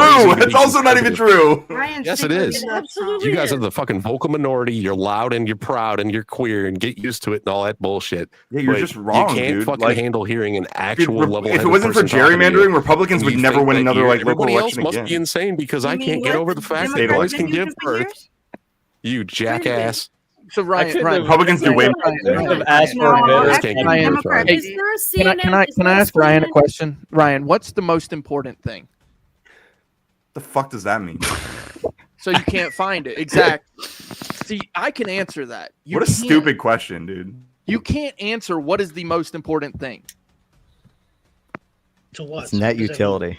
I can answer that personally. So I can So answer for that. me, right? I'm my agnostic. experience I haven't decided what the most important thing is. Right now, I think it's laughing at you. Okay, so for me, it's family. Family is the most important thing, okay? You have no grounding. It changes from one day to the next what your grounding is. This is why evil can Wait, be that doesn't anything even- for you. Wait. I don't think you what would. is it- If your what is- family wait, tried to what- kill you tomorrow, would you just Yeah. like die? Yeah, if it was tomorrow and that's what you decided was I'm sorry, not today. If your family tried to kill you today, okay, change the hypothetical. So it's the same day. So the moral doesn't change. No, it doesn't, dude. You said it yourself. If your family tried to kill you tomorrow, what would you do? What are you talking well, about? Leave. Wait, would you rather save Hold like on, save hold your on, hold family on, or save hold like on, 2 million hold on, people? Hold Like, on. Before you chat, you're 6 out of 10 on the dono goal, and you only have 9 minutes left. I did go and make more coffee. I was ready to keep rocking and rolling, so it's up to you guys. Of course, Almighty Nate dropping another 10. He's just dropping people left, right, and center. Yo, Okay. somebody got a name down here says, what is it? I already Rigo? removed him. Don't worry about it. Don't worry Okay. about it. Paper. That shit doesn't. Oh, I see that. What It's a a very shit ethnic doesn't, name he had. Yeah, that's crazy. Yeah, very that shit ethnic name. doesn't fly here. So don't worry. I already took care of it. Once he said that, that was bye bye. It's- I was like, wow. I mean, it is a funny trolling name, but it's like, yeah, It is. You can't come up with that name. Oh no. I just looked. I guess, Ryan, I just want to point this out. So, kind of the theory here is that the legal law is based on grounding, right? And if you don't have a grounding, then really you don't have quite the say. You can have a say, but it's not going to mean as much if there is no grounding for you to put your say. I don't need it into to a mean enough to legal you. law. All I need it to do is mean enough for my vote to matter, and I don't need you to approve that. Thank So it God. can change. Your vote will change according to your moral, your theory, your principle, whatever. Yeah. If I learn new information that changes my values with Yeah. regards to a certain thing, But- then I'll but change what- it. Yeah. Do you need to change something that you know is true? No, because I haven't received contradictory information. Right. So if it's true, That's that's why I know grounding. it's true. That's grounding. That's what grounding is. If it's true. Okay, so my current belief state is grounding. Okay, so then if that's the On case, what? then you don't change that. I mean, I would if new information presented itself to me that contradicted it. Then it's not grounding. What do you See, mean? that's your issue. You guys are so committed to whatever bit you're doing that new information will not change your mind. That's a flaw with you, not me, dumbass. Ryan, I've watched you on I- stream I- after I- stream not change a single one of your opinions, no matter how much other shit you've been thrown. Ryan, I need to kind of make a decision here because Almighty Nate paid to kick Russ. I kicked Russ, and Effigy was not backstage at that time, but Effigy has now made his way backstage. But originally, I went ahead and put Vinny in that place, and then Vinny got replaced by Vapor. So I leave it to Mo. I'll do it. I was gonna do it. If you let me do a closing statement, I'll give my spot to Effigy. Okay, that's fair. Oh, thank you. Can I ask a question? But before you, because I'm going to be gone after this, and then you guys we all have the floor. So I just want to say, like, the main reason that I came tonight is because two of the topics were actually about me. Number one was I believe was how do we save Ryan, which I still no one really made a case for like that I needed to be saved or the process of saving me. Apparently, I think what they meant by that is can we get Ryan to agree with me more? Which, like, in some cases you probably could if you made a strong enough case. Yeah, I might change my opinions on things because unlike Clay, I actually do change my mind with new information, which he thinks is a strength that he doesn't do that, which I think is absolutely insane. No, I do change my mind. Closing thoughts. Sure you do, buddy. This is closing Yeah. thoughts. What was the other question, Sarah? What was the topic that had my name in it? It was the first one. Hold on, let me Yeah. scroll up my little word Someone addressed back that here. too. Why does Ryan think he should be able to force all of his ideas on everyone? Right. So this is another one that I don't know where people are getting this idea from. I believe that I have a right in this country, thank God, because of the Constitution, that I have a right to influence the laws of this nation. And I believe that those laws should impact me and the people around me and the people in my nation. And I'm glad that I have a voice in that, just like everyone else here who is an American at least. And I want people to be able to do that. Just like I don't want it to be just me. I'm not going to force my laws on anyone who doesn't also have the right to vote for those things. I just don't understand what the question is. I think people are pretending that I'm like forcing my opinions down their throat by speaking my opinions to them on this panel, which is what we do here. We tell people our opinions. Just because you feel like you're offended by me speaking my opinion, that's actually again a flaw with you, not me. And if you do the same thing when you come up here and speak your opinions, you don't have a problem with that, then I don't even know what the fuck we're talking about here. It was an interesting panel overall. Good conversations. I'm going to keep streaming for just a little bit and have some closing like chats over at youtube.com/@radicalcoder. But do not leave the Sarah Tomato panel. Just open a new tab and come and give me whatever leftover money you have after you opened your wallets to Sarah. Appreciate you always having me on. It's been a pleasure. Non-Fun, you're a fucking king. The rest of you, hit or miss. Yeah, Who the hell am I supposed to talk over? You're his king, non-fawn. Yeah. And Let's go. shout out to Carpenter dropping the big 20 to add to the dono goal. And then also Kazak adding another 20 to hit the dono goal. You have one more to do. One more to do, guys. One more. Just finish it. Finish her. That would make me a very happy little tomato. All right. And Osfron was next. Who's doing the sound? Is that the sound clip for you, Trippy? No, no, I had the. Yeah, I have a thing question muted. for Ryan. Yeah, so just to touch on like, for an example, when I was bringing up the moral subject, the reason why that they act evil, you can look at a really good case example of this, right? Like in the 80s, 90s, left wing like people, I don't think any of them would have really cheered and celebrated the death of a podcaster they didn't agree with. But because that they have it, because now in today's day, their morals are so fluid, they could just shift to whatever the ad populum idea is. Now we see that. We see the millions and millions of likes online. You have like we've also seen Christians' morals shift as well. I don't think Christians in the 90s would have supported a man who like cheated on like multiple of his partners, right? I don't think Christians used to be like you can see. Well, I can't. Probably, yeah, let me speak. Probably shows Christians are can't speak gay for marriage all- now.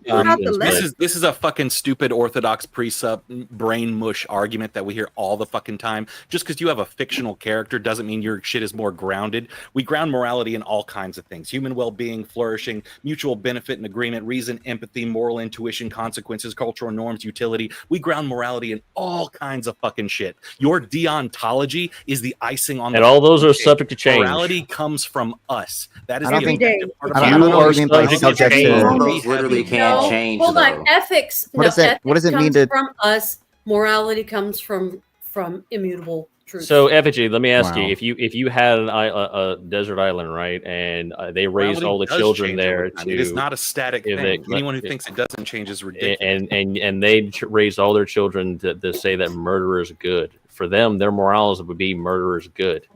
Yeah. And so, are there not? That's the ad populum through history idea. who have taught that murdering certain people is good, regardless of if they Exactly. are You're proving my point. Exactly. I don't see why you. There's no reason. Looks exactly like it would look if subjective morality ruled the day. It looks exactly like it would look if subjective The premise morality ruled is the day. that from a Christian standpoint, morality is grounded and it doesn't change. Thou shalt not kill. Don't covet thy neighbor's wife. These don't change. And you voted can't for a guy refute who that. coveted thy neighbor's wife. But regardless, First of all, the Ten Commandments, I don't think you. 4 of them are actual moral arguments. So You have plenty of disagreement on both the right and the left about what moral. Like you have moral subjectivists on the right. That is obviously a thing that exists. You have moral objectivists and Christians who are on the left as well. I don't think just because you're on the left you have to accept whatever ad populism moral framing. I think you could be someone who's Christian and still be on the left. There's obviously examples of that. True. You can be I literally do though. You can be a moral objectivist utilitarian and be someone on the left. Like, But you quite literally do have to stick lockstep with what the left says if you're going to be a part of the left. If you don't, you get excommunicated quite what the fuck are you talking about? Why would we ever listen to what the right says the left is? Like, you guys don't. No, I'm talking about observationally. The left is a coalition of very different groups. Like, extremely different. Like, group of black people, group of Hispanic people, group of atheists, groups of Christians. Yes, you're proving the point that they do exclude people because there's different fucking groups. They and then can we just make that same argument right back at you, dude? Totally be kind of all lockstep and just on the same page. But you have black nationalists that are over there on the left that are also anarcho-communists for some reason, and you have tankies who don't agree with those guys. They the literally left's tent currently between right is descending into fascism is so big that it encompasses moderate right wingers all the way to the extreme left. None of them, agree with anything. None of them agree with anything. But let me move it to the next. Let me move it to the next topic. Is still in the same place. Does the left and the right want separation or balkanization? BALK, balkanization. The blackanization. I believe the right does, but the left does not. The left actually just wants to indoctrinate. True. I want to separate completely. And it's funny because I actually sit on the left on a lot of issues, and that is my position where I sit. Now I sit center right because I'm the majority, like the biggest thing, which is unaliving babies, and that's probably one of the biggest issues why I would sit center right. But when it comes to the left, I recognize that yes, I want to convince these very authoritarian righties that speech shouldn't be limited. Now I know that that's sitting in the center, but when you move authoritarian, what happens? Start limiting things. After you use the gun to hurt people because they speak their own speech. Yeah, you need to define authoritarian before we get anywhere on this. Well, that's my understanding of left and right. So left and right would, like I said before, when you move left, that's liberal. The more liberal you get, oh, that's nonsensical. It's not true. You can only go so far until you're also a fascist. Of course, there's extremists on both sides, obviously. So there's you can be authoritarian on both sides. There's two opposing. Hold on, Clay. Look, Clay, Effigy said something, and I wanted to know what he said. He said words have meanings. Yeah, they do, and that's why when you look at the left, on the left are not. I could call out all sorts of shit where there's people They on the quite left. literally are. That Mussolini was person's literally acting like a left-wing. fascist too. It's not just a right-only thing. Where No, the I'm not left saying is sitting there. totalitarianism is and just a right-only. You guys, look, you Fascism guys is a fucking right-wing dress the same. ideology. You guys, you dress the same. You got the same piercings, the same fucking tattoos. That's a lot of similarity to just magically happen, right? You got the same ideology. You can argue the exact same points for full weeks at a time as the big boys do. You fucking sit there and you guys just repeat the shit that you hear coming out of the big wigs on your side.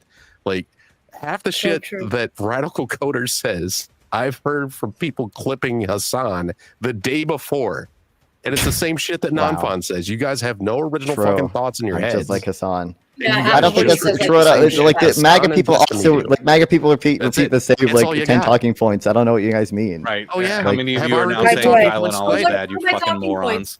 Like, come on. Please tell me I come on here and I purposely don't. You guys all repeat the same stuff about immigrants and wages. You guys all repeat the same stupid bullshit about tariffs. You guys all repeat the same stupid thing.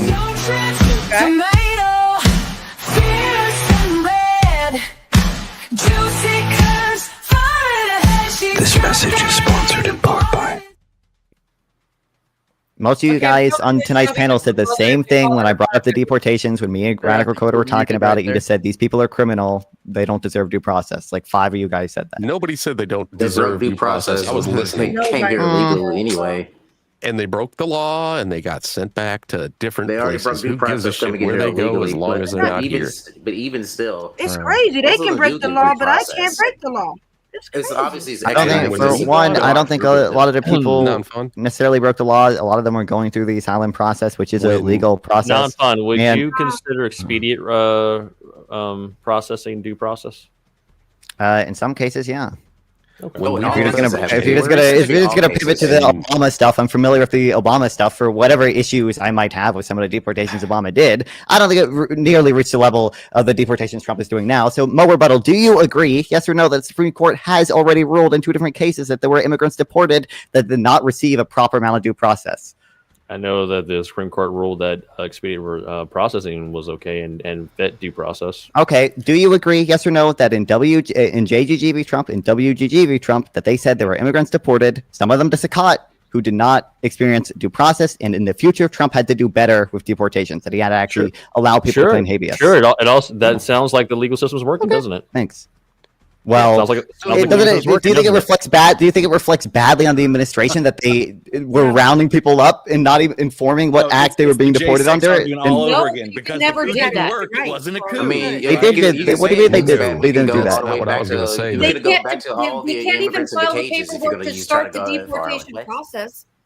But they can't even. What do you mean Trump invoked the Alien Enemies Act and then he deported a bunch of other people? You have to have proper. Whatever, Okay, it's a you have to fucking have.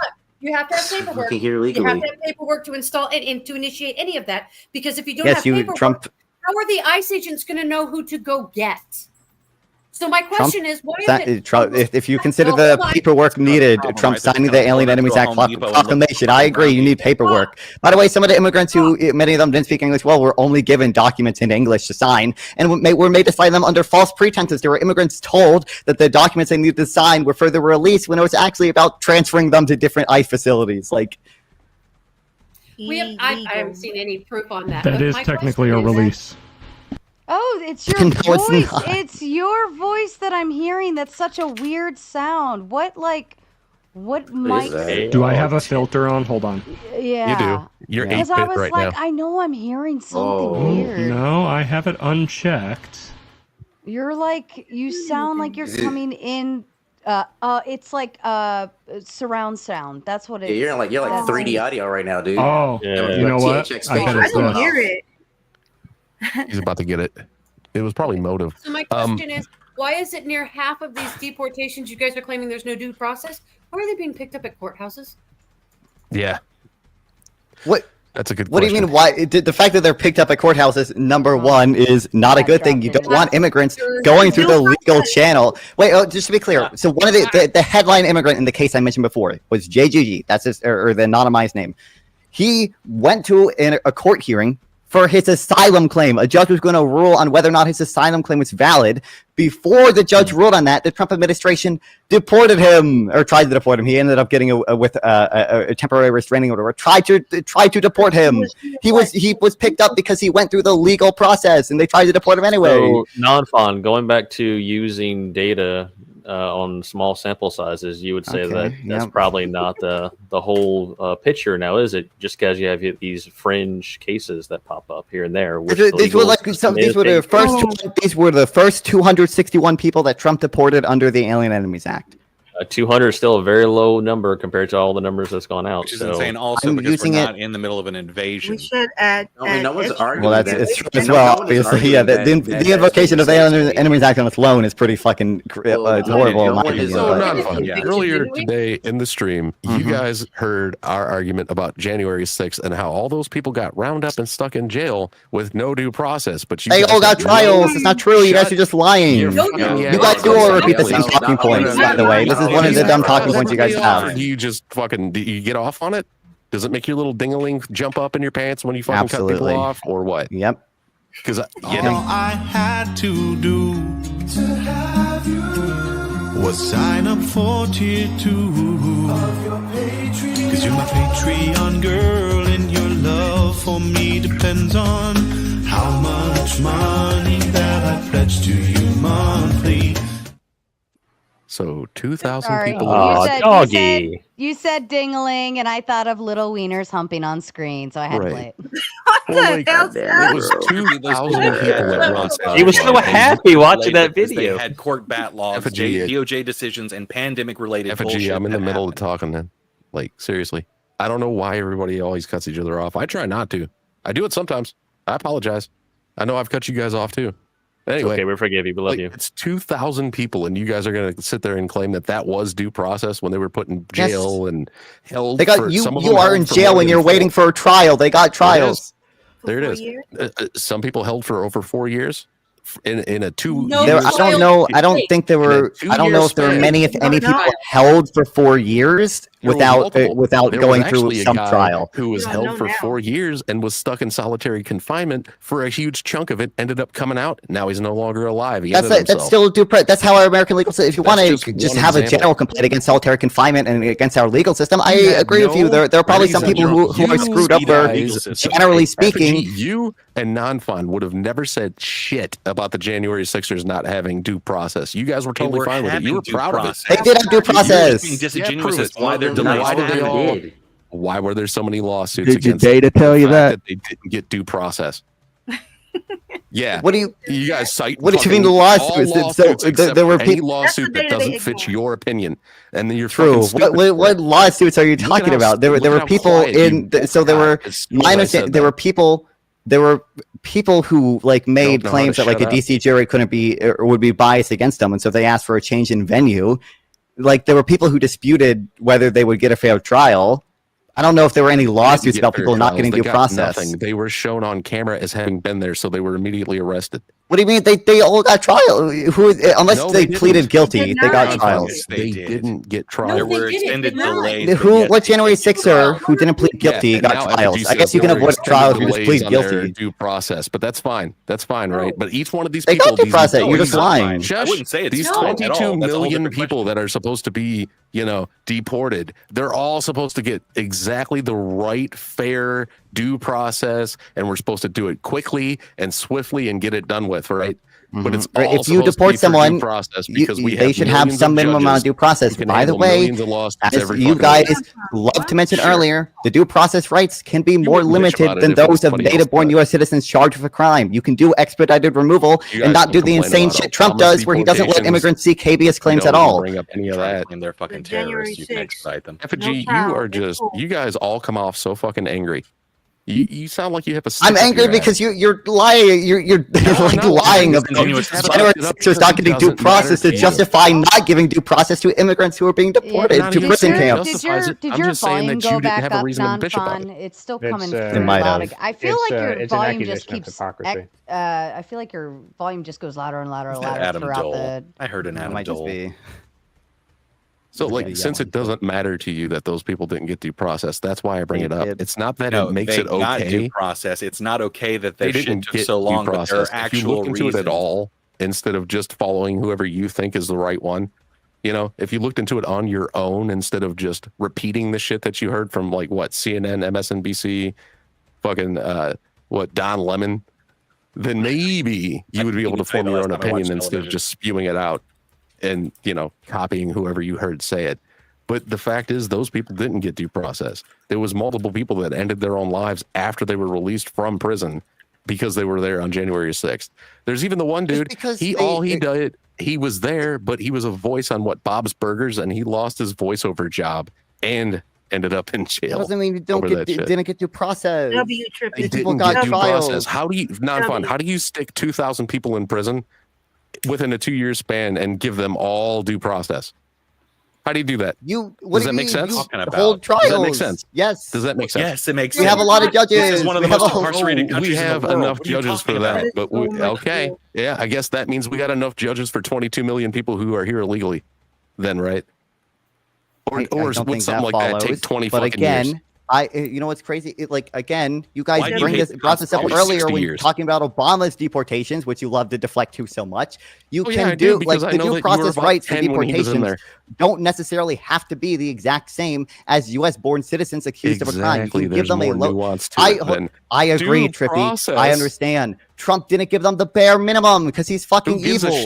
Yeah, because Trump's the one out there. Because I care about our country and I care about our rights. I care about the fucking Constitution. Trump's the one on foot arresting every single person. Not the January 6th. Trump's the one out there doing So every much. single little bit of it.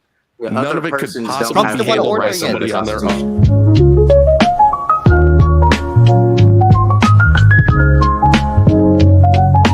This message is sponsored in part by. This message could be sponsored by you. I have put up a goal. It's high and it's quick, short and fast, short and sweet. But a big goal. You have 10 minutes to do it. It's up to you to decide if we go beyond 2 a.m. We've already been going for 6 hours. We did get a little bit of an early start this evening, but I'm all fair game to press on. I just need to know. Yeah, damn it. I love red. I'm going to officially go refill my coffee. I made a little extra just in case. I just didn't know if I wanted to drink another cup or not. But Almighty Nate has determined I will refill my cup of coffee. And yes, I fucking love red on this screen. It's so lovely. All right, I'm going to shift the topic one more. It's still in the same realm. If America has a second civil war, what would the rest of the world look like? I.e., more wars, economically, strong arming human rights, etc., etc. Anybody want to kick us off with that? Well, I think it would echo out. Well, the obvious question that I would always have is like, well, it very much depends on like what the fucking Civil War looks like in a very real way, because like America's last Civil War wasn't a civil war in any way that's recognizable anywhere else in the world, because it was basically an attempt to prevent secession, not like war over the governance of the entire nation, which is what a typical civil war looks like. So if it's similar to that, then it could realistically remain rather similar, like ultimately, because the U.S. could just use domestic military to get the seceding states back in and just use the external military for the other shit. But if it's like a traditional civil war, then all bets are off.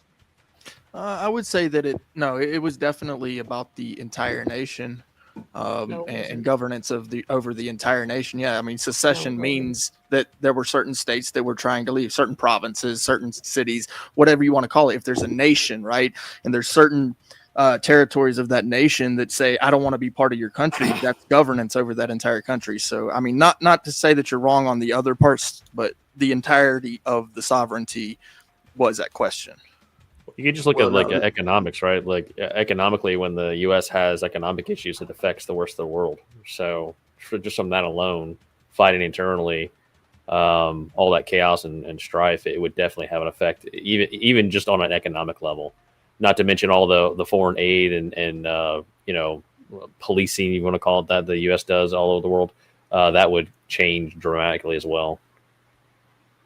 I think when he was saying about it not being a civil war in a traditional sense, it wasn't like two splintered groups split off to fight over who's going to essentially have control of a nation or the state. The point was that one side left and then the other side's trying to get it back. So Yes. in that sense, it's not like a normal civil war. Every other civil war was just like probably someone in some sort of high political seat, another one. They form their own factions and they're trying to fight it out on who wins. But that really wasn't the Civil War. The obvious example of this is the English Civil War, which was two different factions trying to control over England. And so when it the wasn't. winning It was not the case that one group was trying to leave England and the other group was trying to keep them in. That's what we had in the U.S. It's a very different sort of. It's not but it's still a traditional civil war that we have No, in it the is. U.S. So he's saying the traditional sense what we see. How do you classify Korea? That was a civil war. I don't know enough about. I don't know enough about. It's just that one. You mean the Korean War? That it ended with the separation instead. Now this one with the American Civil War. So if I look up Korean Civil War, am I going to find what you're talking about? North Korea, South Korea. Does this ring a bell? Korean Civil War. I found the Korean War. There's a North Korea and a South Korea. Well, it's going to be But it wasn't a civil war. That was more. That was instigated by foreign interests. So how is it a civil war? I mean, look up the Sudanese civil war, right? Like South Sudan got independence through separating from Sudan. There's other cases of it too. Vietnam. Vietnam. Okay. Vietnam. Just because one side wins and France it literally called the American Civil War. Yeah, well, I don't understand why you're including Vietnam. What I'm saying is the American Civil War was atypical for civil wars. And that's fine. Yeah, that's why I said I agree. I agree with the rest of it, but no, it was definitely defined as a civil war because it was essentially the whole nation went to war with one faction against another, regardless of their ideologies, political, whatever affiliates, territory. It can be anything. It could be religion, but it is the definition of a civil. Okay, so if you have two gangs in the U.S., is that a civil war? And they're both we call that a civil war as well. Yeah, because the Bloods and the Crips were considered at a civil war. Yeah.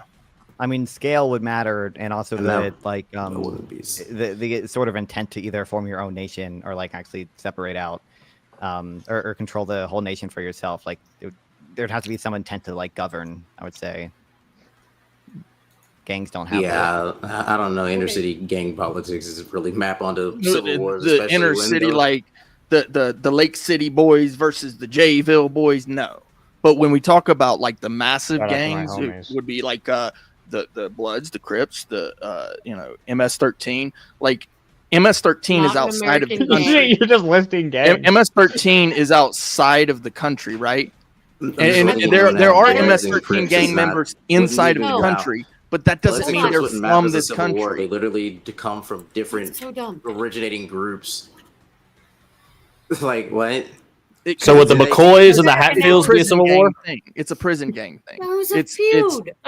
No, I'm saying I'm saying you can't even really relate. You can't even really relate gangs to because most of them come from different origins. So Hatfields and McCoys was called a little civil war too. So that was a mini civil war.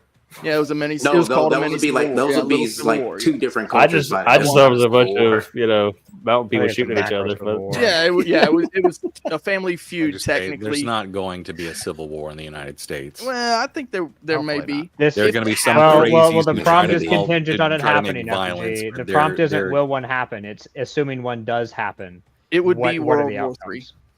It would be World War III. Funny because we did do our hypothetical. Actually, I don't think it would. If you didn't have breakfast this morning, how would you feel? Question.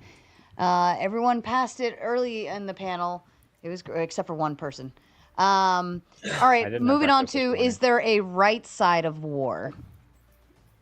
The winning side. I don't know. Are you on the west or the east? Depends on what you mean by right. Hold on, I think Non-Fun, are you making your exit, darling? Yeah, I do. I am going to make my exit. So, I will say, appreciate coming on. Love talking to all of you.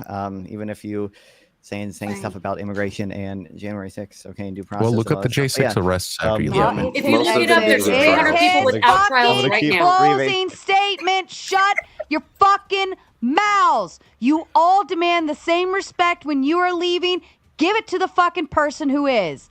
Go ahead, Non-Fun. Yeah, fun time. Appreciate coming on. Appreciate having me on, Sarah. Sure, I'll come on again relatively soon. I'm going to keep streaming for probably quite a while on my channel, Non-Fun, on YouTube, and Non-Fun 420 and Twitch or Kick, doing cool, fun stuff, reacting and stuff and things. So yeah, come check me out. Appreciate it. Bye, Non-Fun. Have a good night. Later, Thanks Non-Fun. for stopping by. Good night. Good night, dude. Glad you were able to have a topic. I'm going to go ahead and go too. Sure, I'm go sorry, ahead I and cut him make off your like that. closing statements, please. Everyone else, shut up. You all learn. Thank you for allowing me up. Thank you for the opportunity once again. And I hope to have many, many more conversations. Trippy, that was W what you just did. And I'm going to now use that from now on. Thank you. Illegals can't, if January 6ers didn't get due process, illegals can't either. But thank y'all for allowing me, and y'all have a good night. Good night. Good night. We'll see you next round. See ya. All right. Later, Texas lady. It was Brit, right? Brit, yeah. Brit. Yeah. Yeah, I'm from Texas. Surrounded on all sides now. Dallas. So. Yeehaw. Atema. I told you Atema's awesome, We don't Sarah. say yeehaw unless we're being crass. No, we say that in Florida though. Tell me, what is the difference between a hootenanny and a hoedown? It depends on what difference if There's a she's direction on you the face bed it. or not. Yeah, that's one difference too. Yeah, that's a I wish I would have thought of that, Sarah. that's actually pretty good. I was wondering. Wait, why? Well, okay, well, No one I could take it seems in to give me another a straight direction. answer. Why do hoes wear hoop earrings? Oh, tell me. It's put their feet through. Yeah, so you got something to hold their feet. That's right. That's right. That's right. All right. Is there a right side of the war? I don't know if we were done with this one or not. Which war? Is there a right side of war? Yes. Just war theory. Whoever writes the history books is what my answer would be. That's the winner always writes the history book. You Yes, notice. Trippy. That's a good point. Yes. I would say just wars are defined by the necessity of it, the necessity of your targets, the proportionality of your targets, and the discrimination between your targets. Yeah, one of the things we talked about last night. Did you hear that? Quite a while. Effigy supports discrimination.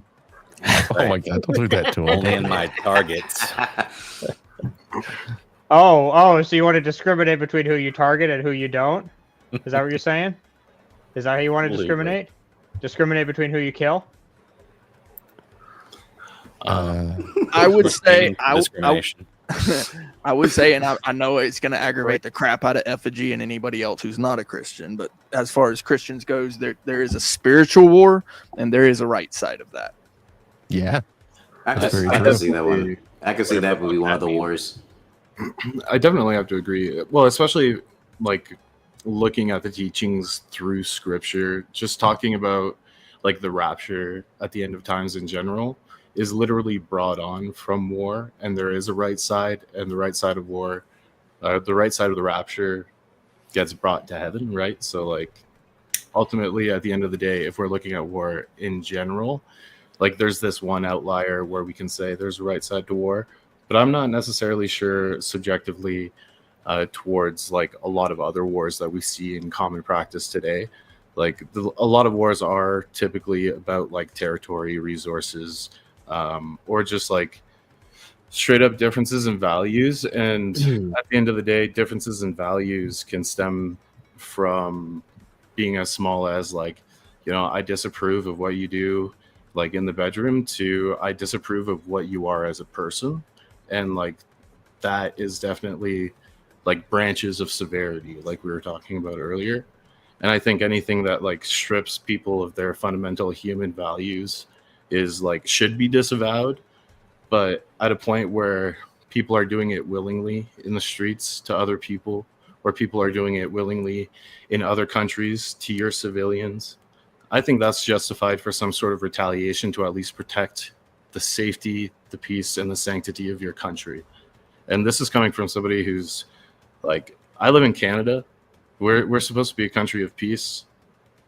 I don't know, bro. You guys have like the war crime world record in World War One. That's what I was thinking. That's pretty good. And we actually glorify it too. Like Vimy Ridge is something that we talk about regularly on its anniversary here in Canada.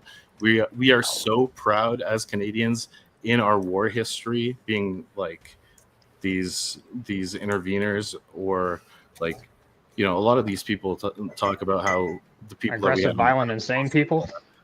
Yeah, well, that's the thing is there's a spectrum, right? Like if you look at Taoism, if you look at any sort of belief system, there's a duality of man, and without peace, or like there can't be chaos unless there's peace, and there can't be peace unless there's chaos, and there's a little bit of each in both, right? That's I disagree with that fundamentally, enough. especially from a Christian perspective. Well, I think that Christianity actually embodies that wholeheartedly. No, We that's look at- Manichaeism. He is actually accurate in that, because even if you take it back, and I know we're aggravating the crap out of effigy right now, if you take it all the way back to the garden, the good versus the evil, it was because the tree was there and they could understand that there is something that they're not supposed to do. And so if you go with that theory in Christianity, then, understanding that there are things that you're not supposed to do, in this war conversation, right? The way I look at it is offense is the violence, right? So if you're doing it as a defensive measure, right? And when I say defensive, I'm not talking about like retaliation. I don't agree with that, actually, Jay. What I'm actually referring to is building a wall. So building a wall so high that if someone comes to attack you at that point, you can see it coming and you can repel the force. Hey, Clay, really quickly, if you have not eaten of the tree of the knowledge of good and evil yet, how do you know that not obeying is bad? Because the one who created you told you this. But how do you know it's bad to not listen to him if you don't have any knowledge of good or evil? Because you can see consequences in nature. Isn't Well, that because exactly there was- the point? Okay. Yeah. There was no chaos. So the two words are tohu and shalom. Tohu means chaos, shalom means peace. In the beginning, during creation, there was shalom. That's all there was. There was no tohu until the accuser came in and inserted it into a conversation with Eve, and then tohu was created. Before that, there's no way to have a knowledge of good or evil, so there is no chaos because there's no tohu. It doesn't exist. There is no knowledge of good and evil is something that God knew and understands, right? And what He told them: do not eat of that. In the day that you do, We're talking you will about die. us on the earth. We're talking about us in the on day the that earth you in war. in the God da- is not a okay. in the day that you eat of it, you will surely die. So they knew that it was bad to disobey. No, they just knew there was a consequence. They didn't know of good or evil yet because they hadn't consumed. They just knew that God said not to do that thing, and they weren't even concerned with it because they were living in peace. Oh, this is why it's so good not to have to base your life on storybooks. I just wanted to point out the philosophical point of the snake already being present in the Garden of Eden. Like during the conception of the Garden of Eden, which points out to there at least being chaos in the Garden of Eden during its contraception. And even prior to that, if you look, like God also created the angels, and one of those angels happens to be Lucifer, which happens to also be Satan, right? So if everything comes from something that requires the material to build it, wouldn't evil also necessarily come from God himself? And the scriptures agree. From Lucifer's choice. No, the scripture agree. They're actually, so the scriptures say that God created everything. Like it literally says in that scripture, I forget which one it is. It says He created all things, good and evil. We're talking about. I think it's Isaiah. That's Sarah? you're diverting into a different set of theological questions at that point. We're talking about whether This is all man fucking was in chaos. specifically named heresies. Well, Sarah? the thing, Yes, the thing Osborne, about go man ahead. is No, regarding Genesis, This is all that grounding you guys have been talking about. the esoteric meaning is given over here. Shall I read it in the final thoughts, or can I read it now? The esoteric meaning of the Adam and Eve story. I prefer the exoteric meaning personally, because Christianity is a fucking metaphorical. mystery cult. Yeah, it's I would metaphorical. like to actually. hear it as wrong, please. Can I do it for closing thoughts, or can I do it now? However you want to do it. Okay, Are okay. you leaving? No. So I just thought, because it's 2 pages, so I thought maybe if I could do it. No, let's not do another one of those. Not quite 2 pages. Summarize it, Osborne. Okay, I'll do it for final thoughts then, Sarah. Okay, Okay. go ahead. We'll do this. Go ahead. You can have the floor, Osborne. Go ahead. No, but I'll do it for final thoughts then, Sarah. After when Go you're going to ahead. close the show. Just read the 2 pages. Let's do it. Why not? We're fucking Okay. The Adam and Eve story is incomprehensible to me. I observed with considerable heat one day in my early struggles with the allegory. Why did God punish not only the guilty pair but also the innocent unborn generations? The master was amused more by my vehemence than by my ignorance. Genesis is deeply symbolic and cannot be grasped by little interpretation, he explained. Its tree of life is the human body. The spinal cord is like an upturned tree with man's hair at its roots and afferent nerves as branches. The tree of the nervous system bears many enjoyable fruits or sensations of sight, sound, smell, taste, and touch. In these, man may rightfully indulge, but he was forbidden the experience of sex, the apple at the center of the body, in the midst of the garden. The serpent represents the coiled up spinal energy that stimulates the sex nerves. Adam is reason and Eve is feeling. When the emotion or Eve consciousness in any human being is overpowered by the sex impulse, his reason or Adam also succumbs. God created the human species by materializing the bodies of man and woman through the force of his will. He endowed the new species with power to create children in a similar, immaculate or divine manner. Because his manifestation in the individualized soul had hitherto been limited in animals, instinct-bound and lacking the potentialities of full reason, God made the first human body symbolically called Adam and Eve. To these for advantages upward evolution. He transferred the souls or divine essence of two animals, Adam or man, reason predominated, in Eve or woman, feeling was ascendant. Thus was expressed the duality or polarity that underlies the phenomenal worlds. Reason and feeling remain in a heaven of cooperative joy, as long as the human mind is not tricked by the serpentine energy of animal propensities. The human body was therefore not solely a result of evolution from beasts, but was produced through an act of special creation by God. The animal forms were too crude to express full divinity. Man was uniquely given the potentiality, omniscient thousand-petal lotus in the brain, as well as accurately awakened occult centers in the spine. God or the divine consciousness present within the first created pair counseled them to enjoy all human sensibilities with one exception, sex sensations. These were banned lest humanity enmesh itself in the inferior animal method of propagation. The warning not to revive subconsciously present bestial memories was unheeded. Resuming the way of brute procreation, Adam and Eve fell from the state of heavenly joy natural to the original perfect man. When they knew that they were naked, their consciousness of immortality was lost. Even as God had warned them, they had placed themselves under the physical law by which bodily birth must be followed by bodily death. The knowledge of good and evil promised Eve by the serpent refers to the dualistic and oppositional experiences that mortals under Maya must undergo. Falling into delusion through misuse of his feeling and reason, or Eve and Adam consciousness, man relinquishes his right to enter the heavenly garden of divine self-sufficiency. The personal responsibility of every human being is to restore his parents or dual nature to a unified harmony of or Eden. Thank you, Sarah. Thank you, Asfram, and everyone's more than welcome to respond to that. All right. What was that esoteric from? What was the origin of that? Because that was not Christian. Was it Jewish? Was it Islamic? You're muted, honey. Yeah. Autobiography of a Yogi. He translated many esoteric meanings of the Bible, and he found out what it truly meant. But the knowledge and the works that he had done, Sri Yukteswar, it was lost. So it's given in this thing, Autobiography of a Yogi, as to what the metaphorical meaning of Genesis actually meant. Oh, so the subjective understanding of the story is objectively true by this guy's standard? It's Paramahansa Yogananda, man. So not to be rude, but he just made it the fuck up. He made it the fuck up. He made it the fuck up.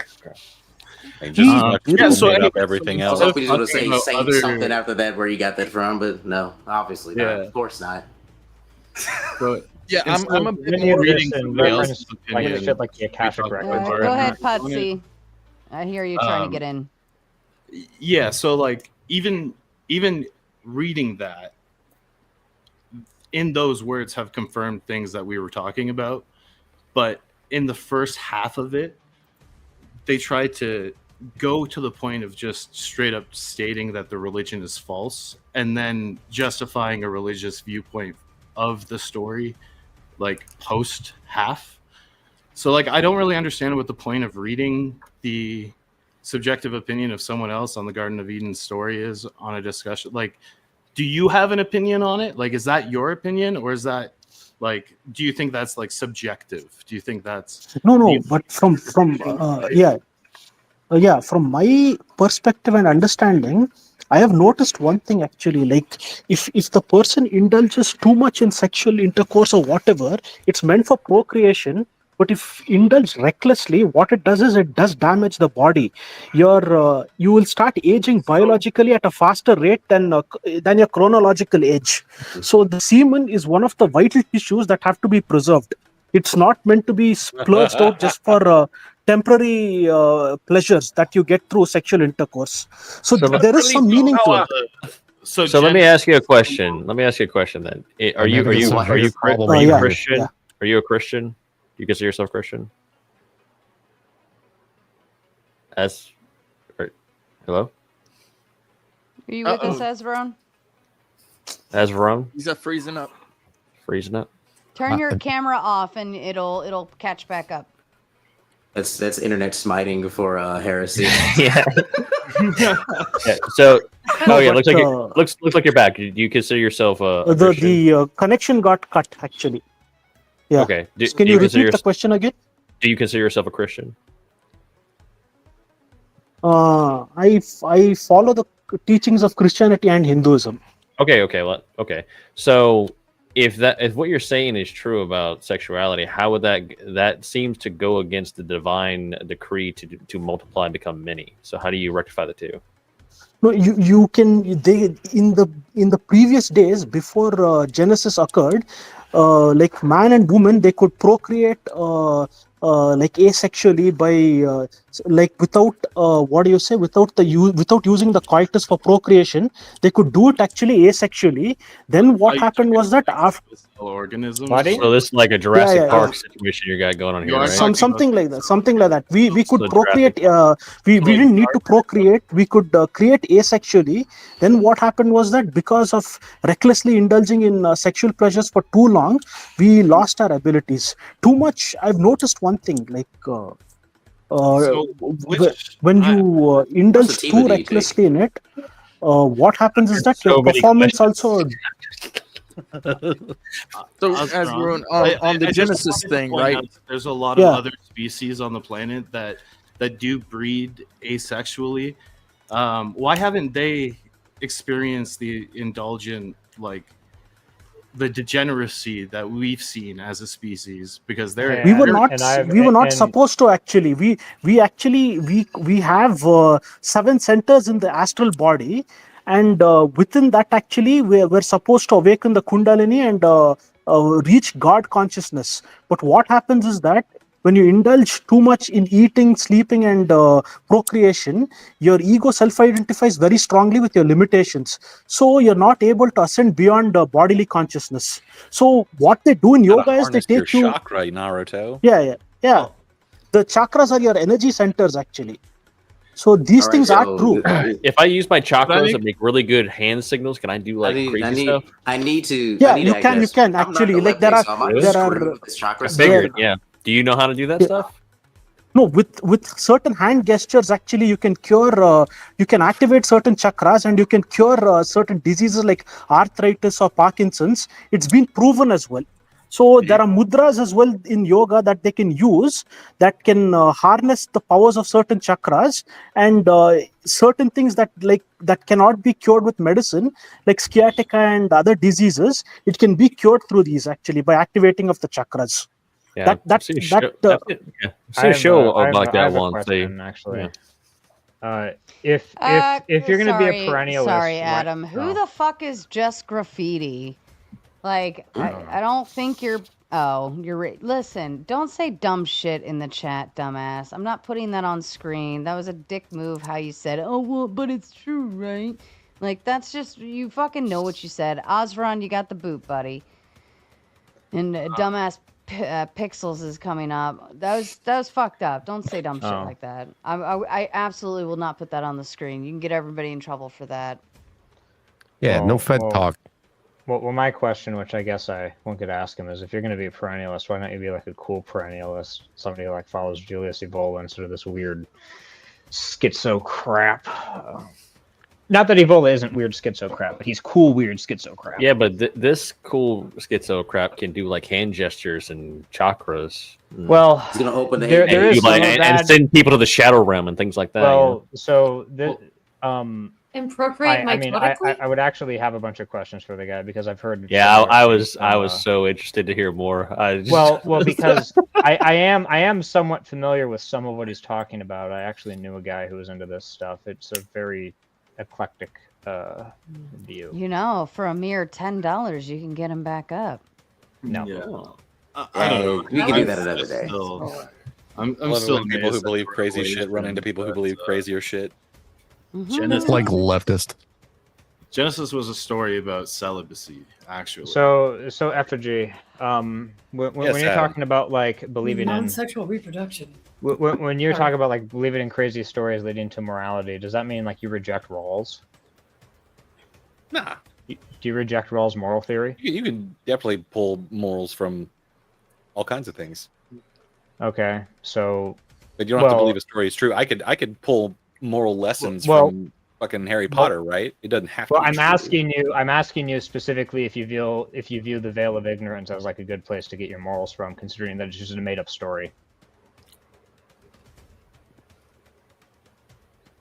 I mean, I just said that you could pull moral lessons from any kind of story, right? Well, Doesn't I'm have asking to about be- that one. I'm asking about the Veil of Ignorance. What's specifically about the Veil of Ignorance? Do you? Well, first of all, do you know what it is? Not off the top of my head, no. Well, never mind. Like, as usual, liberals don't know their own theory. Left liberals don't know their own theory that they're appealing to implicitly. Rawls's Veil of Ignorance is how he justifies like the entire fucking moral system, and he's like the single most prominent that I know of ethical philosopher on like the modern American left when it comes to liberalism. And like everything you say sounds like it's downstream from him, but I don't know. Maybe it's not. Maybe you're just don't know what the fuck you're talking about.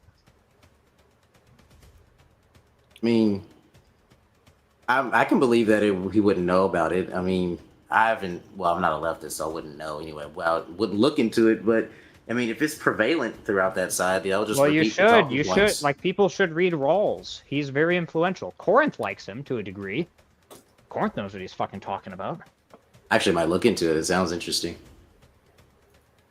I Veil don't be of reading Ignorance- books too much, though. Veil of Ignorance, to simplify it, it's I'll probably it's a find it thought online experiment. somewhere. To oversimplify it a bit, it's a thought experiment where it's like, and I believe this is in his book, A Theory of Justice, where it's like you have a hypothetical where you exist outside of society, and you know that you're going to enter the society on some level via being born. And it's like a just society is one where you would be willing to enter at any point at random within like the hierarchical, like the class system of the society.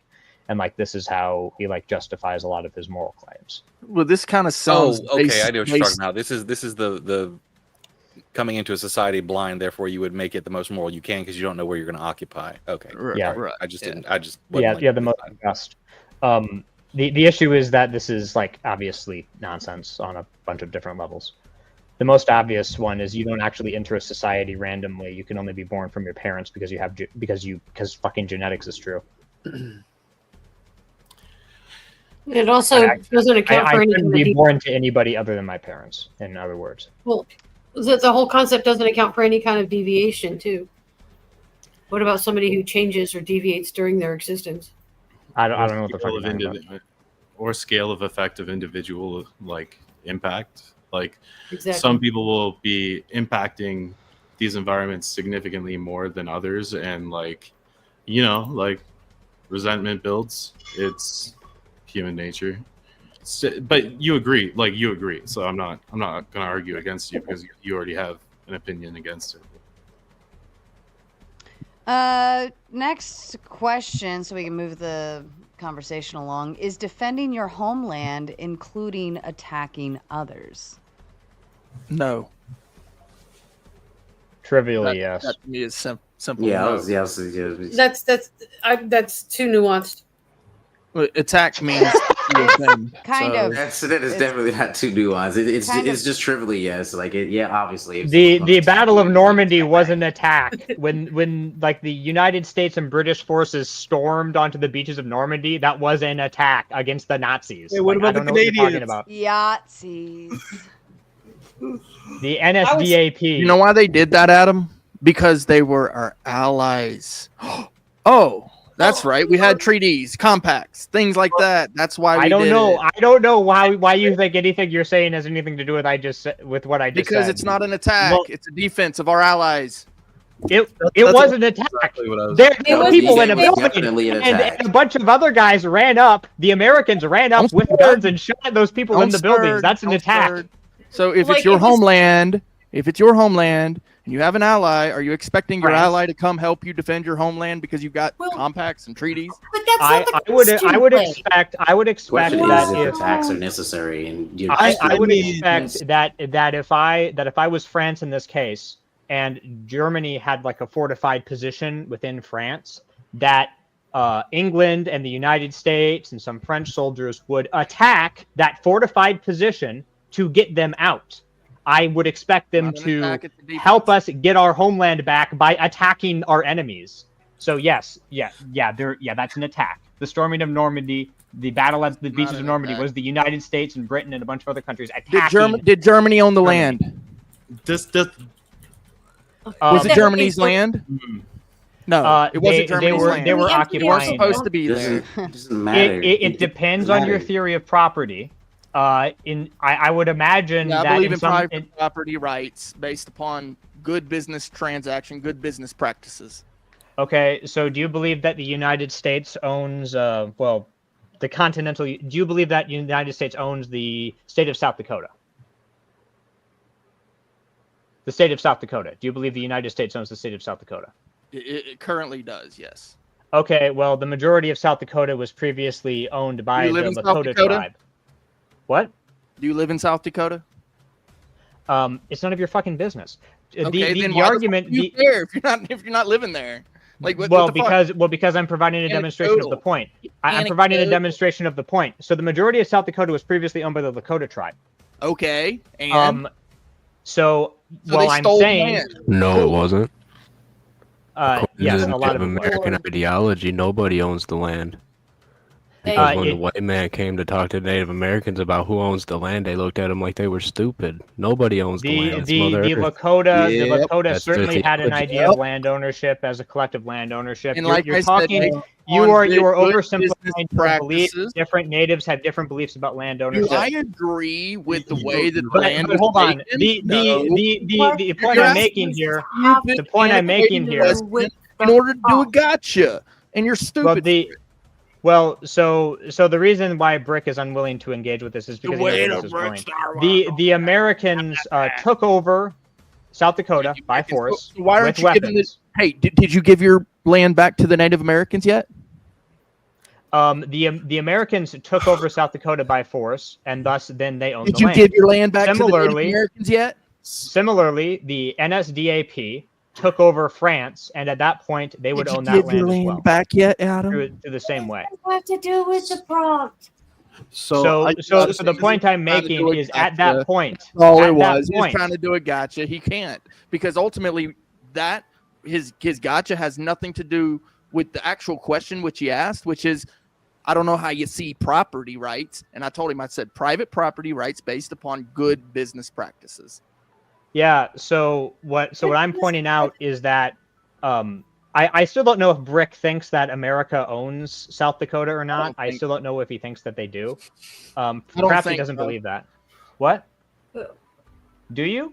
I don't think. What are you talking about, bro? What are you do you believe? Do you hold the position that America owns South Dakota? In its current status, yes, it does. Okay, now did it gain South Dakota? Did it gain South Dakota via military conquest of the Lakota? Here's a caveat. Did a it lot of gain that South land Dakota hold on. by Here's the a by the caveat. military There's a conquest caveat. of There's the a Lakota? caveat. However, there's a caveat. Did it gain Hold on, South there's a Dakota via the caveat. military conquest of the Well, Lakota? if you don't want to hear the answer, then just keep spurging. Is it I'm owned asking or a yes or no governed? question. Did America gain asked South the Dakota question, let me via answer. military You asked the conquest of the question, let me Lakota? answer. You asked All the right, question, answer. let me answer. It's Stop yes or spurting. no. It's yes or no. So let me answer. Let me fucking answer, bruh. Yes, the United States owns a large portion of South Dakota. However, a lot of that land is owned by private individuals and businesses, and also the state of South Dakota and counties in South Dakota and cities in South Dakota. That's the way I see it. Okay. So if it is the case that the United States has a valid claim to ownership of South Dakota via military conquest, which you just admitted, then it would follow that the NSDAP would have a similar claim to ownership of France at the time of the Louisiana storming of Purchase of Normandy. the French. It was not gained by military conquest. In fact, the wars in South Dakota with the tribes was caused because the miners went in there during the gold rush. The U.S. military went in there to help them, and things kind of popped off the way they did. And that led to the Battle of Little Bighorn. So if we're going to talk about history, let's at least get it right. And not try to It will generalize still be it. them gaining land So via black and white. attacking them. So Even in the case of everything you just said, it's still the case of the United States military moving in and taking the land from the natives. Did you give your land back to the Native Americans yet?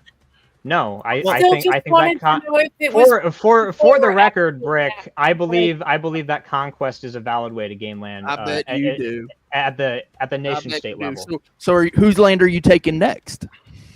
Yours. I'm not a nation state. You're not going to take it because you don't believe in conquest?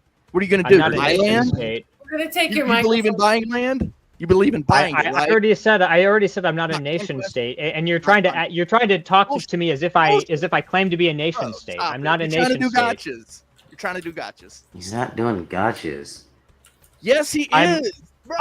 What I'm showing you is that the NSDAP on this model of land ownership did have a valid claim What to about the France at the land time. conquest? What about the conquest? And then I'm like, well, why didn't you give your land back? Practice to take place Not even. right now. Look. I'm not even claiming that conquest is wrong. I'm not claiming that conquest is wrong. I never said it was wrong. I know. I think you're bullshit. I wanna switch gears. Kazak set the big hundo. It's funny because we were two ships crossing in the night. I set the goal for the $100 or shutdown, and just as I was setting it, Kazak put up the hundo, so it didn't count to meet the goal. It's so funny how it just doesn't. It's not smart. It's just not smart. Subject: why does the shutdown harm us, and why won't Democrats vote to open it back up? Politics are dumb. I mean, I don't know enough about the current shutdown, and I'm not against it, so I can't argue for that one. I don't know if anybody. on the Yeah, panel I kind can. of have the same position. I just know that There's I'm a whole going to bunch of open things it that happen back with the up. shutdown, right? Like it starts decreasing your GDP over time. You're delaying services. You're hurting workers who would otherwise have a paying job. It provides uncertainty just for your basic economic status quo. Like, there's all kinds of shitty things that can happen, and the longer we hold out, the worse it's going to get. That's what every shutdown does. That's why they never last. Like, the longest one ever is 34 days. Yeah. So Yeah, from an I believe so, anecdotal yeah. thing, just to throw this out, And I'm that's a when the air federal traffic contractor. controllers I still decided get to- paid right now, and they've told us I'm going to continue to get paid. I don't know who actually gets impacted, who doesn't get a paycheck. I don't know how much of an impact that is, but I'm sure there are people that legitimately do not get a paycheck. But I'm a federal contractor, and I know we run under whole different rules because that's we're a line item on a budget sheet. We're not actual payroll. I Yeah, hope the- it's staffers. I hope The air, everybody. the air traffic controllers are the ones that stopped the last really long shutdown because they weren't getting paid for a long time, and then they just decided to stop coming to work because they weren't getting paid. So that will probably there's be the people hinge who do point that. again, because that affects everybody. Right. Could I just get a Sparks notes on why the shutdown happened in the first place? I'm Canadian though, so I don't have much skin in the game in this conversation. which is Well, the Democrats wanted to give illegals Medicare. No. So, how this happens though is every year, they have to vote on the purse, like the budget, right? Somebody correct me if I say anything incorrect. I think I have a fairly reasonable grasp on it, but they have to vote on how the budget is dispersed and so on and so forth. And if they can't come to an agreement, then no money goes anywhere, and they go into shutdown mode until it can find its Right. grounding The big again. problem is that we don't actually have budgets and haven't for a while. We just keep passing continuing resolutions that just keep stopgap funding everything. I think it's like in the last, since like the 80s or something like that, there have been like 20 government shutdowns. Most of those have been because of Republicans.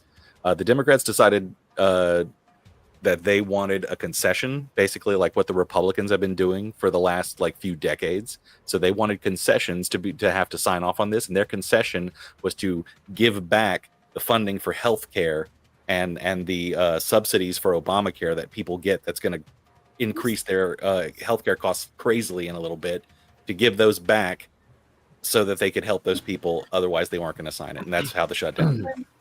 And if I had to guess, if I can just throw this in there, the argument is if they reinstate those federal subsidies, then these states that do have state Medicaid or Medicare programs, I don't know which one you would call it, can then divert more state money into those programs, therefore, quote unquote, providing illegals insurance. Is that the talking point that That's because the I do right-wing hear talking that? point, yeah. Is that that's the way they're spinning it? Because it's not like it's in the thing that's like exactly we're gonna just at the federal level hand this money out, but I assume the argument is if we give them federal dollars, then the state can hand dollars in another way, and they're trying to play that game.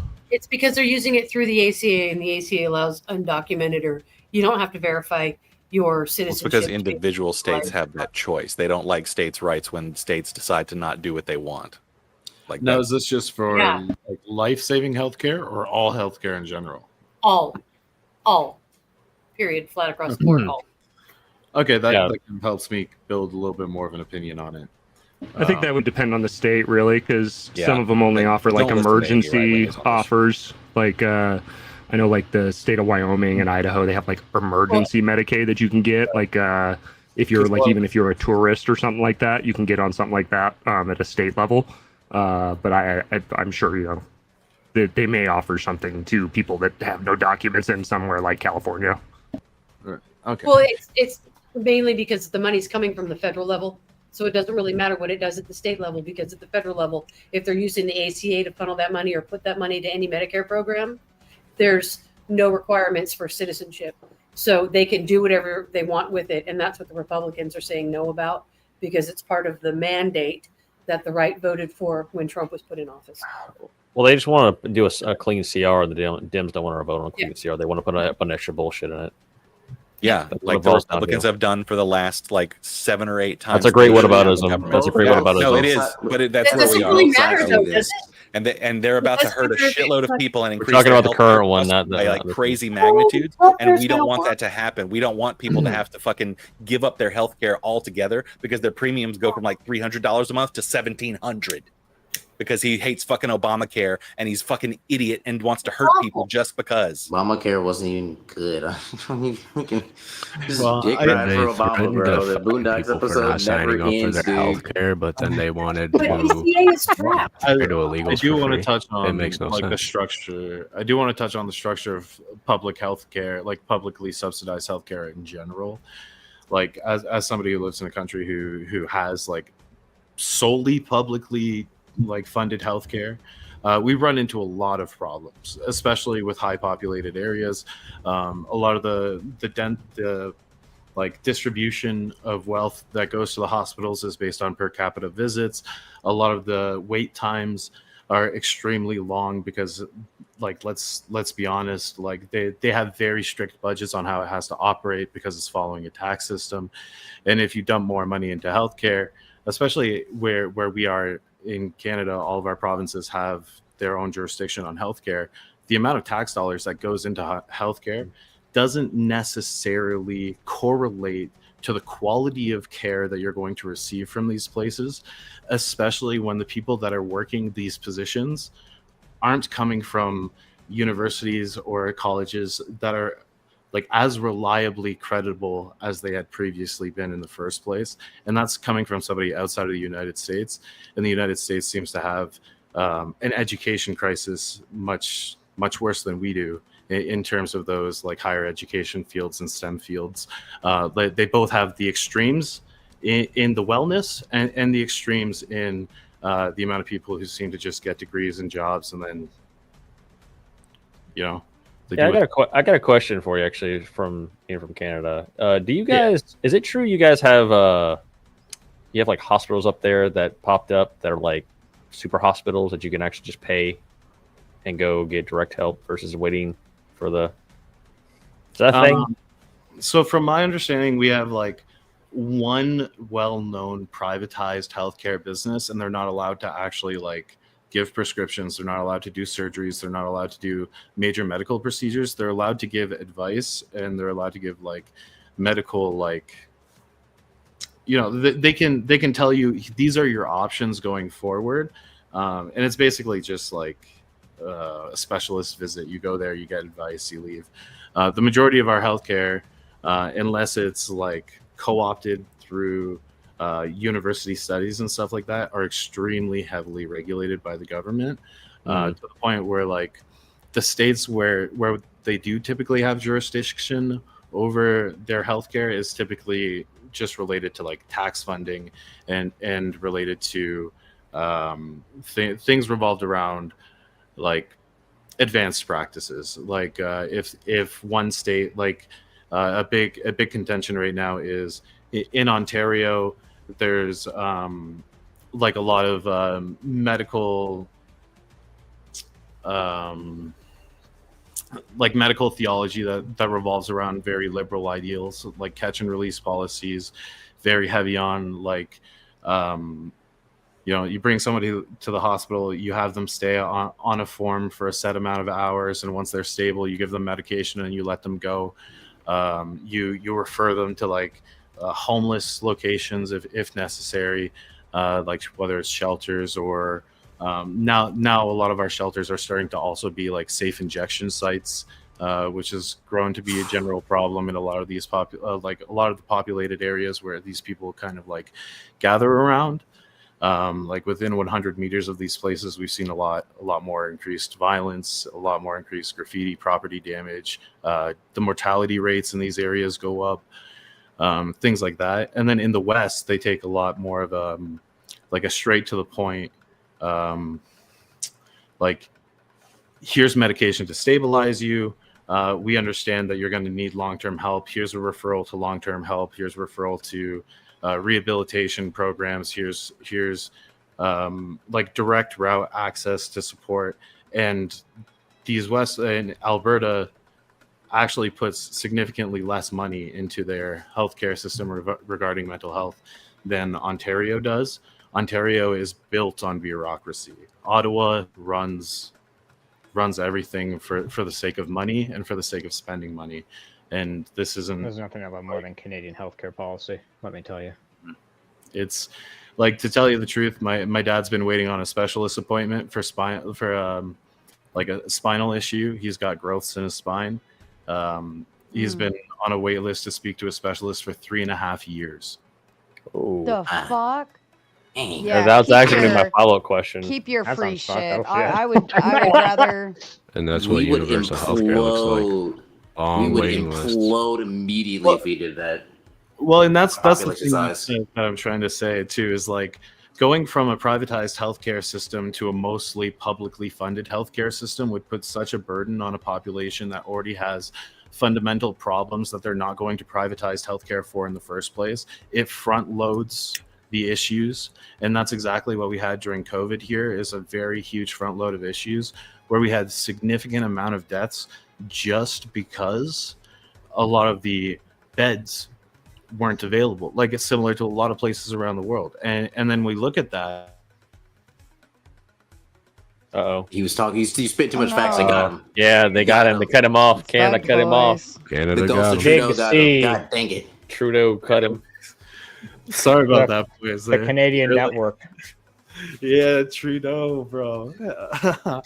But actually though, like it's one of these like it's one of these problems where if we introduce sudden systematic change in grand scale in like any sort of capacity, it front loads issues. It's something that needs to be like trickled in, and there needs to be a general acceptance in society before we make grand societal change.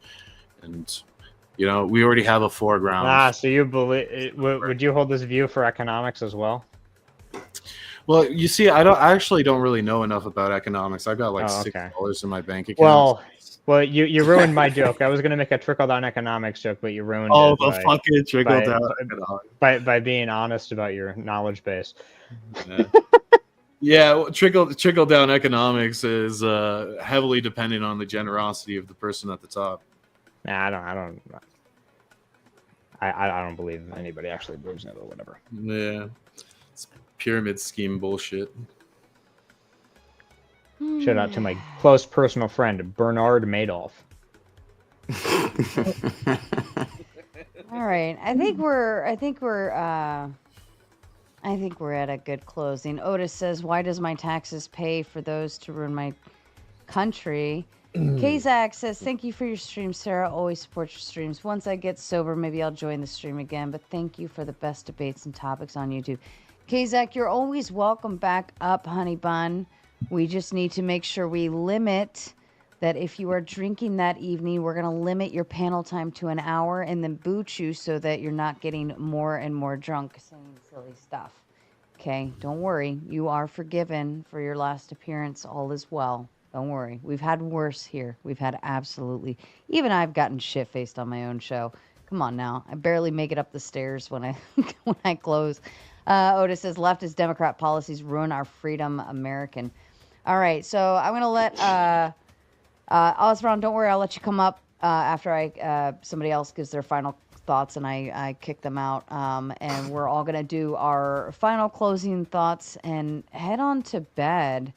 I'm pretty tired. We've been going at it since 7 p.m. It is now almost 3 a.m. It's been a 7-hour stream. Not the longest we've gone, but I am pooped out. All right, Adam, why don't you go ahead and... and my apologies. We still have a bunch of topics left over. I'm going to save those for the next weekend's open panel stream. Whole lot of good ones in here, so don't worry. If you did drop a comment into the topic post, don't worry, I still have them all if they didn't get brought up this evening, and we will save them for next open panel grab bag. All right, Adam, why don't you kick us off with your closing thoughts, please? I think I joined a bit too late to have any meaningful closing thoughts. I have nothing to say, really. Tell everyone to fuck off. But there is one thing I keep telling people that we need to have an international moose census, and nobody takes me seriously. So I don't know why. That's all. Okay. Thank you, Adam. And if you don't mind, I'm going to remove you. Actually, I'm just going to remove everyone tonight until I have an empty panel. Osron, why don't you give us your clothing? Give us your clothing, Osron. Give us your closing thoughts, please. I'm tired. I'm super tired. Okay. No, I mean, thank you, Sarah, for having me on your show and being patient enough to let me read the book. So the pages from the book. So thanks a lot. And I hope I didn't hurt anyone's religious sentiments or feelings by reading that. I just thought probably I could give another alternate view to the whole thing. That's it. An alternative view to the whole Genesis story. So sorry if I hurt anyone's feelings. Very much appreciate. Thank you, sir. We don't have feelings here, Yeah, Osron. we're dead inside. Thank you, Osron. We appreciate you as always. Have a wonderful night. All right, Reverend Russ, your final thoughts, sir. All right, let's offend some people. In the end, every debate, every philosophy, and every ideology must bow to one name, the name above every name. As it is written in Acts 4:12, for there is none other name under heaven given among men whereby we must be saved. The cross of Christ is not a matter of opinion, it is the unshakable fact of history and eternity. For God so loved the world that he gave his only begotten Son, that whoever shall love him shall not perish, but have everlasting life.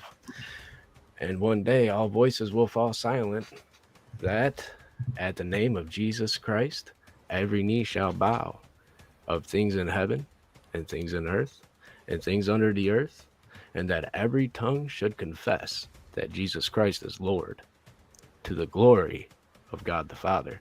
Philippians 2:10-12. So I close with this. Truth is not a concept. Truth is a person. And his name is Jesus Christ of Nazareth. Christ is King. God bless everybody. Thank you, Reverend. Have a wonderful evening, and feel free to come back for some more as well. Thank you. Vapor, are you still with us, darling? Yeah, I'm still here. All right. Why don't you give us your closing thoughts, please?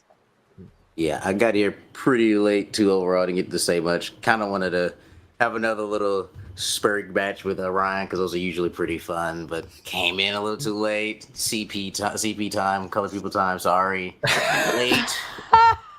But yeah, like the only thing I got to say though is it's still insane that people are confused about what the story of Genesis was, and that was crazy. But I didn't know that there was an actual like Hindu like interpretation of the story of Jesus. I actually had no idea that there was something like that that was written in depth like that.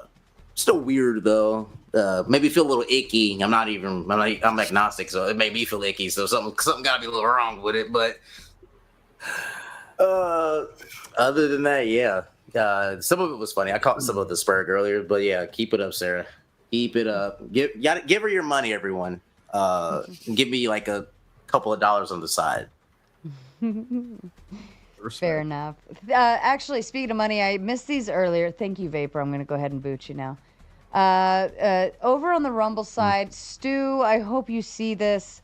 I do apologize, and if I see in the green side chat next time, I owe you some credits. Stu had requested the ballerina dancers earlier and asked a question to Nanfan. Have you been burnt by using a study from an authoritative source, i.e. the study was BS? And then the other question was, what branch of government sets due process for illegal aliens, and what is that due process for an illegal alien? We never got to those. My apologies. It's so that I hate the Rumble thing because it doesn't drop them into the starred thing. It doesn't even pull them up on comments. So I never know they're there.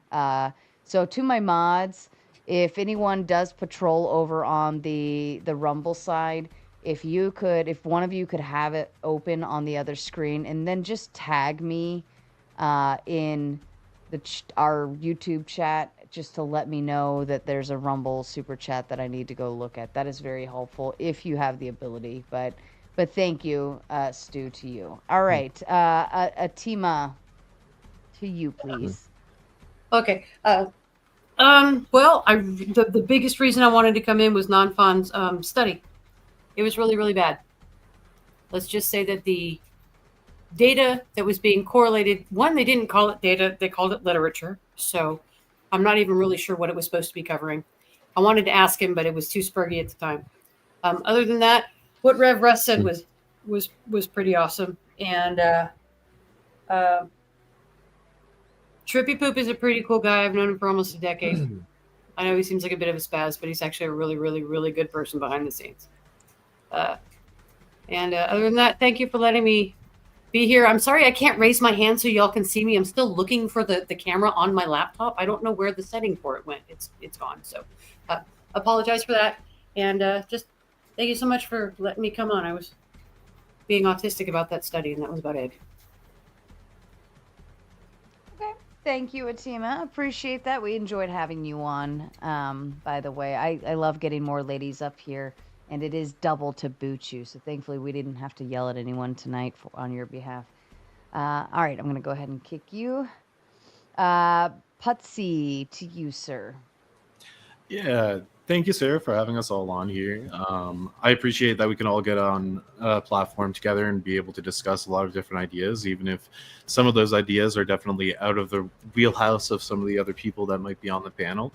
It's really interesting to get to understand different people's positions and ideas And I'm really interested in maybe doing this again in the future and trying to understand a little bit more about the social current and the viewpoint of the people who are in the social current going on in the United States. After all, like, we're your closest neighbors. It affects us huge. And briefly touching on one of the topics before, I do think attacking an enemy is in the defense of your country, especially if the United States got invaded by some sort of foreign enemy. Like, Canada wouldn't exist. They took over. They took over this United States. We're not going to be here. So, as a Canadian, we'd fight on behalf of the defense of the United States any day of the week, just to secure our own existence, let alone to secure the sanctity of the relationship we've had since the founding of our country. It's our most important relationship, even more important than the relationship we have with our monarchy. So appreciate you guys, and you guys have a wonderful night. Thank you, Potsy. Love to see you back again for some more. We're quite friendly to our Canadian friends, I promise. We make fun of you every now and then, but we definitely invite you and are very We deserve being made fun of. You do it to yourself. But we have a very large group of Canadians here. So, but not only that, I enjoy your demeanor. Okay, let's say that. Have a wonderful night, Pudsey.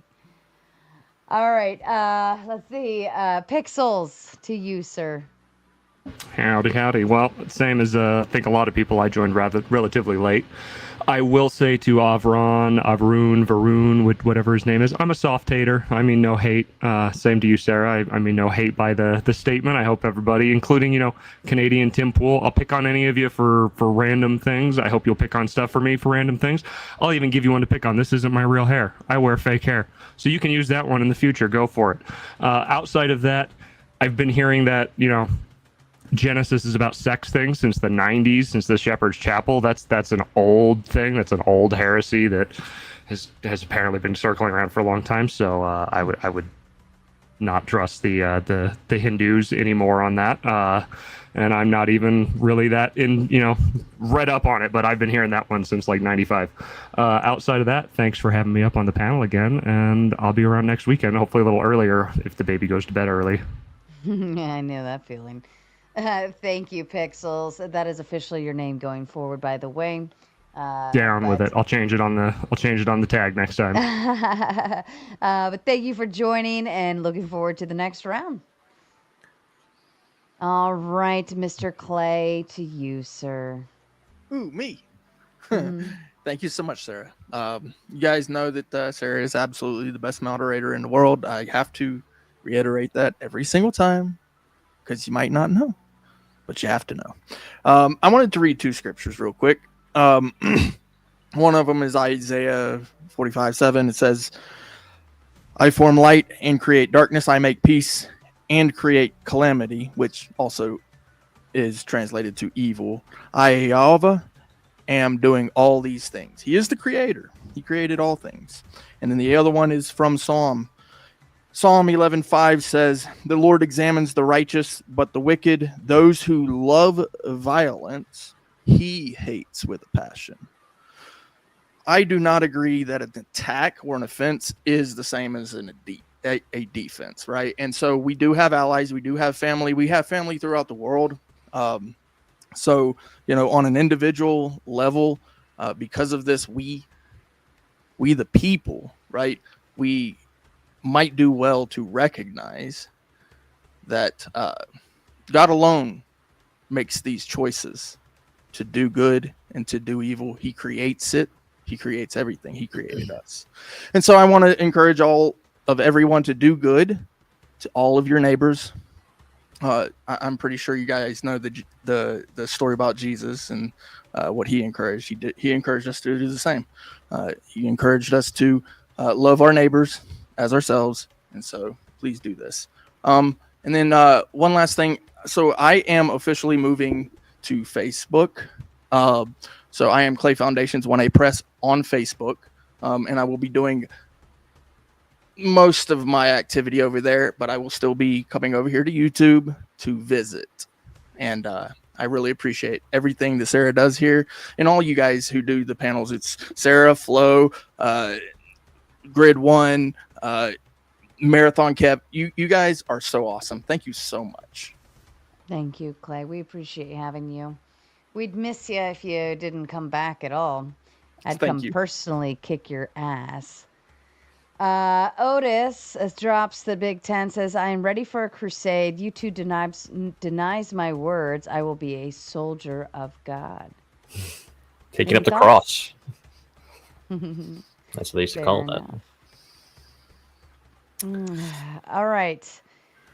Mo, to you, sir. Well, what can I say? I had a great time. I don't have any scriptures to read, but I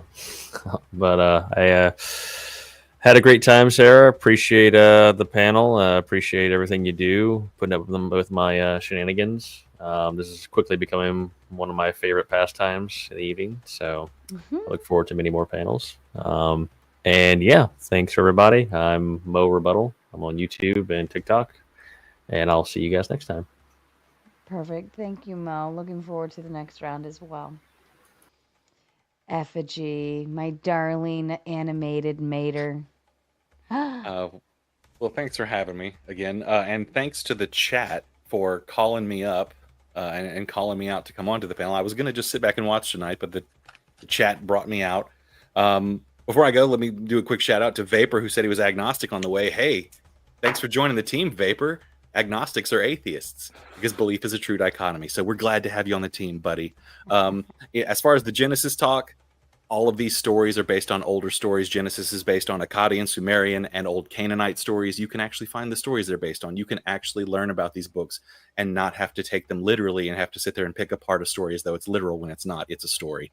And as to the thing that actually called me up here, the moral grounding thing, it's just ridiculous. Like these ortho bros who like sit there and say this same sentence over and over and over and over about moral grounding. They're just talking about their deontology. They're just talking about their rules. Morality comes from us. You can see it in children before they can even learn to speak. It is a part of the senses that we've evolved, and we hone it and add shit on top of it. And that's what we call moral philosophy, moral reasoning, and our deontology, basically the moral rules that we follow. Thanks so much. I was glad to come up and get to yell at everybody. And hey, what's up, Dusty, on my way out? What up? Take care. Thank you, Effigy. I appreciate you always. You're always such a stable foundation on these panels. As crazy as people might think you are, but you're still very foundationally our baseline. Love you. That was so nice. I just listened to the nicest shutdown. Yeah. Well, we're normal over here sometimes. It's been a long night. We started at 7 something, and now it's 3 a.m. Yeah, I'm tired as fuck. I went to Pick and Pull today and got some car parts, and I'm not about that life anymore. My knuckles were bleeding. I'm tired, and fuck Getting that. I'm old. moving into my Getting soft old. boy. Yeah, moving into the soft boy era. I was surprised you didn't join because it was open panel grab bag topic tonight. I was really Yeah, shocked well- you didn't join this one. You know, You Vibes just- got me scheduled out 12. Yeah, it's Sunday. It's Sunday. And How is your uncomfortable Bible study going? Is it very uncomfortable for you? I kind of enjoy it because it turns confrontational. But no, it's what it's half a panel of Christians that are compassionately condescending to those of us who are lost.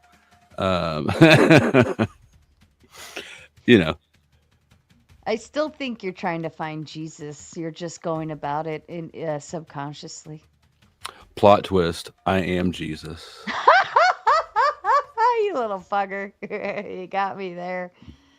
Well, what do you want to tell everyone watching before we hit the fuck off button? Thank you so much, Sarah, for hosting this panel. It's really the best ever. No, subscribe to me for sure. Donate to me, donate to Sarah, donate regularly and recklessly. That's all. Oh, all right. Well, my little Tell Jay addition- Dyer I stole his style, and I'm wearing it better than he is. I was gonna say, like, why was the Hawaiian shirt like ringing a bell in my brain? But yeah, I like the vacation style look on you. You look more like the relaxed dad, That Did might you notice the be- dad vibes hat? It's very dad vibey, actually. But to the panel tomorrow night, well, tonight, technically speaking, Monday night, Moderator Monday, we are doing Is George Floyd Worse for Society Than Destiny? That features It's Marte. going to be such a shit show. Oh, fuck. I'm pumped for it. I'm not going to lie. Marte Reyes, Rob Noir, Benjamin Balderson, and the dude from, I think it's Slow News. I still can't remember. It's like in my brain, and I still keep forgetting it. I think it's going to be a fucking hilarious panel at the very least, and I don't think we're going to come to any solutions on anything. If you have somebody call in sick, I'll fill in. Oh, I know you would. I'm on standby for this shit. Hell yeah, I'm all for it. And then I'm hoping we will get Pearl here for Thursday night. I'm just waiting on her to confirm the date and a prompt. So hopefully we can get that sorted through. If it works out, great. If not, I'll do you know what? I'll have Flo come fill in. Fuck it. Why not? Make you work for it or something for once. You want me to rizz her up? No, she's fine. Okay. If she I wants can to. seduce her over. Like, If she wants to, she will.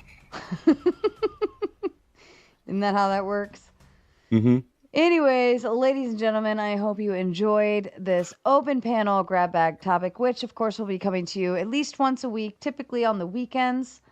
But they're always pop-ups, so you have to have your notification bell on or jump in the Discord. I will kindly remind you that I am live every time I am. All right, fuck off.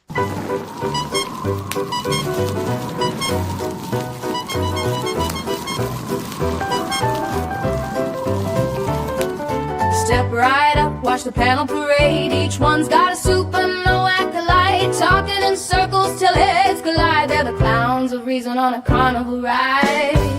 Oh, the circus is in town tonight, spinning nonsense under the spotlight.